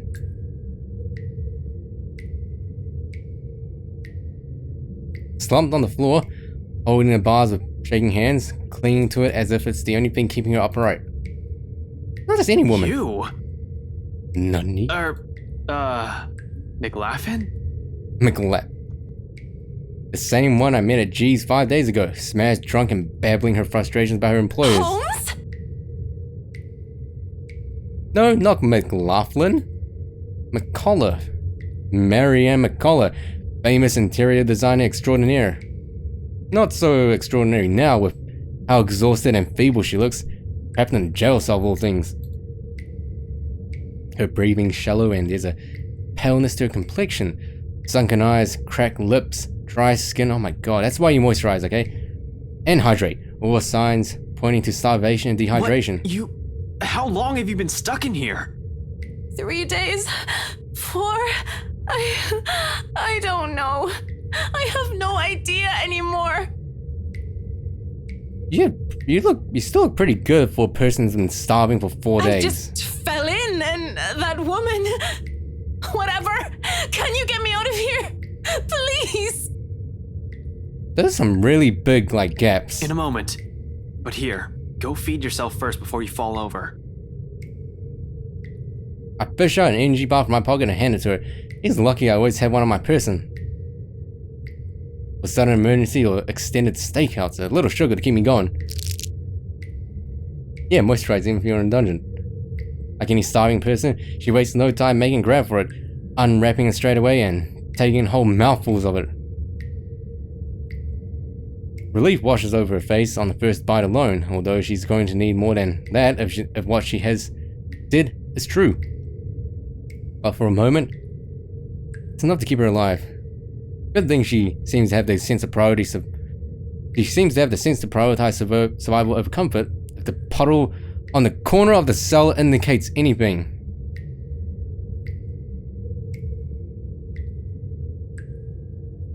Without water, the human body can only survive 3 days. No food, and I'll give it an average of 3 weeks. Though even then, it won't be a pretty experience. Granted, some have survived longer than that. She's still fortunate I found her when I did. Now to get her out. My bobby pins won't be of any use here. Not like I need it. Unlike the ones we have at the precinct, a simple barrel hinge holds the gates to the cell together. Even without any special tools, I'll be able to lift the door and free her. However, with how heavy it seems, I'll need a lever of some sort to help. What are you looking for? Some wood, a 2x4, I guess, a plank or a pipe. Anything I can use as a lever. Wait here. The hallway yields nothing but dust, dirt, and few rusted chains scattered about. While I may find something in one of the open cells, I'm reluctant to check or even step in. Make a wooden plank out of dirt and dust. We can't have another person trapped in here. However, McCullough ended up inside. My head snaps back to her. McCullough extricates a wooden board from under the mess of hay and twine near her. Without prompting, she slips it through what little space there is between the bars. That's really big. It's short, but appears thick and sturdy enough for my intended purpose upon closer inspection. I hope. I get to work at once, anchoring the other end of the plank at the base of the door and applying ample force on the other end. It takes a bit of effort, no kidding about the heavy part. Still, a grunt, a gasp, a creak. Wow, that was easy. Could have done that, Marianne. Jeez. In a matter of minutes, with a little help from her on the other side, the door eventually lifts off its hinges. I mean, I like candy bars, especially when you're hungry. It falls on the ground with a loud, ugly metallic thud, but the sound of it puts elation on McCullough's face. She doesn't even ask for help, and as soon as she can, she hastily crawls out of the prison she has accidentally found herself in. More than happy to get out of it, despite lacking the strength to stand firmly on her feet. Thank you. Thank you so much. After the second day, I was so sure I was going to die in there. If you didn't show up, I don't even want to think about it. How did you even end up here? For a second, she appears hesitant, looking away and fumbling awkwardly with her fingers. I was looking for something. Someone. A contemplative expression flickers in her eyes. Something that's close to wistful, like when a person remembers a memory she's fond of. Like, please. Jeez.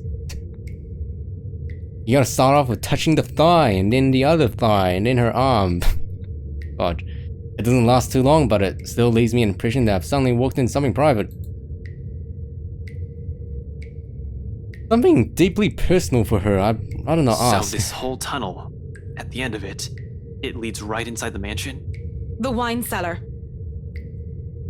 Right into the kitchen then. There's a door of some sorts. Push I don't such know. a face first? What? I think I pulled or pressed something somewhere. I was in a hurry. And I'm not sure if it'll open from this side. Hell, this place wasn't even in the floor plans. Hey man, don't blame me, blame Snake. I'm just saying.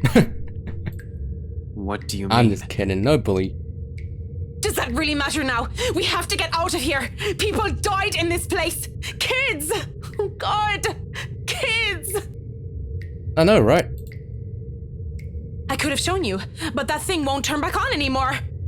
It's like it only waited for me to see it before shutting down or something. How long has that thing even been in there? But those poor kids. All because of that thing.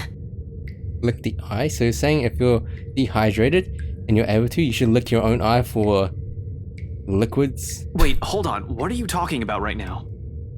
The bloody letter!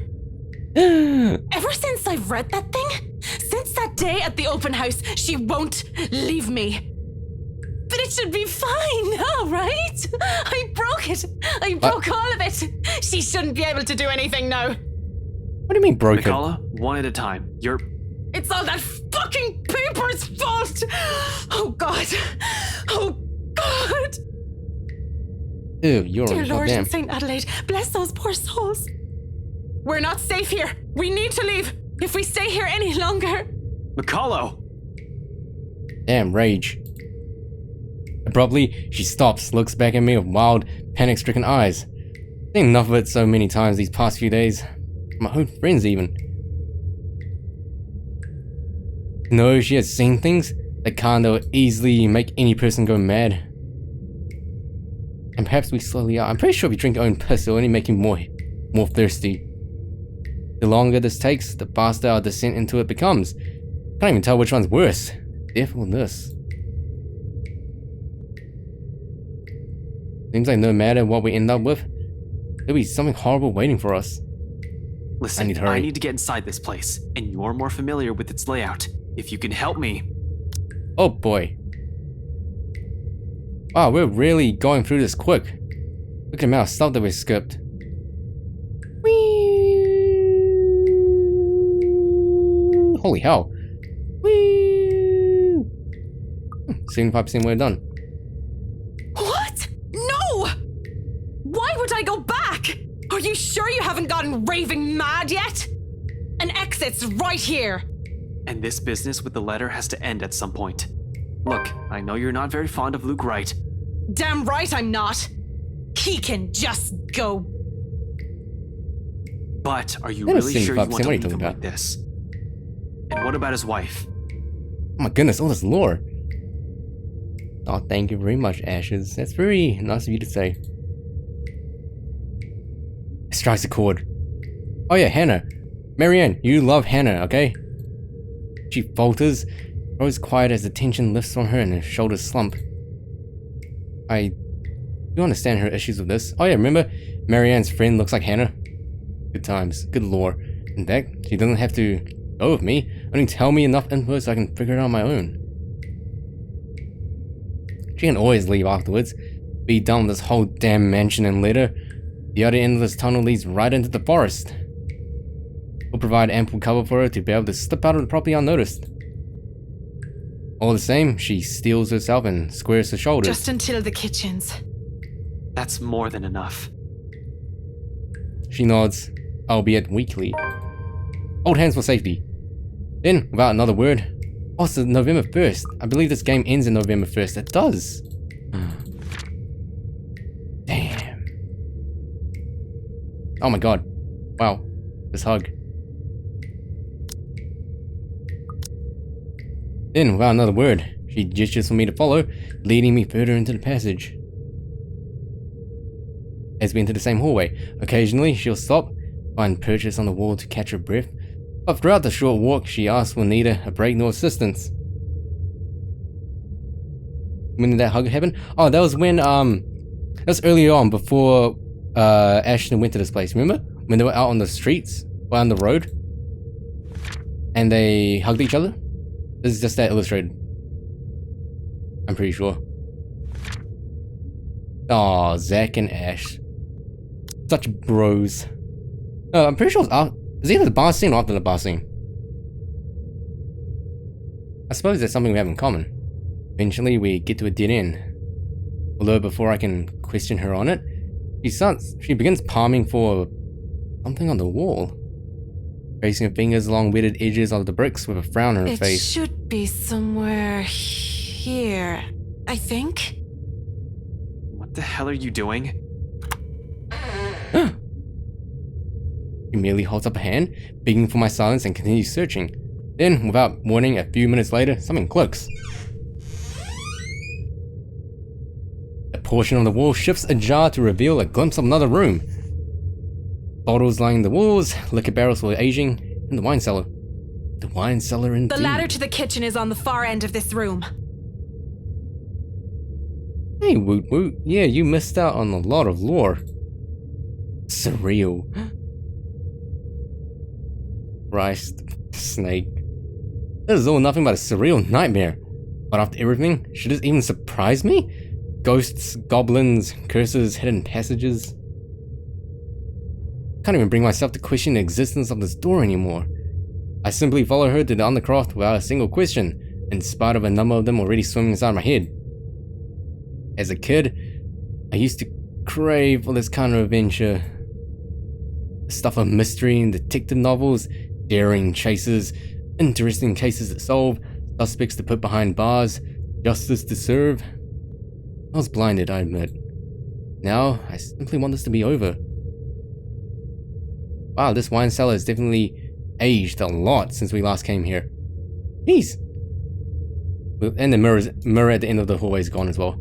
We leave the door open in case there's a need for a quick exit. Especially after she mentions, only by chance, she's been able to open the door last time.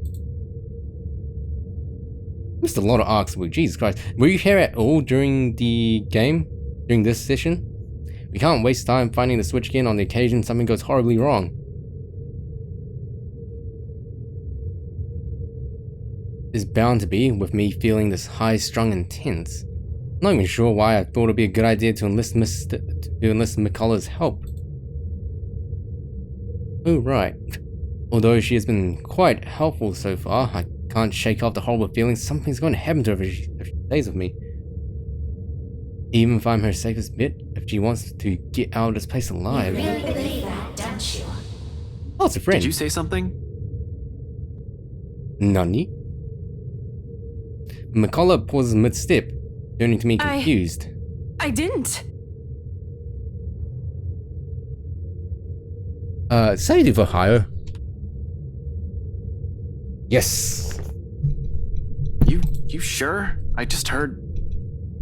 Don't you think I'll be the first person who'll know? Look, the ladder leading to the kitchen's up ahead. You might want to hurry. I just want to be done with this place. See? You dragged another one. This time I'm sure. There's really a voice. Well, voices. Since you know Ashes, I'm using a voice modulator right now. Despite the look of protest Mikaela shoots me, I find myself stopping and looking for it, searching for the immediate surrounding with the familiar form of the woman. I don't even have to venture too far from where I'm standing. Just the arm's length away from me, mirror shards litter the floor. And right on the biggest fragments. Wow. Which one's Rebecca? The top right? Oh no, it's all the people that have died.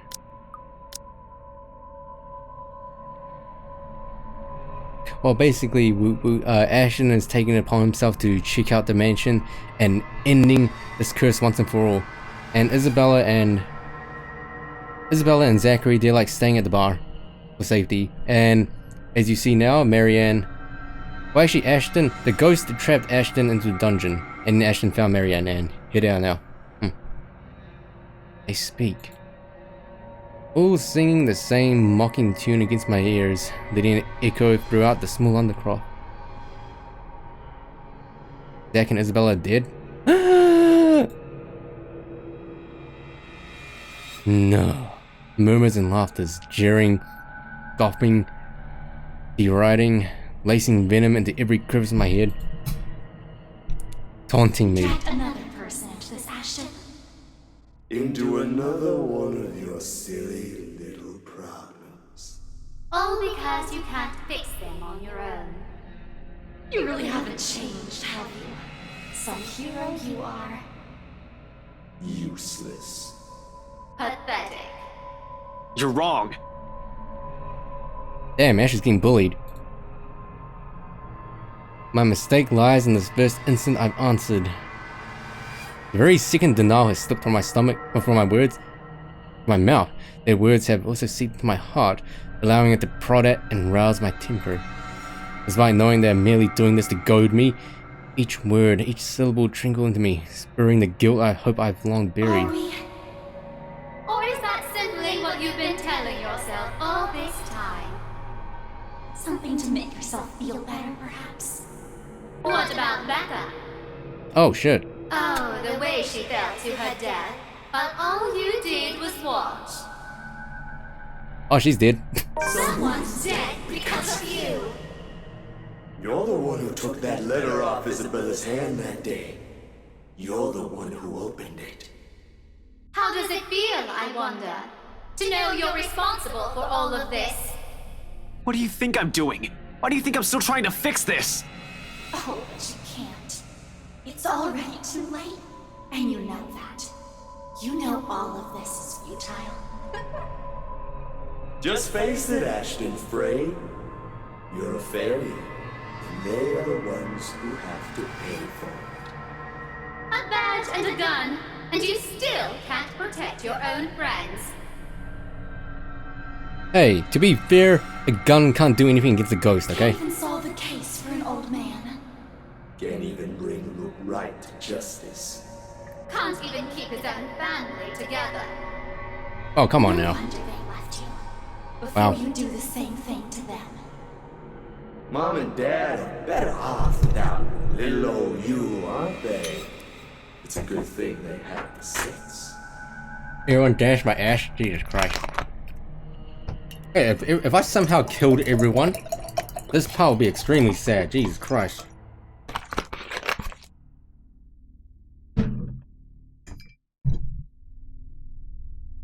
Pitiful, isn't it?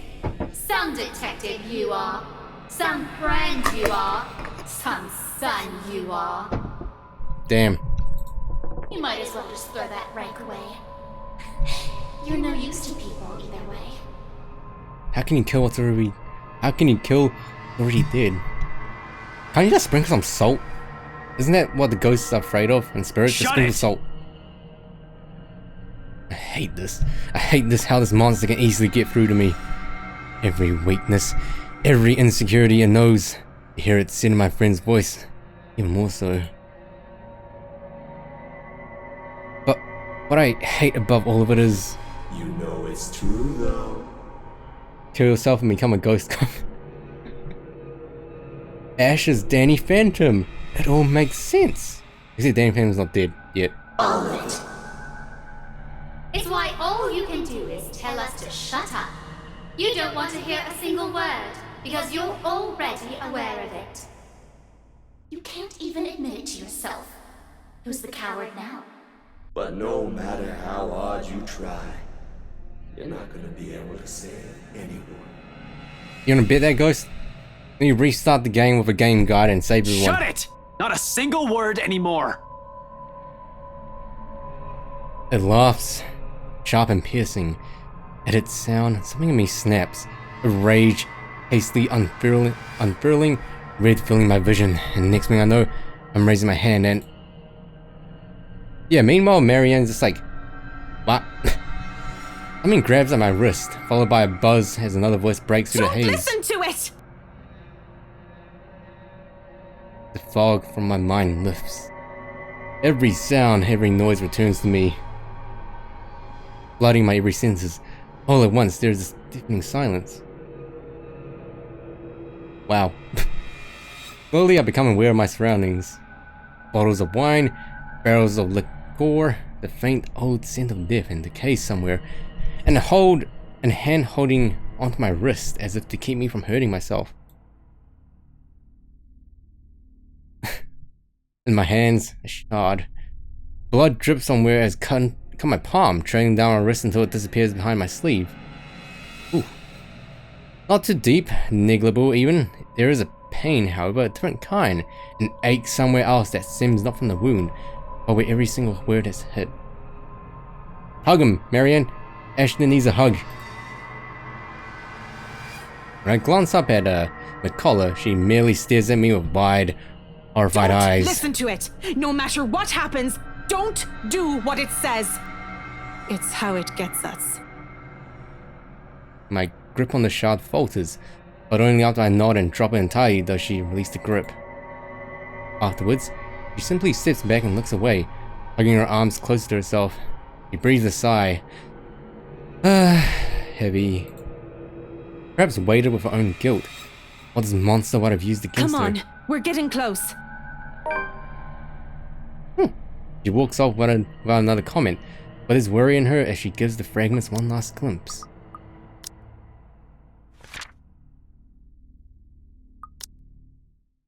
On the ground, they lie lifeless now. No more voices, no more insults, but even as I walk away, one whispered taunt continues to ring in my It's ears. useless, Ashton Frey.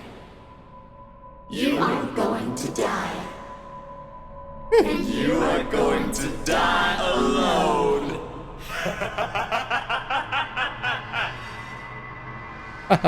So funny, you're so funny, Joe. You're so funny, ghosts. I heard a lot of Zachary in there. Here. Until Dawn.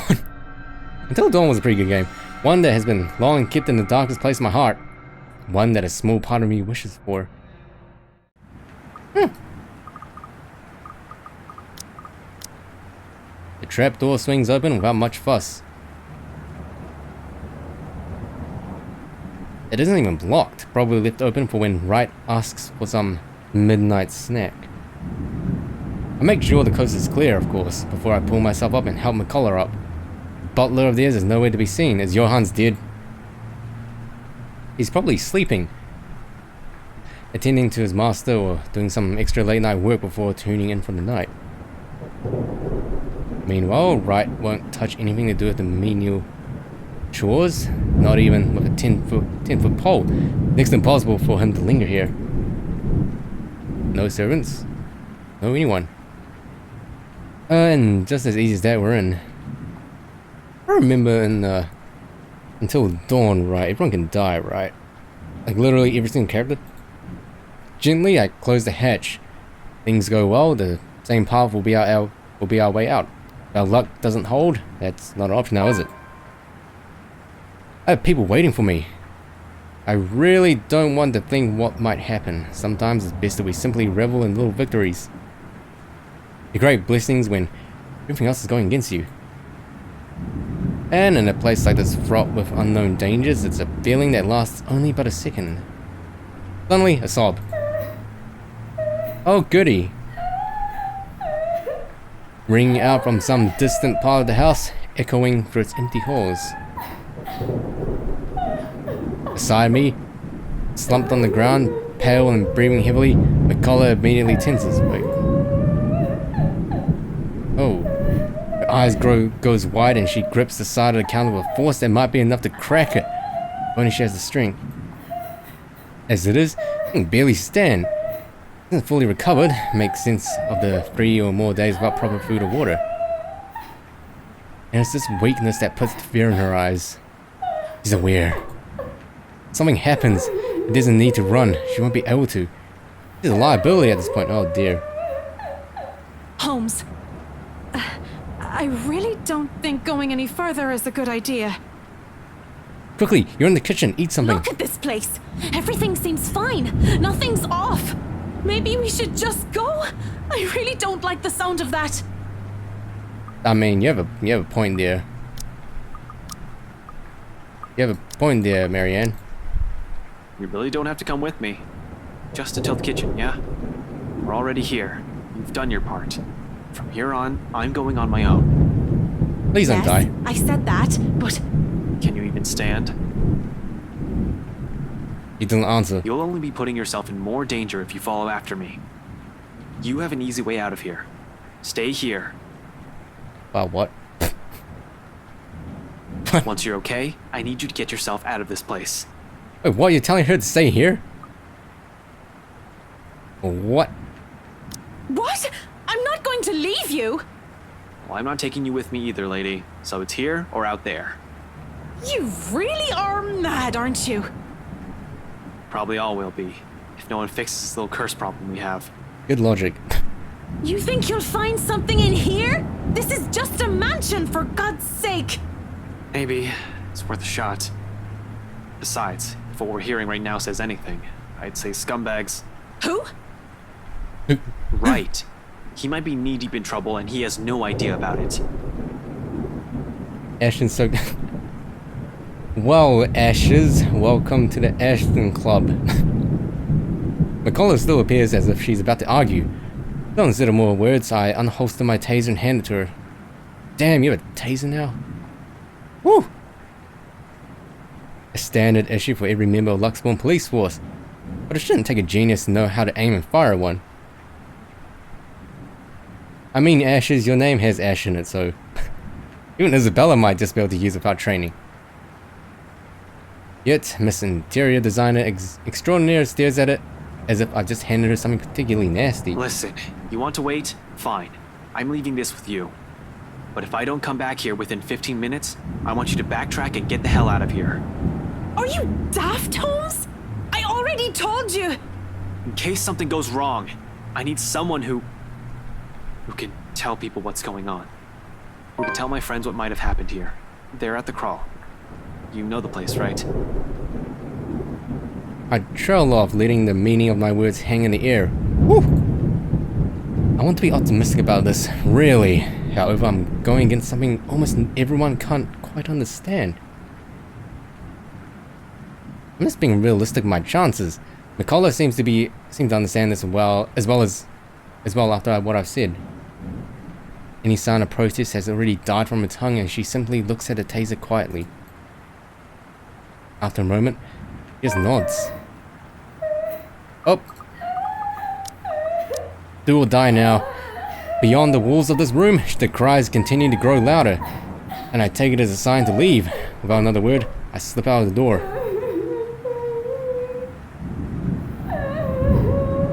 Oh, Snake's being bad? Okay. And like a siren call, her voice beckons. Finding out who that is seems a good place to start as any. I keep to the shadows for the most part. Good CG. Not that there's any need to, the entire place just feels empty. Odd, when a house this big should have a large staff. Where is Johannes and where is Luke? You'd think there'd be one or two roaming about for some late night chores, or someone seeking out whoever's creating this ruckus. There's none, however. Shouldn't they have security posted inside as well? Wow, who did that? Snake? Unless their security means the butler, though I doubt scumbag's that sloppy. He loves his life more than anything. Snake. That's a warning, Snake. One more outburst like that, and you're out. Back in the dungeon you go. Probably more than his own wife. And the things he's done, he's bound to make more than an enemy or two. He's also the kind who will do anything to keep herself safe. Alive. I wonder what he'll say when he finds out that there's something not human living with him in his own house. Potential dangers aside, being on my own grants me a greater degree of mobility that I'm more comfortable with.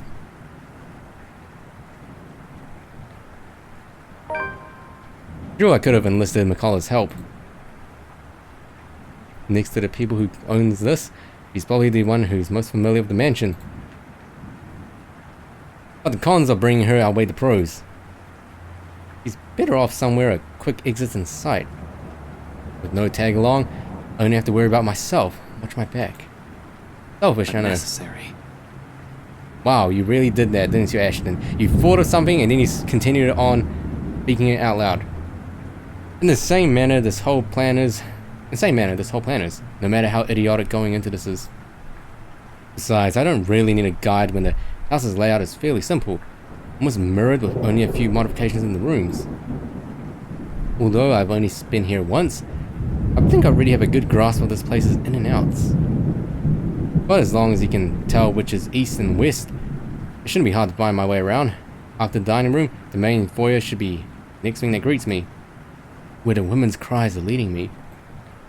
Honestly, after what happened outside, I'm not even sure if I should be trusting what I'm hearing. Which delay? What if you pause and unpause, Snake, or refresh? But with the whole house somehow seemingly devoid of any of its inhabitants, I'm inclined to look into this. More than surviving this curse, a huge part of this is my training. Just hope this isn't a crime scene I'm walking into. But nothing's ever that simple, isn't it? Not when you're dealing with the supernatural. Nope. Because as soon as my feet crosses the next room, something shifts. Oh boy. Ew. I'm in lady, come on. In the flash, nearly without fanfare, it happens in the blink of an eye. I almost miss it. This is a good wallpaper engine. One moment, there's red. In the next, I'm standing alone in the foyer. Wow, how do you do that? Magic. For a brief instant, I pause, glancing wildly around the place, blinking twice as if my movements will spur the vision back. Yet, nothing. Cryfish. No blood dripping on the walls. None trailing down the stairs are pulled on the floor. No eyes watching my every movement. Wow. Only the same cries gradually growing in intensity longer I dally, along with voice. Oh. Anyway, guys, I know I said this a lot, my butt hurts, so I need to stand up. Oof. Stand up a bit. Stretch. Stretch. Oh man. Fuck my back.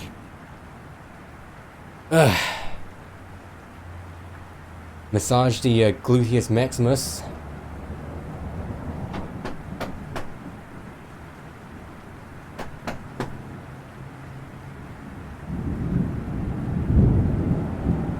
Oh man.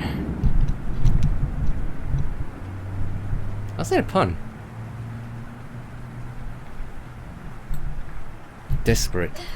Where are you, Mother? Bleeding. Please. I don't want to be alone. Is that the curly hair lady? Coming from the same direction I've heard the cries from. Upstairs. Oh boy. The place is not entirely empty then. A better question now is who? Wow. Revolution, really? Definitely not Scumbag or the butler. I've yet to see hide nor hair of them, and not knowing their whereabouts puts me on the edge. I have to be careful not to make any noise or be seen. Wow, the lore. Maybe the wife? I know one can't really tell it's her the way the walls echo her voice. Nevertheless, it pushes me to move. Taking almost 2 steps at a time, despite the sickening feeling that something's lurking behind every great shadow, every small corner I pass.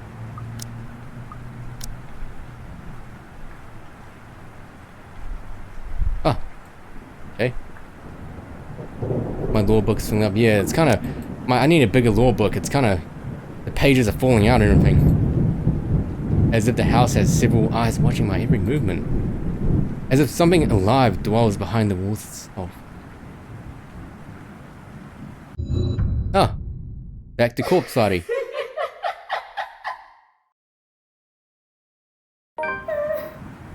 Dun dun dun. I try to shake it off, but the uneasy sensation has already made home at the pit of my stomach. Dread, and it only grows deeper the closer I get to her. Speaking of dread, there's a bow and warframe called Dread that only the stalker has, and it's pretty good. Anyway, the relative emptiness of the place doesn't help either. Neither does the harsh wind battering the windows, nor the streets of rain pelting down the roof. For a fleeting second, I find myself wishing for Scumbag to simply show up. Hey, peace son, am I nearly done with this chapter? I don't get too far down into that train of thought. Abruptly, the cries stop, replacing it with screams. Oh. She's here. She's here, Mother. She's going to take me. Is that Hannah? She won't leave, Mother. Mother, I don't want to go with her. Tell her to go away. Whoa, whoa, whoa. Whoa, whoa, whoa, whoa, whoa! What if Hannah's mother is that crazy bitch that ended up killing the husband and the ghost lady. Mother! Mother, she's here! Help! That can't be good. Adrenaline overcomes me in a rush. And no 2 heartbeats, my feet's already moving before any sense can catch up or doubt creeps up to me. Hands ready at the holster as I hastily set off for the far side of the hall. Cool dude. Pretty fly for an Asian. Force Eerie. Alert, alert. Ashton, go home. This is not What? a fight. Brain slug, What is- brain slug, brain slug. Brain slug, thank you, Snake, for the one, but one alarmed. There's not really any big skips for you until the rest of the chapter. Oh boy. One alarmed footsteps after another while struggling to keep that sense of panic at bay. The door lies ajar at the end and come from the floor above. Going to hurt me! Help me! Help me! I do not hesitate. Moving in, despite the lack of light, the steep stairs or the thick layer of dust kicking up with me every step. I pause only a moment upon reaching the top. Then, without wasting a second, I push the door open and save because some stuff is gonna happen. Hello.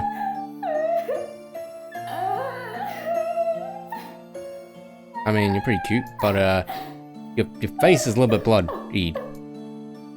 She sits in the middle of the room, shoulders hunched, shaking. Her hands cover her face as she weeps, oblivious to my presence.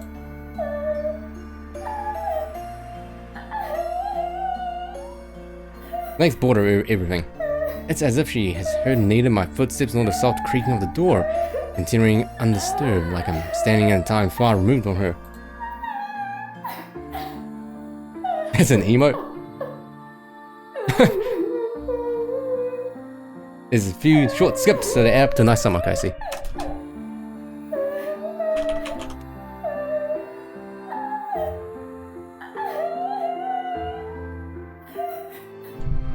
What? Okay, what face is that though? What facial expression? Ash. What?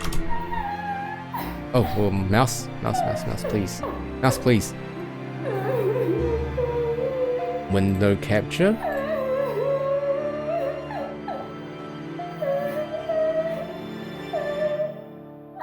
Oh. Very good here.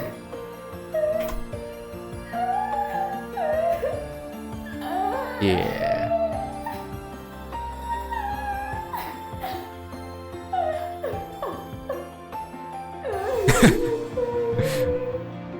Hey, are you alright? Mother, I've done it, Mother. Take me with you, please. Achievement. I can still hear her. She's here. Help me! Help me, please! Oh, okay. Belatedly, I noticed the blood on her hands. If it's the same one drenching the whole attic, I do not know. How the whole room ended up like this is the least of my problems at the moment. Even a single human body doesn't have this much blood. You sure about that? You sure that's the right blood? So, bodies? The thought sends an unpleasant twinge in my stomach. Does Wright even know about this? He's bad news alright, but this is beneath him. This is where the whole thing started as well. He'll definitely balk at first sight of it. Anyone will. Yet the woman lingers here unmoved by the sight, leading her sobs to the room, repeating the words over and over again like a prayer of salvation. Whom?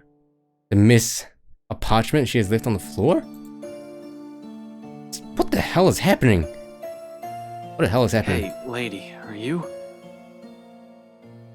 The rest of that question never makes it out. I didn't even see it coming. Well, rip. Oh, see you later. Oh well, Ash, rip. Should have been more aware and on guard, really. Ow.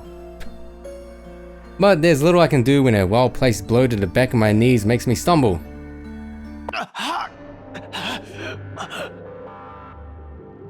The momentum alone, hey, she's gone. The momentum alone sends me reeling forward. That's a really nice background, actually. Let me take that. Never saw it. It barely even registers in my head that the woman's gone and the room's as normal as it can be. Not above the pain suddenly, but not above the pain suddenly shooting up my side when I hit the floor. I don't even get the chance to get my bearings back when a hard enough blow to the stomach causes me to buckle down and land heavily on my knees. Who did it? Who done it? Gasping, I fumble wildly for my gun. Although before I'm able to turn, level it, and shoot, a hand grabs my wrist and twists it. Hard. A gasp. A grunt. A cry of pain slips past my mouth. The gun falls to the floor with a thunk. As soon as it lands, a foot kicks it out of my reach and it slides uselessly under the bed. Agony suddenly explodes in my chin, jerking loose a sharp cry of pain and stars fill the edges of my vision. Okay, can you show rather than tell? Please. A brief moment of regret hits me for leaving my taser in the collar. Oh. Well, oh shit. Marianne, what'd you do? When a piece of cloth closes around my neck. Maybe there should have been an option of giving either her the gun or the taser. Without warning, my attacker pulls. Right. I'm left gasping, choking and clawing for air, blindly reaching behind me as I still try to fight him off and loosen pressure on my neck. Except any sort of movement only causes him to pull it. My, so many rats scurrying about in this mansion lately. Johannes. It was you. Writes Butler. Tell me, what did you do with the madam? Oh my god, what's going on? I have no idea what he's talking about. Something happened to Hannah, right? Let go, you asshole. Damn, Ignis, you know how to fight. Now, Dummkopf, you're in no position to be rude. Last time I checked, I'm not the one breaking into other people's homes. I mean, he's got you there. Now answer my question. What did you do with the madam? Hannah? The pain rings and resonates through my already sore body. Still, I managed to ride it out and spit a mutinous. You. God damn it, Ash. Keep that dirty mouth babbling and you're getting a knife in the kidney. I assure you, it will be more painful than this. He really doesn't need to threaten me by now. Still too much to bear at this point. My lungs feel like they're burning with the lack of air. Dark spots begin to feel the edges of my vision. Ever so slowly, the world around me dims. I'll rip. My consciousness rapidly slips away from me. And without meaning to... Get away from him! What? Is that Isabella? Hearing that voice? It's as if I've been doused with a bucket full of ice cold water. Familiar. Too familiar. Marianne, what'd you do? And more importantly, I shouldn't be here. I shouldn't be hearing it here. She shouldn't be here. Immediately my eyes snap open. Oh. Oh, shoo. And right there, right on the attic's doorway, stands Isabella of all people. A rolling pin. Rolling pin on one hand and a standard issue place taser on the other. My taser. Wait. What did you do to Marianne? Oh. She must have borrowed it from McCullough. Where else could she have gone on one? I doubt she has ever used one even. Hell, the way she holds it right now, this guy can easily disarm her in one hit. But there's something in her. In her eyes. Got the crazy eyes. Although there's a look of fear in them and her hand shakes, she keeps the weapon trained and pointed at scumbag's lackey. Untrained or not, he does not plan to leave here without putting up a fight, it seems. Admirable, really, but it's just not something we need right now. I need her to be away from here, Isabella emote. Really quick. Christ, this Discord is being filled with nothing but the letter emotes. What face is that though? Isabella... Sup? Placeholder name? I need her safe. But the chances of that happening grow slim with every laughter that slips from him. This is just getting better and better. The Bratwurst won't be pleased with the number of bodies we have to dispose of today, you know. Jesus Christ, Iggy, Tell what me, the hell, how man? many of you are there? So I can prepare the proper number of bags. Damn it. What the fuck is going on? Why is she here in the first place? Did she follow after me? Who else came with her? Dak? Oh my goodness, double lore. Panic surges within me. She knows how bad the situation is, but does she really have to run in here and expose herself like that? Does she even know how to use a taser? For fuck's sake, more than worrying for my life, it's her I'm concerned about. Getting strangled, dying by choking is a part of the plan, but her following here isn't either. This is why I prefer to do things alone. This is why I'd rather be the only one to take the consequences. I don't even want to think of what this bastard might do to her after he's done with me.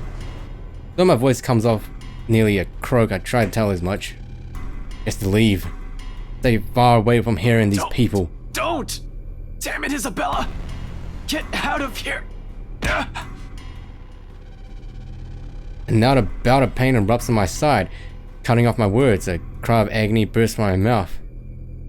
I can taste blood on my tongue as I heave, attempting to get in as much air despite the towel still coiled around my neck. You're going to lose air quickly that way, Dummkopf. Better keep it shut. Get out. Out. Oh hell, it's been 5 hours? What the hell? Val! Don't be stupid! I'm not leaving you here! He laughs, too cruel, too unforgiving. The way each note beats against my ears, inspired the warmth in them, send chills down my spine. This is a man whose hands have already been stained with blood before. He won't I'd hesitate. follow his advice if I were you, little girl. What could you possibly do with a toy? Just hand it over and be on your way. It'll probably be too difficult for a little girl like you to use. There's a moment of silence. Fuck, I can barely keep my eyes open. But in the next second, though I still don't exactly understand what's happening, Isabella shouts. Not a cry of pain. Woo! Not a yell of panic, but one that's resolute, firm, perhaps in a tone that's leagues fiercer than any of I've heard from her before. Try me! Ashton, duck! Where? I do.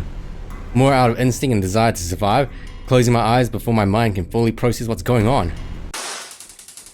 Woo! It all happens in the blur.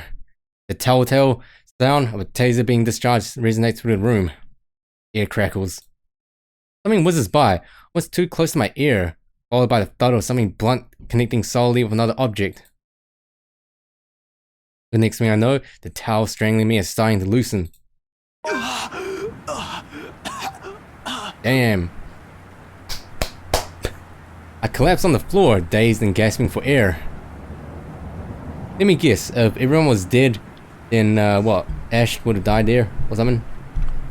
From my peripheral, through the haze of blood rushing and sound slowly filtering back, the butler buckles, he spasms once.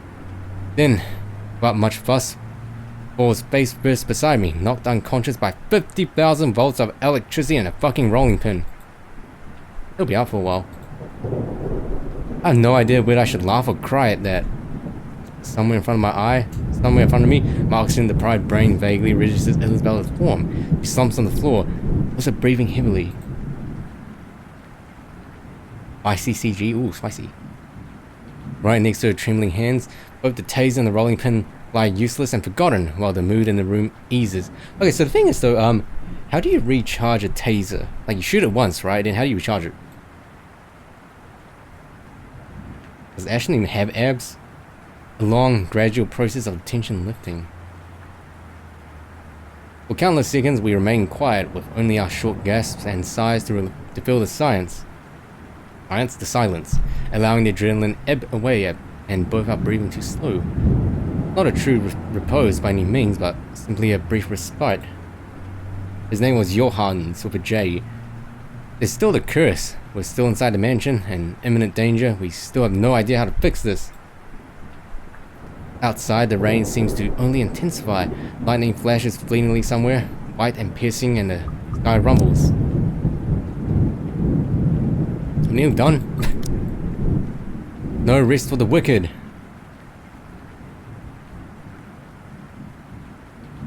I stir first, once recovered, having regained some semblance of sense and strength. Breathing still hurts, but it's bearable, and as moving, although every small motion causes a wince. There'll be bruising tomorrow, I can imagine.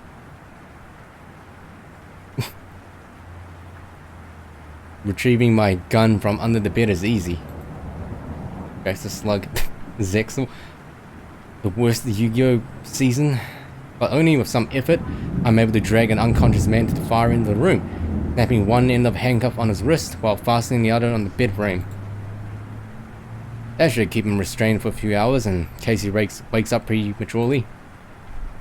All through this, Isabella stays quiet. In fact, she hasn't even moved since.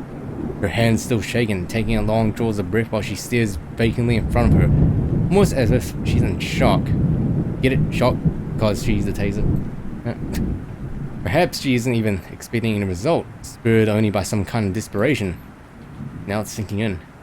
Unfortunately, we need to get moving. We don't have time to wait for everything to register in our heads. Kneeling in front of her, I give her a light shake. Ignis is pretty much Luke Wright's butler. Belle, we need to go. We can't stay here.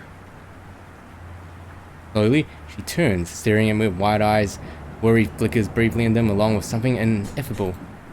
Then, without warning, she lifts her hand and slaps me right across the face. Ooh, that was loud. That's a good wallpaper engine as well. Damn, the sound of it cracks the air, shattering the silence like fragile glass breaking. Despite the familiar rumble of thunder outside, it manages to ring louder about the storm. I don't even know what hit me, until my head has already snapped back, and my cheek stings with her anger, and his neck is snapped, and he's dead. And it is anger. In spite of the stillness, and the lack of words afterwards, not fuming though, never fuming, but the kind that burns lightly and soundlessly. Frustration instead of a seething rage. One that ebbs just as quickly as it flows, and once the tide subsides, there's only that gleam in her eyes. Warm, steadfast, and unflinching. Quietly, I brace myself for the truth underneath that gaze. It slips from her lips. God, Ashton looks like a chick there. It slips from her lips, softly, nearly fading under the sound of the rain still falling fast. Not for the weight in each of her words. What is wrong with you? Belle. If Zach didn't slip up, no one would have known where you went. Oh, Zach. Well, one person knowing is enough. Any more than that, and... You almost died! He could have suffocated you right then and there, and you could have died! I told Zach to give me 4 hours. That would have been enough time to... It would have been too late!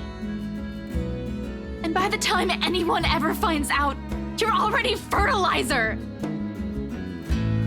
He trails off, drags one indrawn breath after another, a brief lull as her frustration finally gives.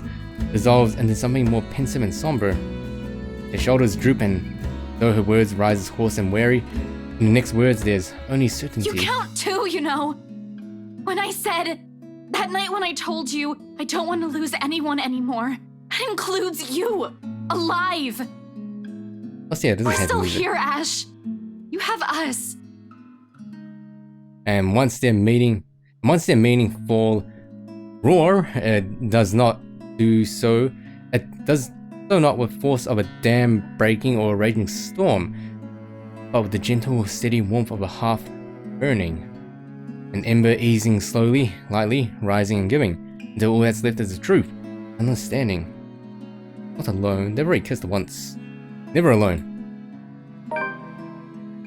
It lingers, even as we both drift back into silence and her words take root, because in the gratitude that swells after, another warmth blooming. Pleasant, welcoming, like finding home, like finding ourselves in the haze squall has left. creating something fragile yet immutable in both of us. It's in her eyes, in the way she holds my gaze, unwavering, in the way she carries herself despite sitting amidst a place she fears, in the way she keeps herself from trembling, falling apart, because fear is inconsequential when people she cares about are at risk. Change. Damn, you're right, Snake. Damn. She realizes that now, holds on to it. Another little thing, another small thing from her, it may go unnoticed and pass by quietly, but will eventually amount to a lot of things. Tiny gestures that mean nothing at first, but begin to matter to me one day until... Oh. Despite myself, a small smile slips from my lips as the same warmth from earlier unfurls in my fist. Shouldn't you guys be going somewhere else to do this rather than hanging out where Mr. Johans is? Unhurried, familiar, and bright from all these years I've carried it, but I've never given the words for it. Stop smiling like that, Ashton! I'm not done scolding you! But this time they come easy. Don't worry. Are you really okay? That guy hit you a little too hard on the head. Here, let me... He's handcuffed, it's fine. Jeez. I reach up just as she extends a hand towards my face, catching her wrist in a light grip. Drawing it closer, folding her hand in between mine. Although her expression does shift into mild confusion, she does not pull away like I'm expecting, simply stares at me, searching. Is a bit Christ. For her to allow a gesture from me that's perhaps too close, it tells a lot how far things have already shifted in the past few years. Cradled in mine, her hand still trembles. Most of the tremors has already subsided by now, though I doubt it'll fade away this soon. Even as I trace the lines of her palm, and what I hope is a comforting gesture. Sorry, Belle. For what? Is this about what happened tonight? You can apologize later, when... No, well, this too, but it's not just about this. Nope, Snake bootleg Ignis can just watch. It's for a lot of things. Not even watch, just tie up his hands so he can't see. Not his hands, tie up his eyes so he can't see. For calling you clumsy, and careless, and a scatterbrain. Are you sure this isn't a concussion? Actually, yeah, Ignis is Kappa Pride, so he won't even get off to it. You would think that, wouldn't you? Well, you don't usually apologize. Yeah, I know. I'm sorry about that too. For all the times I've teased you and made you cry. Hey, you see someone's hand? I mean, he is blind. So yeah. Unexpectedly, her fingers tighten around mine, our hands falling between us as something tender shifts in the air. Another exhale, Jesus Christ, come on, just kiss already, before Ghost shows up. Another drawn breath eases out of me, filled with every hesitation and uncertainties, but when I finally chose to break silence. Because, Jesus Christ, it's only when I know that what will slip past my mouth is the one truth I will hold against the world. For all those callous words, despite all those, there's nothing I don't love about you. In fact, those things, I love those. Oh yeah, who did she beat up with a rolling pin? Everything. Everything that's you. For a long moment, she offers no response. Her grip on my hands merely tightens. Although my heart's pounding and hard against my ears, I take a chance and look up. Slightly leaning away and giving her a cautious glance, more than ready to hear her rejection. Instead, I find her on the brink of tears, with an almost unreadable expression on her face. When she notices my eyes on her, she hastily reaches up and wipes it with the back of her hands. It does not keep them from falling, and soon they trail down her cheeks despite her best attempts.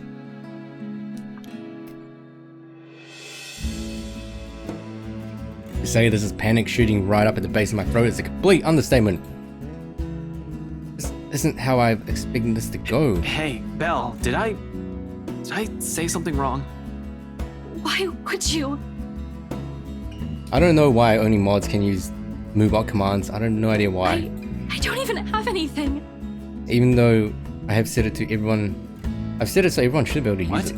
I don't have anything. I'm What? not rich. I live off instant noodles almost almost every day. I can't do anything properly without someone helping me. Except maybe if it's drawing, but that's beside the point. Hey, Isabella, drawing's awesome. I didn't even get to graduate, even if I was so close. I'm not even sure that scholarship will get me anywhere. And ever since I came here, in the 5 years you've known me, I've got us into all kinds of trouble. I mean, so why would you even say that? I'm not. You guys really be doing this in this situation? I mean, maybe it's the moment itself that spurs me to it. The desperation. Fear of almost dying. I've already said more than what I'll usually allow myself, and I might as well finish before I lose my nerve. No matter the reason, I reach out for her. Gently, so unlike the way she barged into our lives so many years ago, the way she came in would leave a terrible impression on anyone, really, and yet it's people like her that you don't easily forget. Them that gradually worms their way into a person's life until the very thought of losing them becomes unbearable. Isabella trails off once my palms brushes against her tear-stained cheeks, but she neither pulls away nor pushes my hands off. Rather, she looks at me wide-eyed with another searching look. Only one answer for that. It doesn't matter. All of that is still you, and that's enough for me. No promises, only truths. Perhaps the only genuine thing I can offer her at the moment. We don't even know what will happen, or if we'll ever survive this. So instead of words, I lean in, our foreheads briefly touching, or brushing my lips tenderly against hers. Mwah.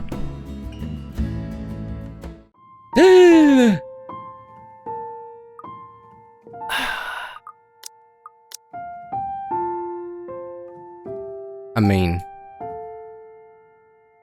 okay, I need to go to the toilet really quick. 1 second. Oh god, my butt. Jeez.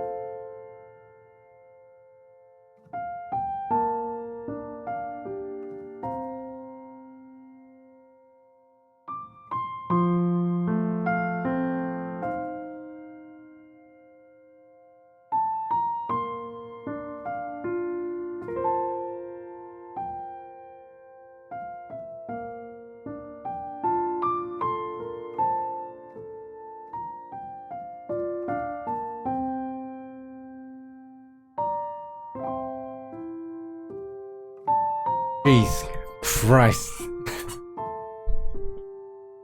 I just...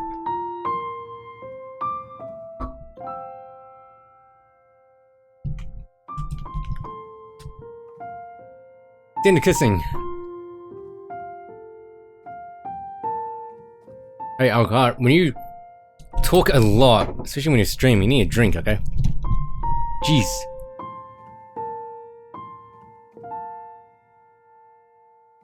His brief second, once our lips touch, when she tenses, unsure. Long moment of not knowing that to do with her hands until she settles them on me. I mean, she can put her hand somewhere else. Anyway, slipping up my arm in a light grip, afraid. Too afraid to make a mistake or hurt. Of now it's enough. the closest we can come to it. Rather than give out empty promises or grand proclamations, we have this. That's a cute photo. Despite something she soon understands as her shoulders ease and she permits me to draw her closer, deepening the kiss. Softly and gently. A short second of simply allowing the world to melt away around us and this to roar above anything else. Like every little thing between us that has built up to this one single point in time. A moment that becomes ours and ours alone. Something to hold close until all this is over. We part later to the sounds of the world rushing back around us. Thunder, rain, and lightning with fire. All to remind us both of the reality we have to face. Enough to dampen the mood and force back the worry I've temporarily forgotten. Yet when I glance back at Isabella, all she has for me is a small smile, bright and hopeful. And it is strength enough, one that I try to draw from when I rest my forehead against hers one last time, before leaning us both out, her hand in mine. Power still hasn't come back when we make our way downstairs. Tricky considering the stairs to the attic are a bit old. One misstep and anyone might end up slipping and falling. You're lucky if that's all that'll happen to you. With the stairs this steep, a broken neck is likely outcome. Oh, wow. Thankfully, Isabella's here to guide me through the darkness. She knows this place better than anyone. After all, in spite of all the misfortunes it has brought to us. Careful, the floorboards over there aren't very sturdy. Isabella and Marianne will Zack and him.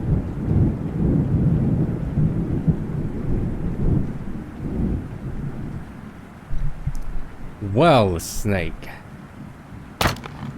Oh jeez. Right on cue, the same board I'm stepping on creaks and suddenly breaks, the pieces falling somewhere with a dull Oh thunk. shit. Scumbag wouldn't be too happy about that. I don't know about you, but you gotta get that Yuri on, you know what I'm saying? Ow, foot. See? I told you so. You never listened to me. They renovated the whole mansion. They can't even replace one tiny part of the house. Why don't you file a complaint to BRC then? I'm sure they'd be thrilled to hear it. You know it was such a rushed job. Outside, the winds have intensified. Even from here, I can hear the gusts battering the window in the attic. Wait, how? Okay, so Isabella's 158. Marianne is... Holy hell, that difference. Wow. Wow. Even from here, I can hear the gusts battering the window in the attic. It makes you wonder why, up until now, the only person we've encountered from this house is the butler.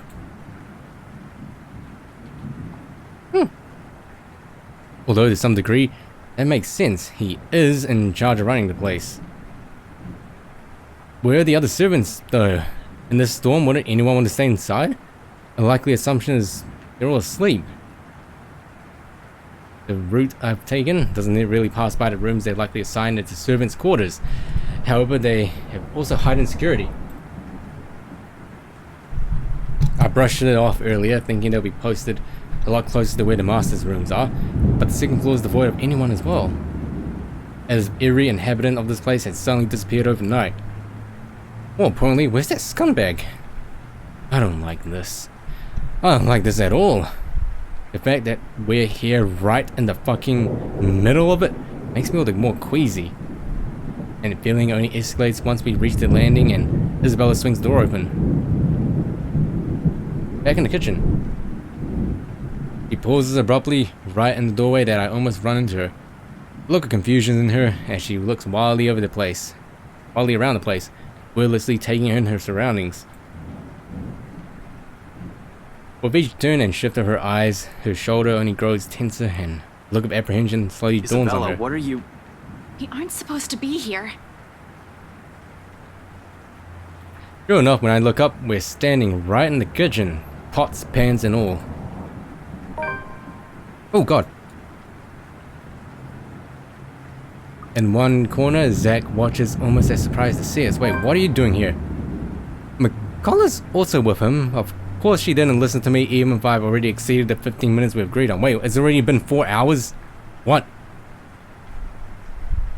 Although color and strength seems to have already returned to her, enough for her to be able to stand unassisted. The empty plate on the counter appears to have played a part on that. Good news, I guess, as the other one, however. Oh my god, Snake. What the hell, man? Jesus Christ. Relieved as I am that he has had the sense to wait and not venture deep into the mansion, can't keep up roll my Zach, eyes at I him. said 4 hours. I know, but Isabella asked and...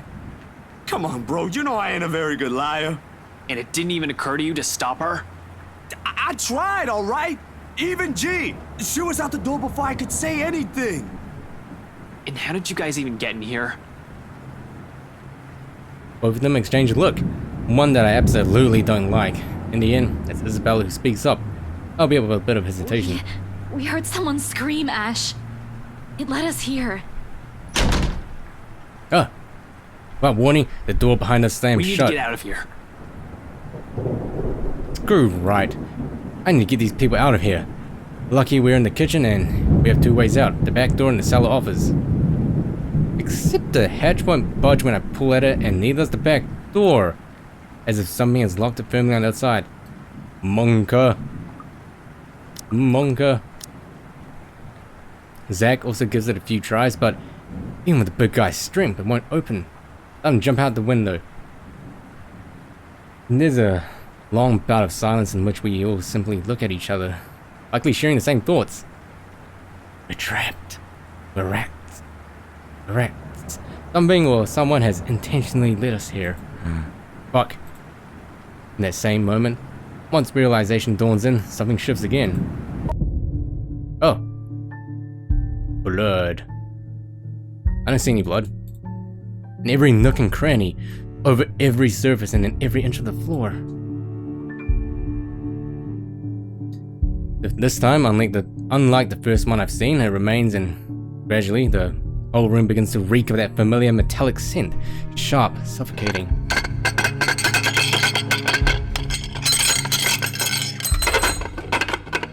Jesus Christ! Around us, every object, including the cupboards, has started to rattle as well.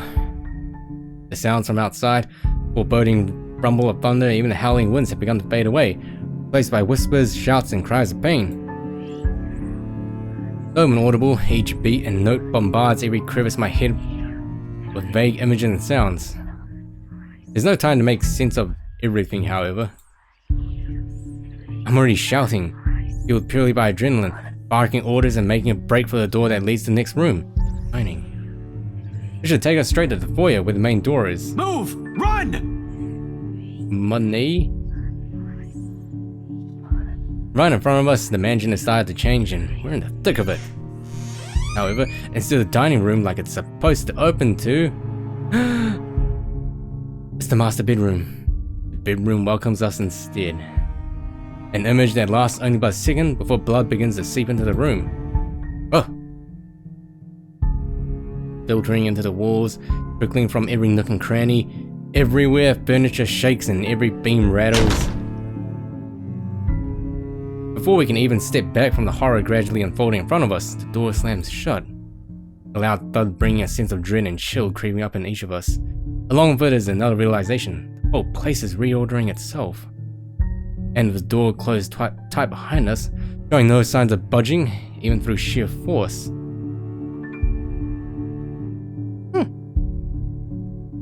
I mean, Ghost Lady is very determined, it seems. There's no choice but to go forward and hope to all gods that it'll lead us to an exit. Until then, running's the only thing we can do, spurred by nothing but fear and a sense of desperation to live. And this is being like corpse party. And there's that creepy mirror that Marianne looked at. Oh, Rebecca. But with each room we pass, it only becomes apparent that the house has no intention of letting us leave. It lured all of us here and we've fallen for it. Now it's playing a little game with us, a sordid form of amusement.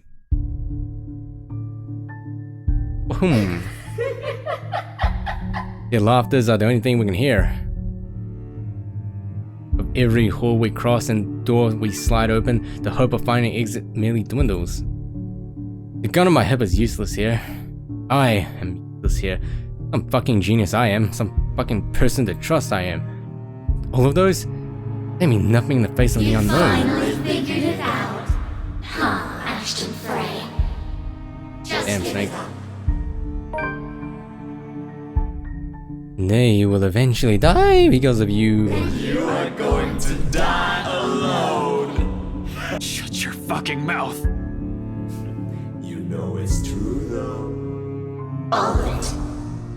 It's why all you can do is tell us to shut up. Oh, copy and paste. You don't want to hear a single word because you're already aware of it. You can't even admit it to yourself. Who's the coward now? But no matter how hard you try, you're not gonna be able to save anyone. The more gruesome the place turns, the bleaker our chances simply get.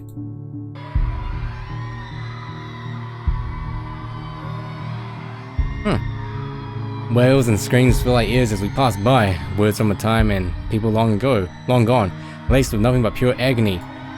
Calling out, reaching out for us. Their voices almost too real, as if we're not the only ones trapped here, that there are others begging for release from this wretched place. Or maybe it's just all just a show? A taste of what we'll eventually be? Souls forever held captive in a never-ending nightmare? Mother, I've done it, Mother. Take me with you, please. Good job, peace sign. I mean, who me? She's here. Help me! Help me, please! Is this what the curse is? What it means for all of us? That the letter, not a morbid cry for help, but an invitation? A beckoning for unsuspecting souls to be dragged into this place's horrors? To be put under centuries and centuries of torment and agony? Suddenly dying a painful death seems preferable, enticing than ending up here, living a tortured existence. Or perhaps it's all the same. There's some nice white flowers outside. Still, hope worms its way into me. Not a usual thing for someone like me. But after going through countless doors and corridors, every little sign of hope I'm willing to cling to, as long as it'll get us out of here. But back to the dining room again. How long have we been running? How long since we left the kitchen? At some point I've lost track of time, with the windows barred tight and the sounds lifting in the air, nothing but shouts and shrieks is impossible to tell. But not that it matters when an end is in sight. Oh. Good. Shelves and furnishings bar the door, each stained with blood and gore, that if the situation isn't as desperate as it is, I'll find a different way out. But there's still a gap left at the topmost part for the person to go through, as long as you use the shelves to climb. It's all right. Oh boy. From here I can spy the familiar walls of the foyer. Relief. Only relief washes over me. Although my legs have been restrained taut by all that running, and every bone and muscle in my body ache, there's only an easing. A sense of, you can just move, yeah I know right, why don't you just move? A sense of tension relieving while energy flows back through me again at the sounding end. No sooner I'm leading us out of it. Zach helps McCullough first, assisting her up through the gap before giving a hand to Isabella. The moment the ladies are in, I nod for him to go through. I'll watch your back. I know what ghosty goo is. Wow, I mean, when you're bored and you're a ghost, I mean, why not, right? I see where this is shaping up to be. Surprisingly, he does that without any protests. Not that there's any need to. Sometime after entering this room, the whole place has calmed down. No wails, no whispers, just the silence too deafening. I'm not letting my guard down until everyone's on the other side of this nightmare. Safe. For all I know, this may just be a calm before another storm. But for an instant, however, Zach makes it to the other side and I'm following after him. Tell me if something bad happens. However odd this hush is, I turn my back from it, ghosty goop, and climb up. It's a tight fit, but I manage to squeeze myself in. That unease remains though. Maybe it's the adrenaline still coursing through me, or how easy everything has been after living through that nightmare, bleeding as it is. But for some reason, something's still nagging at me. Call it a detective's instinct or my training or whatever, I have a feeling something's going to happen and catch us unprepared. Unconsciously, before dropping down on the better side of the dream, my hand shifts to the gun at my hip. Wait, what? Instinct has never failed me before. My feet haven't even landed firmly on the floor when... Had I known there would be a party in my own home tonight, I would have opened a bloody bottle or two. Luke. People these days, in my own home, can you believe it? I feel so left out. A chill seeps into every vein in my body. All of a sudden, every ache, every pain returns to me tenfold, and my knees threaten to buckle at the sound of his voice. Though it appears friendly, I know it is anything but. One does not spend investigating a man like him for over a year and holding a grudge against him for more about knowing everything about him. His quirks, his habits, I'm familiar with all of them. And right now, Luke fucking Wright's beyond pissed. Drifting my gaze upwards is nearly too painful, knowing the danger. Not to me, but to those who have been lured in here by the curse. Oh.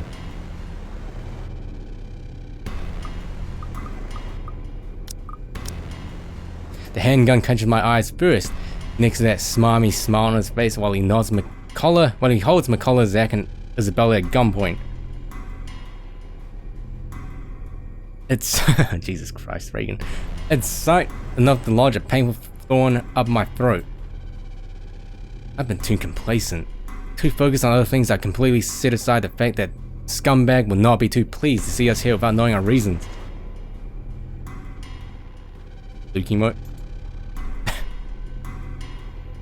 Christ.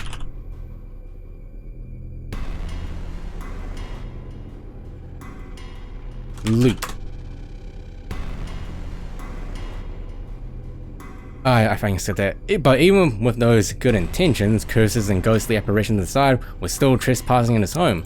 The question is, he's even aware that the whole of his household has somehow disappeared and he might be the only one in here? Likely not. Fuck. Even with people he knows among the crowd, there's a significant effort in him not to simply shoot everyone in sight. And really, Lily, even you. Sir, this isn't what you're thinking. Something's going on in this mansion. Well, obviously, why else would people be trespassing in my home? What's your excuse? Checking back if your clients are doing okay? Is that it? Is this what? We're doing good, by the way. Sir, please. Oh, please, right? What? We need to get out of this place. You need to leave. Not a good enough excuse, darling. You people are the ones who need to get out of my sight. Don't worry, I might consider pressing lighter charges for the woman. Damn. Can't say the same for the rest of you.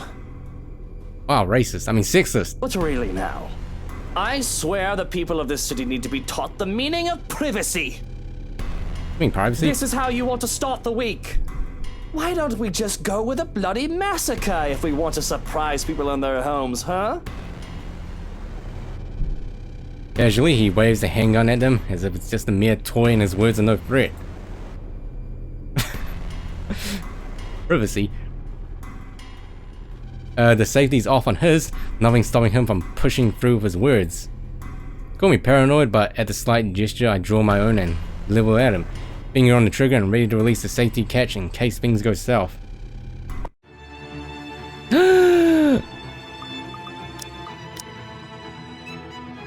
He is quick to train his own on me, though, and just like that we're at a standstill. Now, feathers, manners. That's good emote as well, Jesus Christ.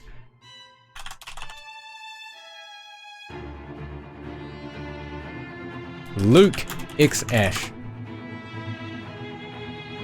You're in no position to be pointing that gun at people. Why don't you put yours down first, and then we'll talk about manners. Oh, he talks back. The gall. Okay, time to screw this up. Your kind pisses me off so much. Shooting him right now would be so worth it. But the way he stares at me like I'm damn pissed. But this isn't what I've come here for. If I kill him, does that mean I don't have to do this chapter? I'm not a murderer as much as I loathe him. I'm not the kind who would kill people in cold blood for my own gain or amusement.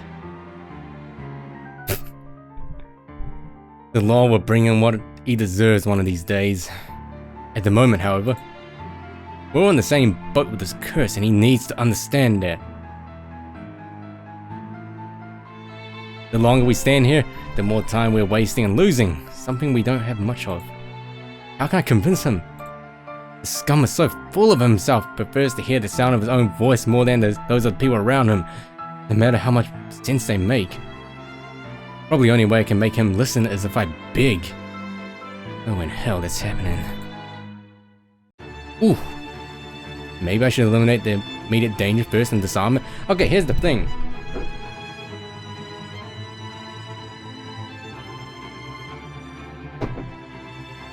Here's the thing. Disarming is probably a bad idea. Okay, the thing is though, if you disarm him, what I bet what's gonna happen with disarm him is it's gonna fail and someone's gonna die. I mean, he also loves it when people beat him. Also, we don't know how good Ashton is at disarming people. He has never done it once.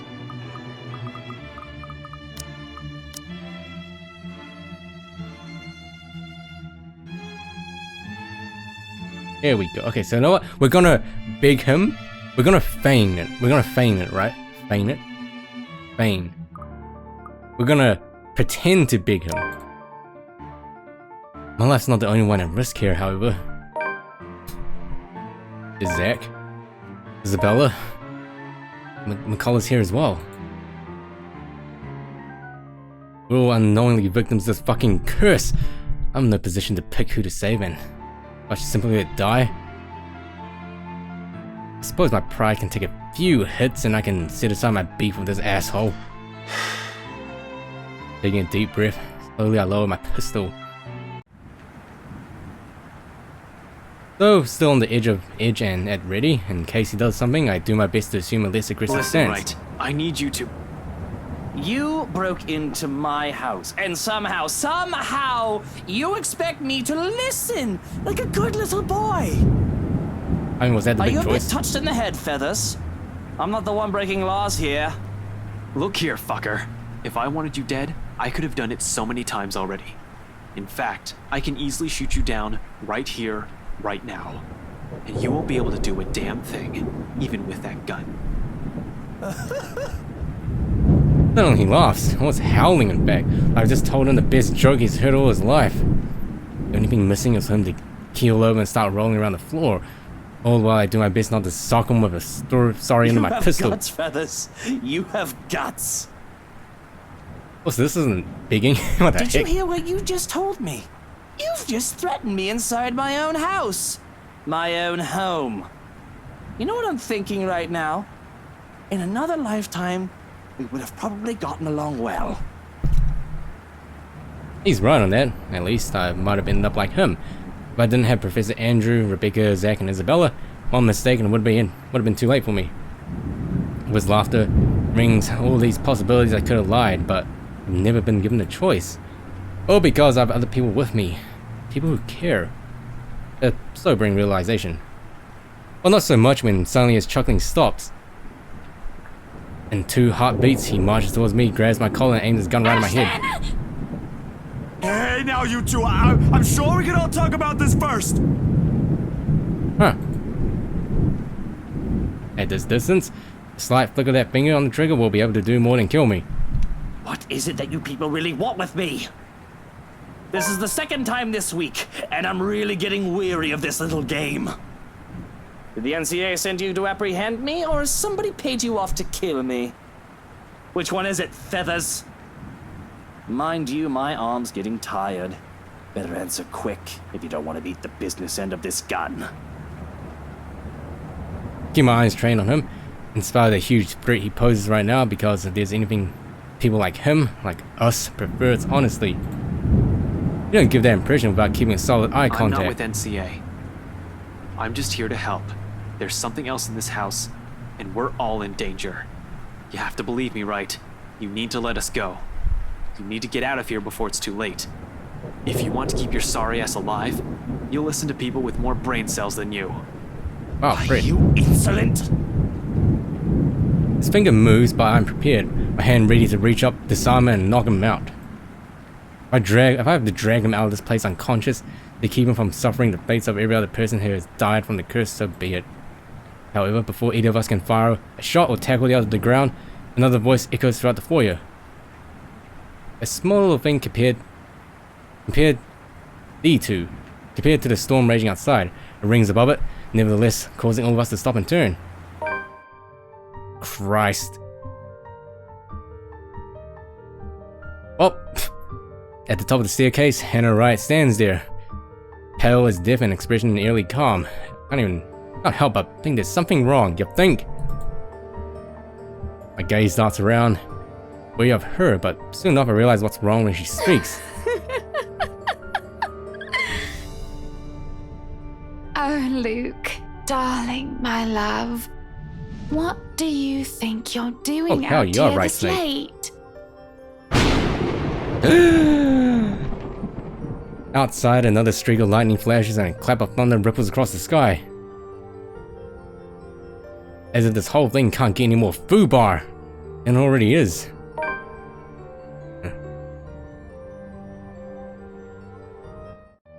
Wow.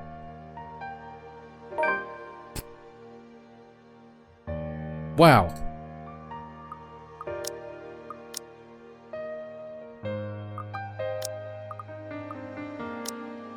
Oh great, now we're back to goddamn copy and paste territory. So what happens if you disarm him?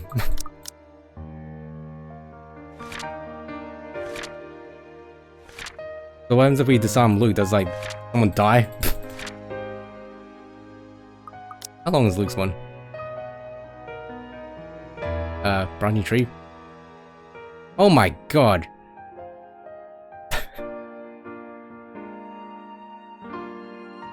You can't even see. Can't even see this. It's red. Oh my goodness. Hey guys, do you think we can do this in 2 hours?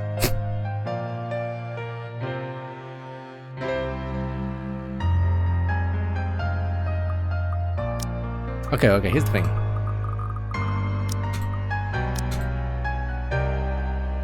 The fan was not possessed. I mean... could've. Okay, you know what? I saved. Let me see what happens when you... I wanna see what happens.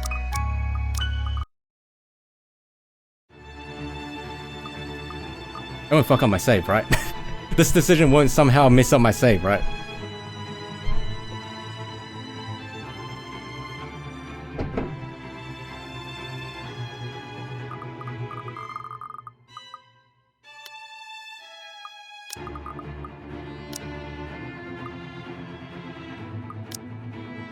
Okay. Right. Sorry about this. I really don't have time for you. I don't think twice. Within the span of a heartbeat, I'm moving and pulling on the trigger. Wait, what? Oh.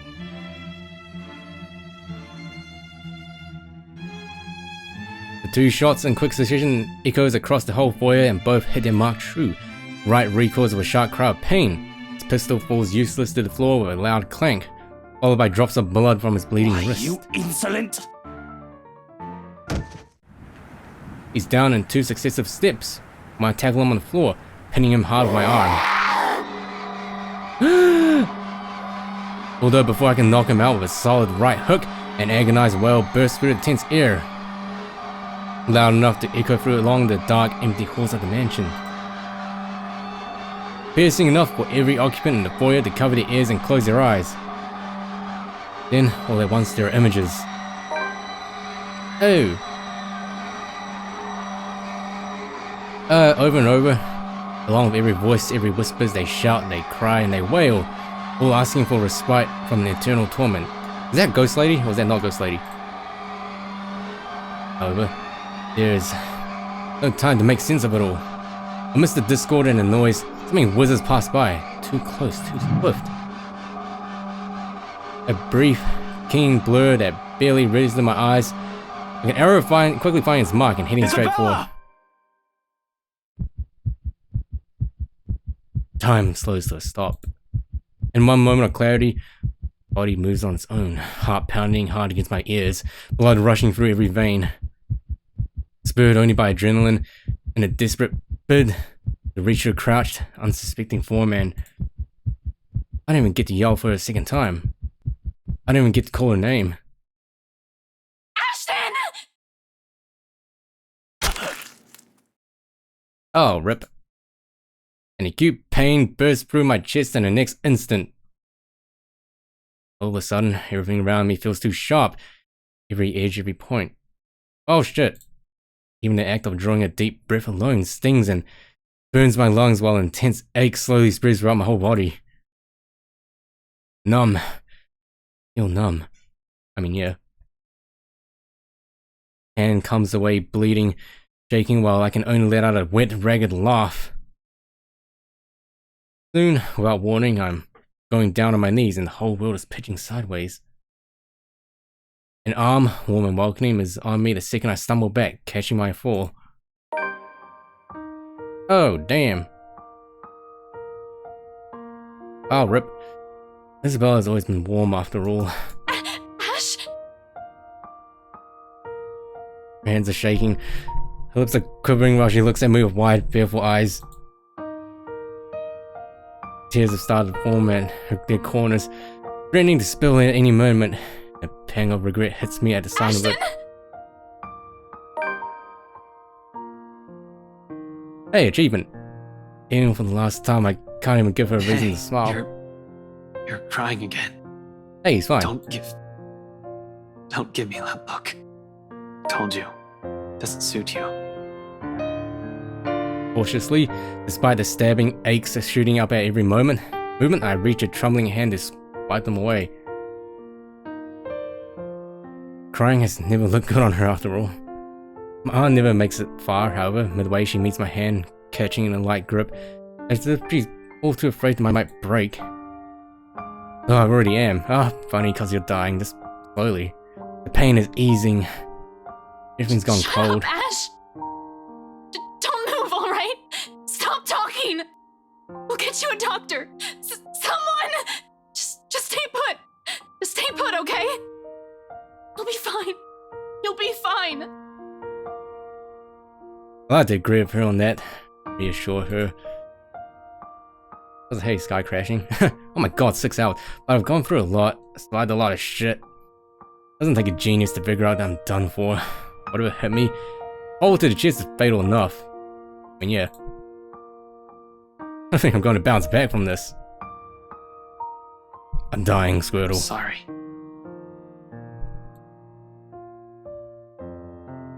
Should be afraid in this moment. Yet I'm not. No fear, no dread. Just an acceptance. And deep regret as she appears before us, her voice echoing throughout the foyer. Oh, here we go. I told everything you're doing is useless, Ashton Frey. And now Damn, Hannah. you're dying. Meddlesome fool. Hannah?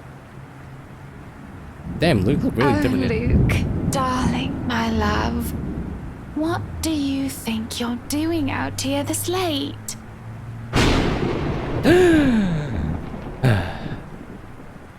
Outside another streak of lightning. Here, there's only a whispered sigh, fading breath, and a lone heart that beats hard. One last time. Got one thing wrong though.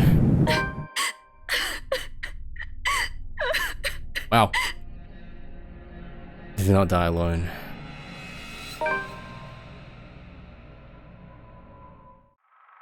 Whoa, more lore. Memory fragment. Damn. Oh, woe is me. Jesus Christ. Huh. Well.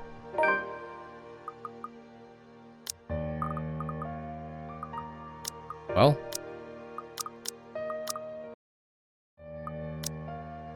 Is that? I'm pretty sure he's still alive, right?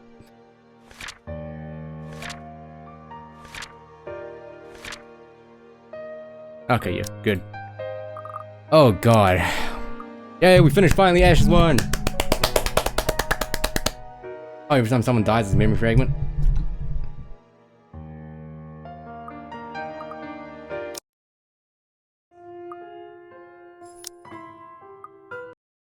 Christ, can I finish that in 2 hours? Can I finish Luke's one in 2 hours? I mean, we've already picked the one where Ashton lives, so I mean, can't change it. Anyway, guys, here you go. You want more Ash? Here we go.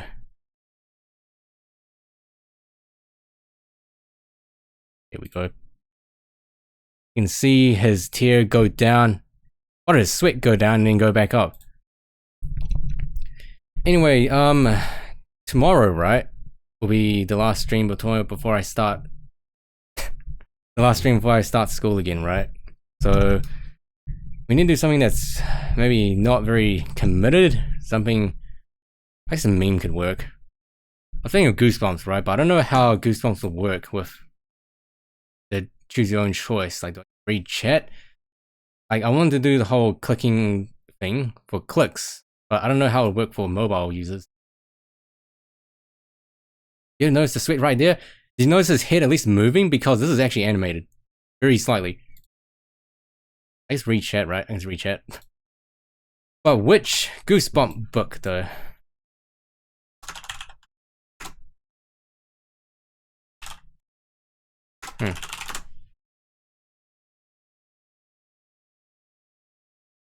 Give yourself goosebumps.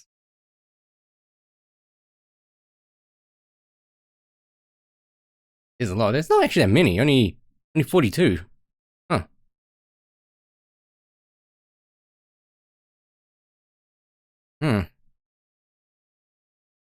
I guess I could also take a poll on Twitter and just ask what what the best Goosebump book is. Wrapped in. Oh, sir, I mean, we do one of these choose your own Goosebump books, right? And then we as a chat decide on which choice to do. I don't know how well the books have aged though.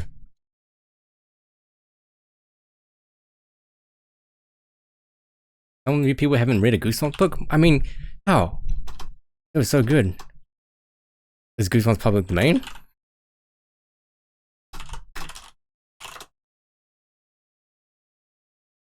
Copyright.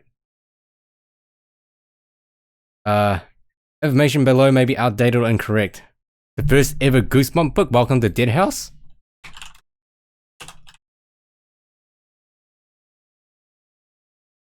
Yeah, Welcome to Dead House, I remember that one. 1992, jeez. I used to have all these books back when I was a little boy. Now they're all lost somewhere. I guess give yourself Goosebumps. The first one, Escape from Carnival of Horrors. I think that's the first one.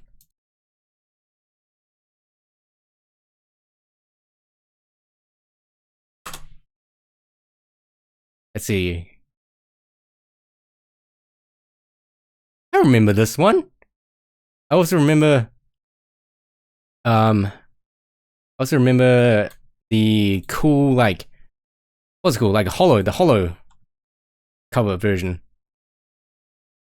And I actually, oh, that's Return to Carnival of Horrors. That's not the right one.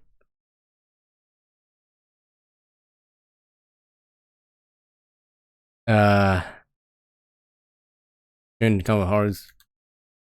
Buy the actual copy and open it.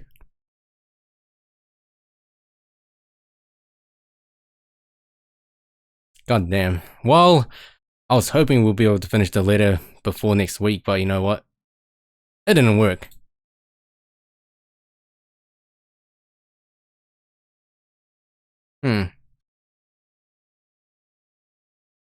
Well, that's the thing on the agenda, right? So, that's what I was hoping to do for tomorrow. Just a good old choose your own adventure Goosebump book that we as a chat could determine what to do. So yeah. Anyway. That's all it from me for today. If everything goes well, I'll see you all tomorrow.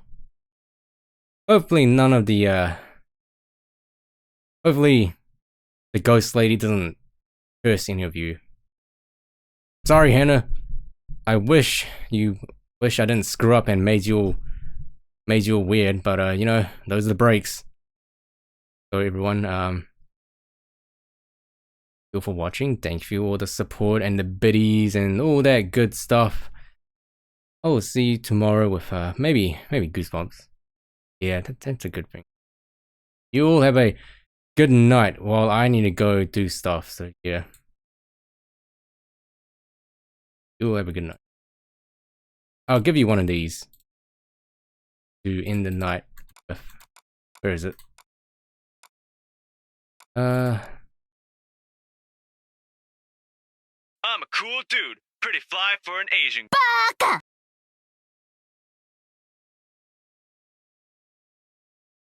That's the wrong one. I'm a cool dude, pretty fly for an Asian.